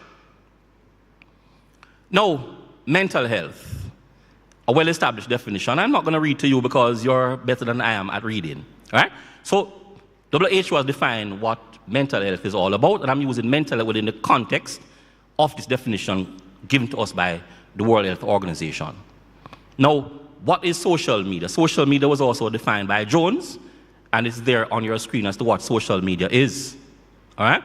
Because a number of persons will actually say that I do not use social media, but yes, you're using your email and using WhatsApp, right? And you're saying I'm not using social media. All right? So you're caught without even realizing that you're caught. Now, the matter relating to well-being is going to be taken from the perspective of psychological well-being. Now, we go way, way back to this gentleman by the name of Edward Diner, who looked at psychological well-being and what Diner really wanted to do, given that Diner was a medical doctor, to sort of see how could he assess people's mental state using happiness, life satisfaction, and that will be a proxy as to how well you are psychologically. All right? And I'm going to be taking it from that perspective. All right, so I use a conceptual frame, and my conceptual frame is, of course, in keeping with me being a mathematics person. And you always appreciate that with me, right? I'm always going to be giving you things within context of mathematics. So, I use a theory that is established mathematically to establish a function. And I'm going to be using that concept of a function to determine social media's impact on your well-being. And the function was actually used by, which is called the human capital model. It's a well-established model that they use in economics to establish factors, which is called econometric analysis, factors establishing a phenomenon or a theory. Now, Grossman was the first person, even though For centuries, people have been trying to establish how do they measure and assess health. Grossman was the first economist, mathematician, to establish a model, actual model that determines how you are well, and he treats your health as a product. He argued that an individual health can be made better by what you do, and your health can be made worse also by what you do. And of course, that makes sense, right? So he put things like smoking as bad factors, exercise as good factors, and your state of your health before now as also a part of how he determines health. And all of that was an econometric model, and I'll be using that approach to do my work. Now, I'm not going to give you all the mathematics behind what is actually happening here. So this is my thing now. I'm looking at your health in terms of your good health. And I'm saying your good health, not your bad health now, your good health is going to be influenced by your psychological state, as well as economic issues and social factors. And of course, remember, environmental factors are also a part of it, but I won't take the environmental factors as a part of my study. Now, this is just an illustration of the extent or the proportions of the various things that I'll be tested inside my work. Now, a cross-sectional approach was actually used, so I used the latest data from Statin to determine my sample size.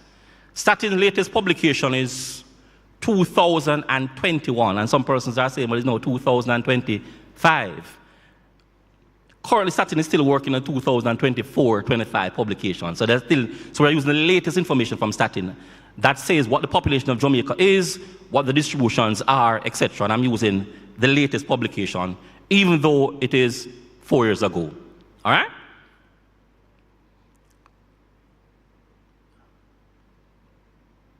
So I'm using everything as is based on what Statin is doing.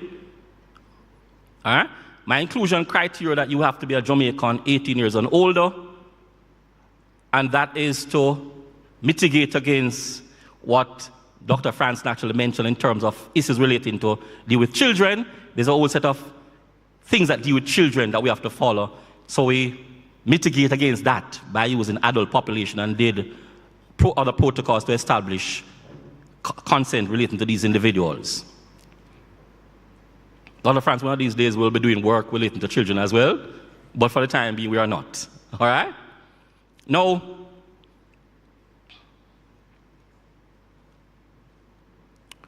so let's look at some findings.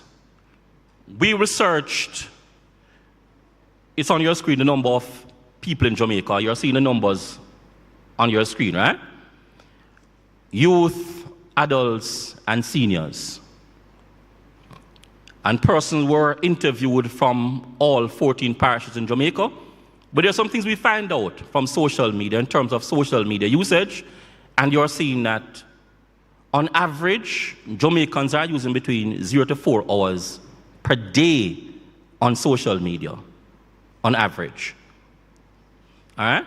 The various social medias are there in terms of how people use them, whether it's Facebook, Twitter, WhatsApp, etc. All right? It's there as well. Usage of social media now, on an average, 6 hours a day is used by youth on social media. And let's do some mathematics. There are 24 hours in a day. You're sleeping for 8. Leave us with what? 16? And you go to school, and they are consuming 6 of that time. So it tells you how much the youth are consuming social media. They consume social media close to the number of hours they are sleeping. That's how bad social media consumption is. Is that overuse? You tell me. But the seniors are consuming social media about 2 hours for a day. Adults, almost 4 hours of their lives are spent consuming social media. Now, remember, I'm not going to be reading things to you, all right? So on your screen here are things relating to factor analysis to determine how good my index is, all right? And I'm using now the mental health scale. And looking at the mental health scale in terms of the various components, we realize that it's relatively good. Fact analysis was done, but I won't get into the math. We can actually argue about the math another time. Now, this gentleman is well known for his using measurement of people's well-being. Well used, and I use a similar measurement to establish a social media index as well. Now, here are some findings. Remember, we said we put in the equation your age, your gender, and we put in some social media factors inside of there, all right? How active are you? The number of hours you spend on social media.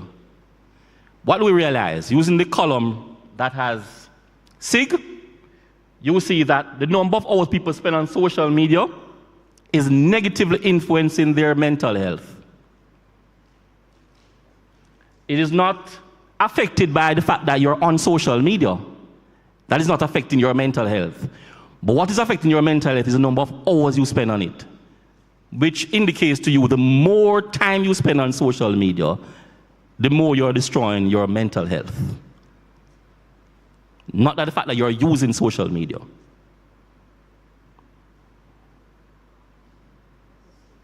All right?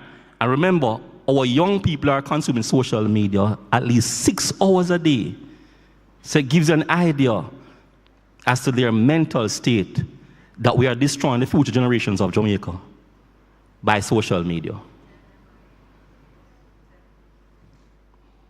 You heard that, right?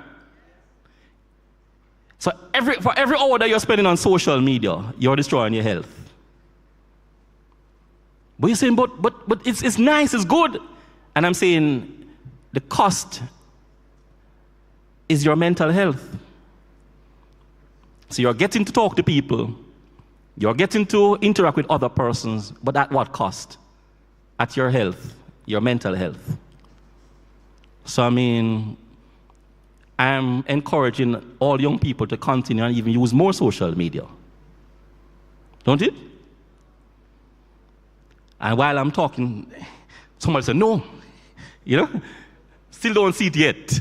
Don't see it yet. When you're going to see it? When it's too late, right?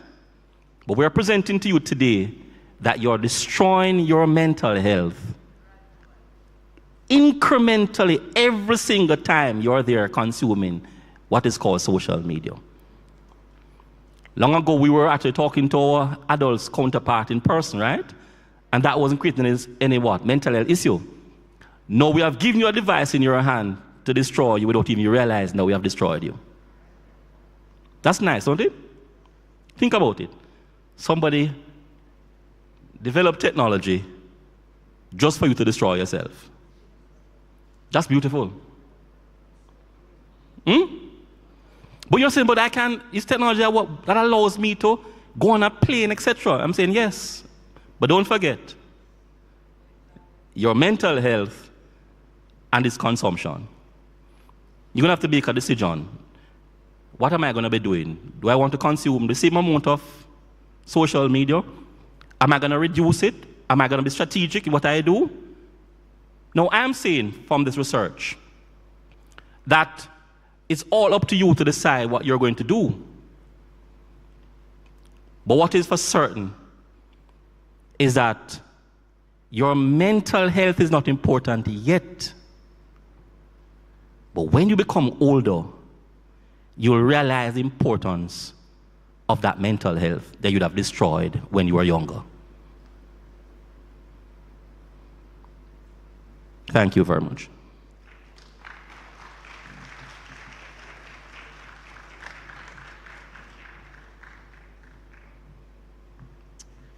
Man, thank you very much, Dr. Bourne. And you know, his research presentation has some serious implications for us globally, not just here in Jamaica. When we look around the world now, it's the people who, with the Twitters and the Facebooks who are running the world. And if social media is having mental health effects on us, then we are in dire straits.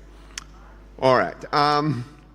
Our next presenter is from right here in our department, in the Department of Biology, Chemistry, and Environmental Science.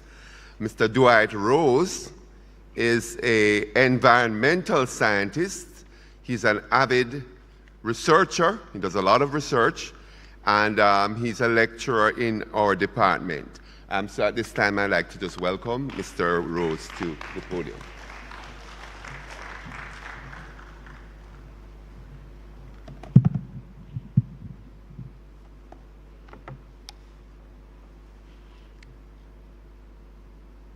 All right, good afternoon. It's not afternoon, it's evening. Well, today I'm going to share with you a concept I have rather than just, hard research. It's more conceptual because when I started to share on the concept of sustainable development, it was, I thought there would be so much information out there, but I had to go through several textbooks and several researches to understand what sustainable development was.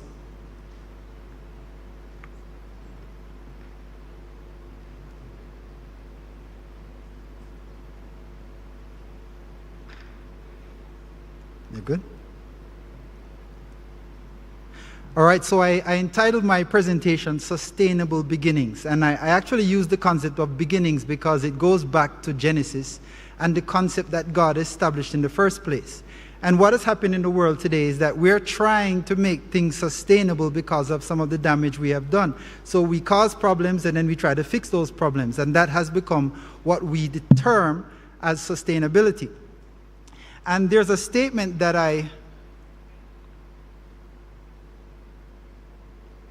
is it showing up?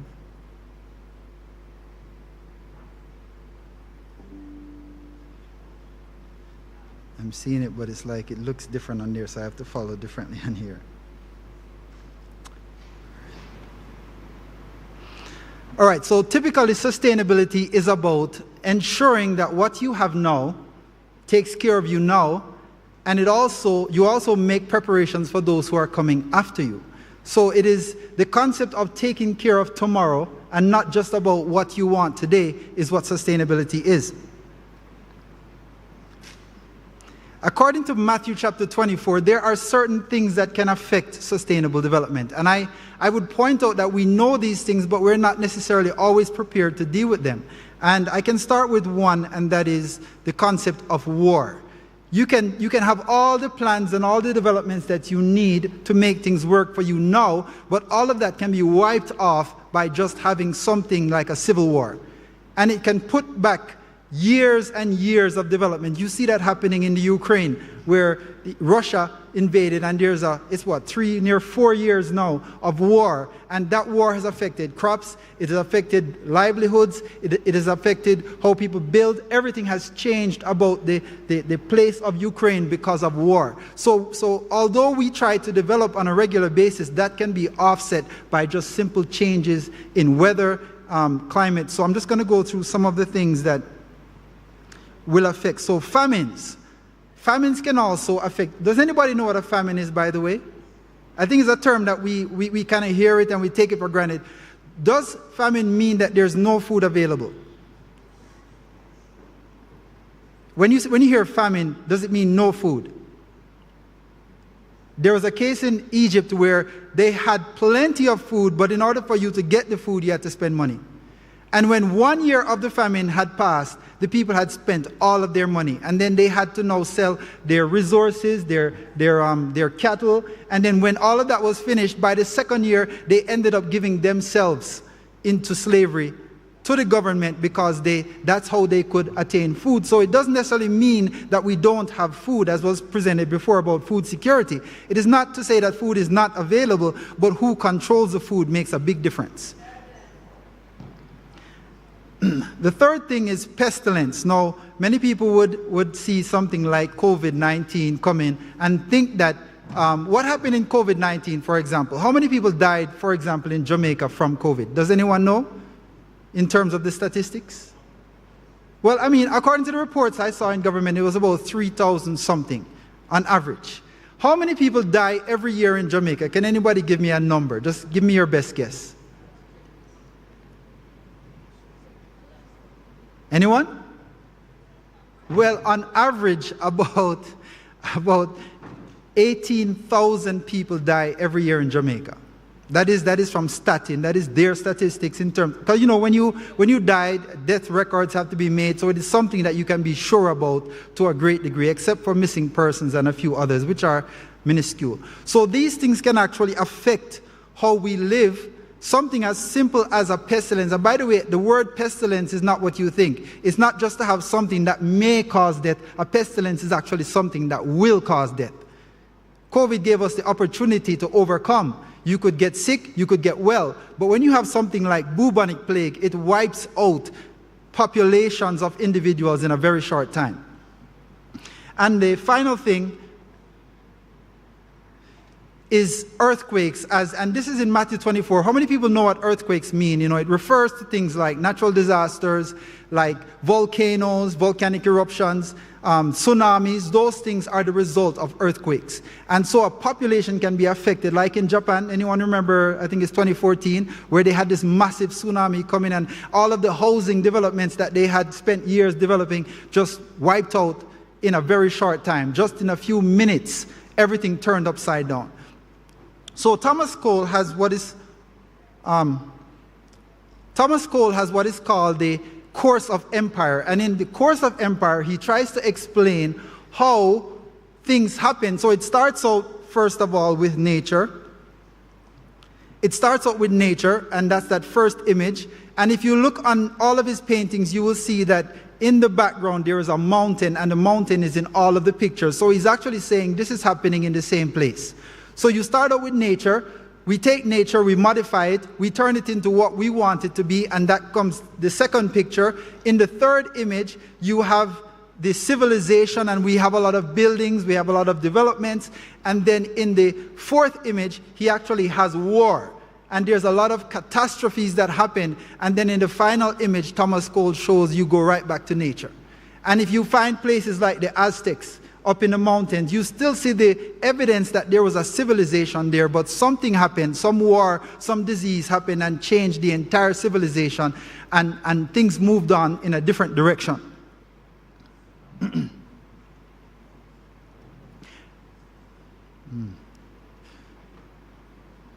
So sustainability, actually by definition, give me a second here.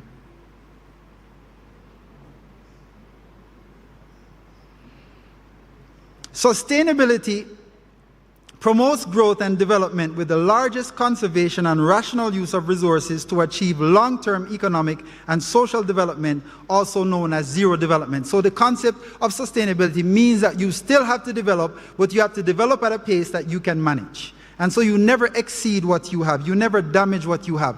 So this is one type of society. This is the type of society that we have today. The type of society that relies on resources, resource use, all of these things happening on a regular basis. When people come from overseas and stay at my house in Jamaica, when they take showers, it's as if they believe that the water that we have is endless. And just, it might go on for 10, 15 minutes, whereas I, who grew up in that context of Jamaica, try to minimize my use of water, because when we don't have it, it is a challenge. So when you learn how to manage resources differently, it affects how you interact with everything and everyone. And so what happens in this type of high throughput society that we have a lot of waste generated. We have a lot of waste heaps and chemicals that are poured out into the atmosphere that are causing more damage to us that we try to mitigate, and in trying to mitigate it, we try to make it sustainable. I was pointing to something that I hadn't shown yet. All right, so our city is really sustainable. Was the concept of the city supposed to be how we would live? We're living now with heart attacks and all kinds of diseases that we probably didn't have a challenge with before in Jamaica. Now we're having a lot of diabetes and other things because of how we're eating, because of how we're living our lives. We were never meant to live like this in the beginning. So when we go back to Proverbs, we see a statement that says, a good man leaves an inheritance to his children's children, but the wealth of the sinner is stored up for the righteous. In other words, some people live life and enjoy life and do all kinds of things, but at the end of the day, when they're dead, what happens to their wealth? What happens to your wealth when you spend a lot of years building it up and you die? What happens? Sometimes even the children don't want it. And it ends up just going again to the righteous. So we can see sustainable development as the concept of conservation or preservation. Which one do you think is the most effective version of that? Which one do you understand?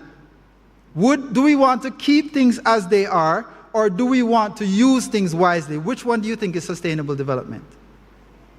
Using things wisely or keeping things just as they are? Using it wisely, because when we go to the Garden of Eden concept, let me just jump ahead for the sake of time. I'm going to skip ahead.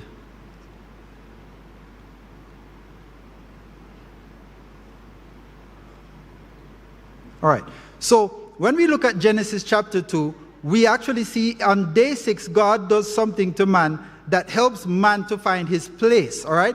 Now, God created everything, but he could have just said to man, go and just, use everything, but he does something very specific for man in that, number one,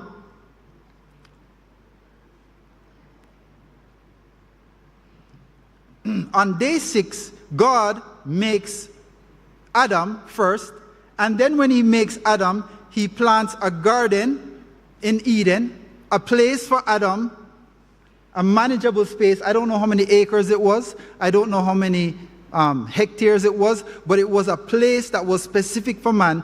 In other words, everything that man needed to function was within that space. And in that place, you had flowering trees, you had food trees, you had the tree of life, you had the tree of knowledge of good and evil. All of that was in this garden. In other words, outside of the garden, you had the rest of the earth. But this was the space that man was given. In that garden, man was given a water supply. So it talks about a river going out of Eden, and there were 4 rivers. It divided into 4. In other words, having a water supply is something that we as human beings need. It is something that is essential and necessary. So many of us try to find ways of getting water supplies even outside of government issue, because NWC is not what everyone uses in Jamaica. Some people catch water from rainfall and store it, and hopefully they have enough to keep them until the next rainfall. In terms of drought, we have problems. The third thing is that man was given work to do. In other words, God didn't just put him in the garden and say, sit back and relax and enjoy. He said, dress and keep. In other words, they had to be actively involved in managing nature. So a part of human existence in terms of sustainability is that we must learn to manage what we have. Manage the resources that we have. And renewable resources would be the trees, would be the animals, would be the water supply. All of those things were there for man to manage. And then God said, let me make a helpmeet for him. Now, I should ask the question. Nobody's answering me, and I see that, I don't know. It's almost like my classes nowadays. You're asking and answering your own questions, So when God said, I'm going to make a helpmeet for him, what did he make? And you see, most people jump to the woman, but if you read Genesis, it actually said that out of the ground, God formed every beast of the field and the fowl that he brought to Adam. And in other words, we don't realize that animals were put here specifically to help us manage. Do you know that sheep and cows and goats actually, by eating the grasses and fertilizing the land, they're very useful in managing the land? Yeah? So God actually gave man first as a helpmeet, animals, and then after animals he said it's not good for the man to be alone, and that's where the woman came in. And once the woman came into the picture, with the woman also came children. So in a particular sustainable situation, God actually provided help not only in animals, but in, population growth? That once you have a man and a woman, there should be children resulting from that. And all of that was to help manage these resources that man was to have.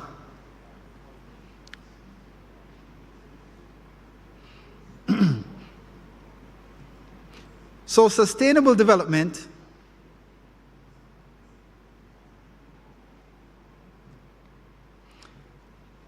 Sustainable development is also something that requires managing what you do. So here's a text in Deuteronomy 7, verse 22. And the Lord thy God will put out those nations before thee by little and little.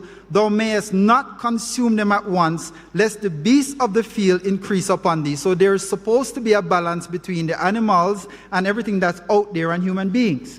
So when they went to the promised land, they could have just wiped out all of the inhabitants, but then those people that were there were also helping to manage the resources of animals and everything that was there. So even in how we manage the resources of the land, it requires sustainable practices. So what then are unsustainable practices? So with unsustainable practices, the first thing that entered that caused us to become unsustainable in our endeavors is sin. Sin entered, and sin brought death. And sin brought war. And sin brought catastrophe. And those things now affected how we should have managed the resources that we have.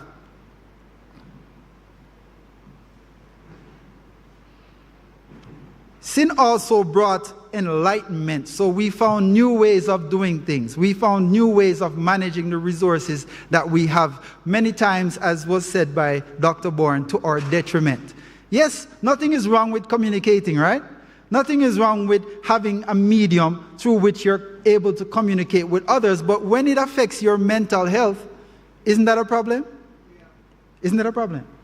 Yes, it is. So there are many things that we have that are good for us, but when used to excess, they can become hazardous for us.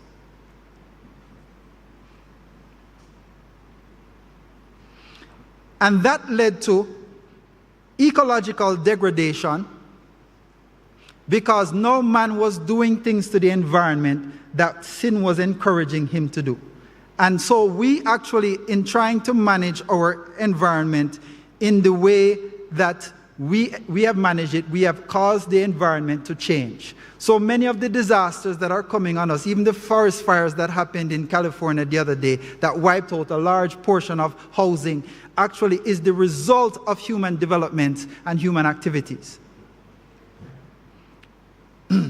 So I'm going to show you just two images. Now, where do you think? This is actually in Clarendon.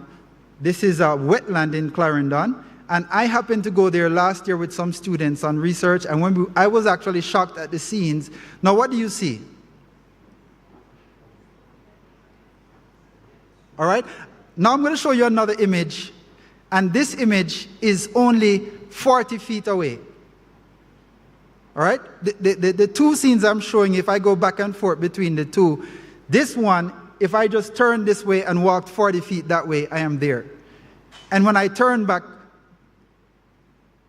in the other direction, I am here. This is what the mangrove should look like. This is what the red mangrove should look like. But guess what? Because of human developments and the pursuit of money, they built, and this a long time ago, they built a train track right through the wetland and cut off one side of the wetland from the other side of the wetland, so that the water that typically would flow through the wetland was cut off on that side. And if you actually look in the distance, you will see that if you go on Google and actually look down, all you can see is gray for about maybe 3 or 4 hectares of wetland, because the entire area is dying because of human activities. And when I asked someone, they said, actually, we know about this, but we can't do anything about it, because all that would need to happen is that the company that did the track would have to build tunnels underneath where the railroad track is to allow the water to keep flowing through the wetland, and that would restore the wetland. But then if you go to them and ask them, they might just say, well, it's going to cost this or cost that. So we have put money above even our very health and well-being. So when we compare these two things, on the left, on your right, on your left, you have unsustainable practices. In other words, if we keep doing what we want to do, it's going to end up like this. On the right side, if we allow nature to function as it should and we encourage it, this is what would happen. We would have the things that we need in the way that we need them.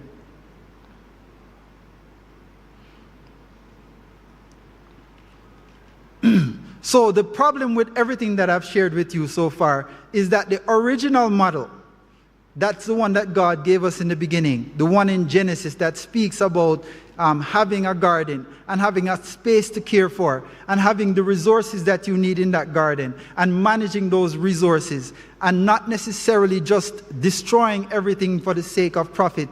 That is the model that actually works. What we're doing now, and that I'm sharing it with many people who don't necessarily appreciate it as yet. What we're doing now in terms of a working model, we're trying to fix a problem that I would say cannot be fixed. Do you know why? Do you know why the solution to this problem is not what we're doing now? Because the ultimate problem that we have is sin. And as long as there is sin, there's going to be preference. And as long as there's preference, there's going to be war. And there are going to be disasters because we are going to eventually destroy ourselves. And if you read in Matthew 24, it says the time will come that if those days were not shortened, all flesh would not be saved. That is how bad things are going to be on this planet because we have not lived according to the sustainable model that God gave us. That's the end of my presentation.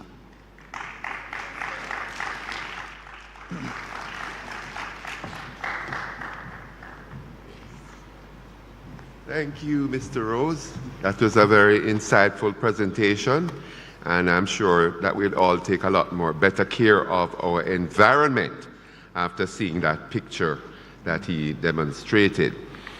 I'm scheduled to have one other presenter, Professor Mark Harris, but unfortunately he had another engagement, and due to the time overrun, he had to leave. So he conveys his apologies, and so Mr. Rose was our final presenter.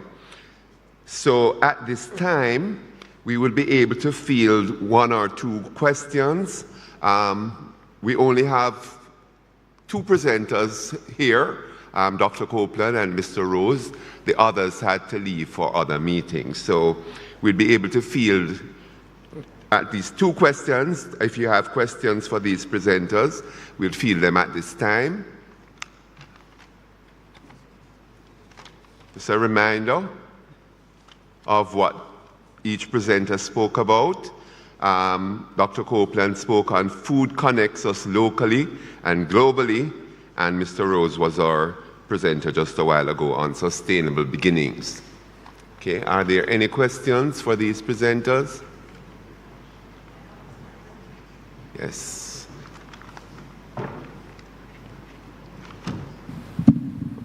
Okay, yes, we have a question here.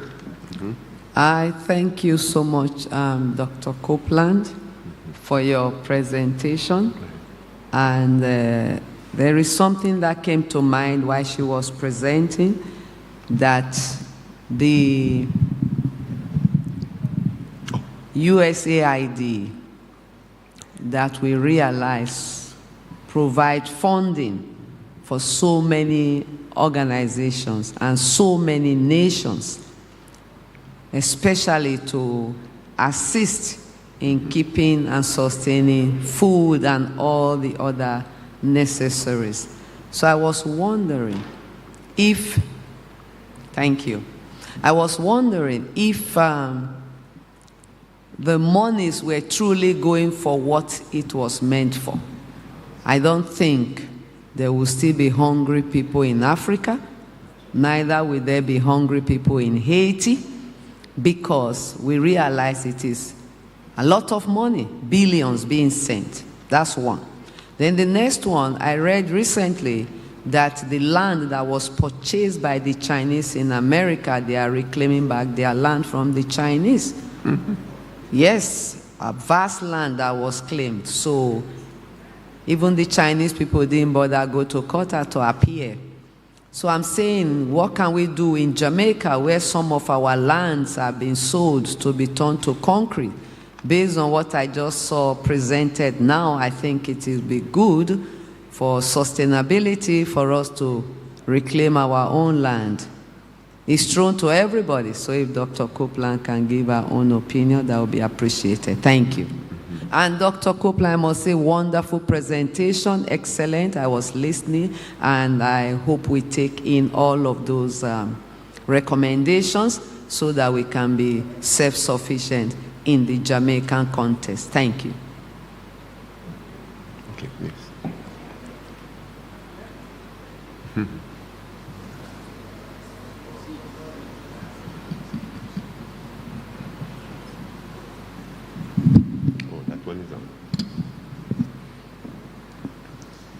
Yes, thank you, Professor Alonge, for your observation and your feedback.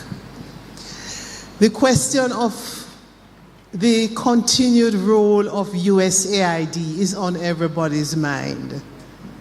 Right now, in terms of how they were assisting Haiti, so many countries, war-torn with civil wars, Ukraine and other places, there has been a disruption.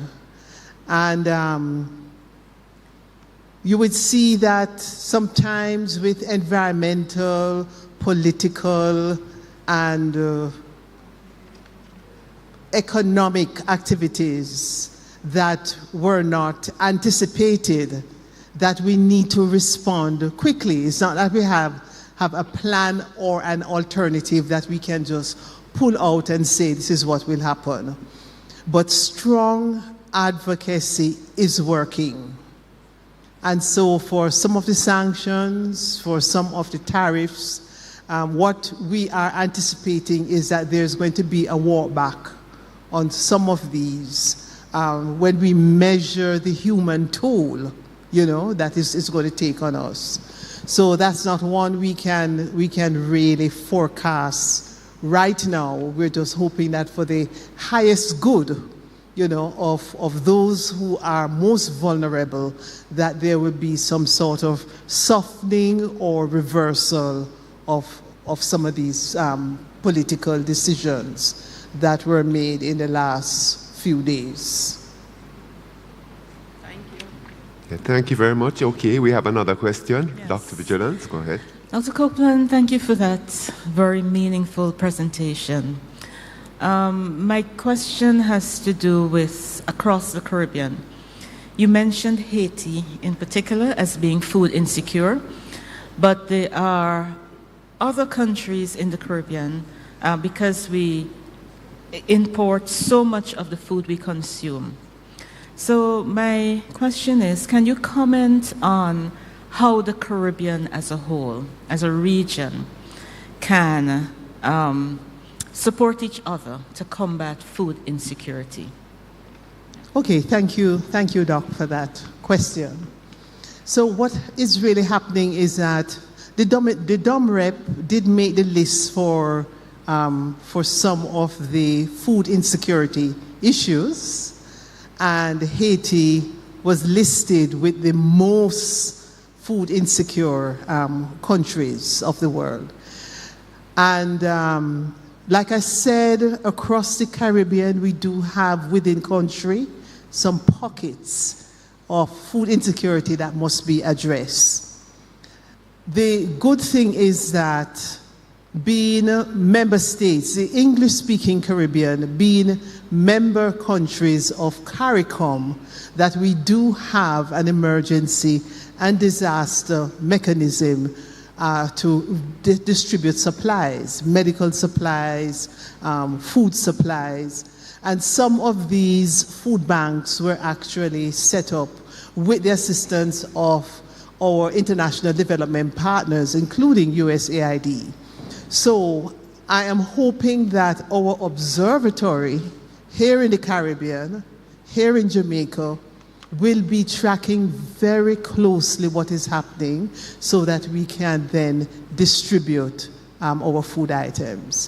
Things like powdered milk, we depend heavily on Canada for that, and for our grains and so on, between the US and Canada, we have a heavy dependence on that. Well, thank you very much. Thank you, Dr. Copeland, for those explicit answers. That will be the end of our question and answer session.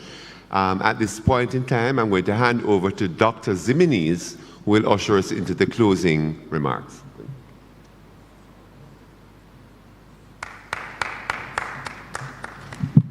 Thank you, Prof. Wellington. And he who endures to the end, the same shall be saved. We have come to the end of our Science Symposium and Nutrition Fair today. I want to thank everyone for being here with us. Our theme for our research week is Nurturing Ethical Research, Harvesting Successful Lifeways. And it is a hope of our team that the presentations that we had today would inspire you into ethical research. And I want to emphasize for our students the importance of these exchanging of ideas, that we had a wide array of different topics that were presented today, and I hope that something sparked your interest. I saw some excitement when we looked at the keynote speaker presentation, Dr. Copeland's presentation, and we are very thankful for all our presenters. We are thankful to all those who manned our booths, and thank you for Dr. Miller, who has his rock collection. Dr. Miller is faithful and very willing, and we're very grateful for him. He comes here every year to present his rock collections, and we appreciate that. Before we finish up, we had wonderful jollof rice from Prof. Alonge and some mui mui. It was delicious. There were other delicacies that I will not pronounce for fear of getting myself into trouble, but they were delicious as well. The leaders have prepared for us some Filipino rice and dessert for sampling. So before you leave, please go ahead and try some of that. The booths are packing up, but you can go ahead and visit the ones that are still open. Mr. Jackson and his booth with the resin tiles. Please have a look at that, the ways we can reuse these recyclable materials. And we still have our BMI height and weight counseling booth that is open for now, that you can go and visit. And before we take down the posters, you can go and have a look at those. So thank you so much. Some students have been here from morning until now. We are very grateful for that. Remember the reports that you have to write and to hand in. And if there are any presentations that you would like to rewatch, you can always go on our streaming platforms. So thank you again for another wonderful Science Symposium and Nutrition Fair. I'm going to ask all of us to stand as the alma mater is played for us.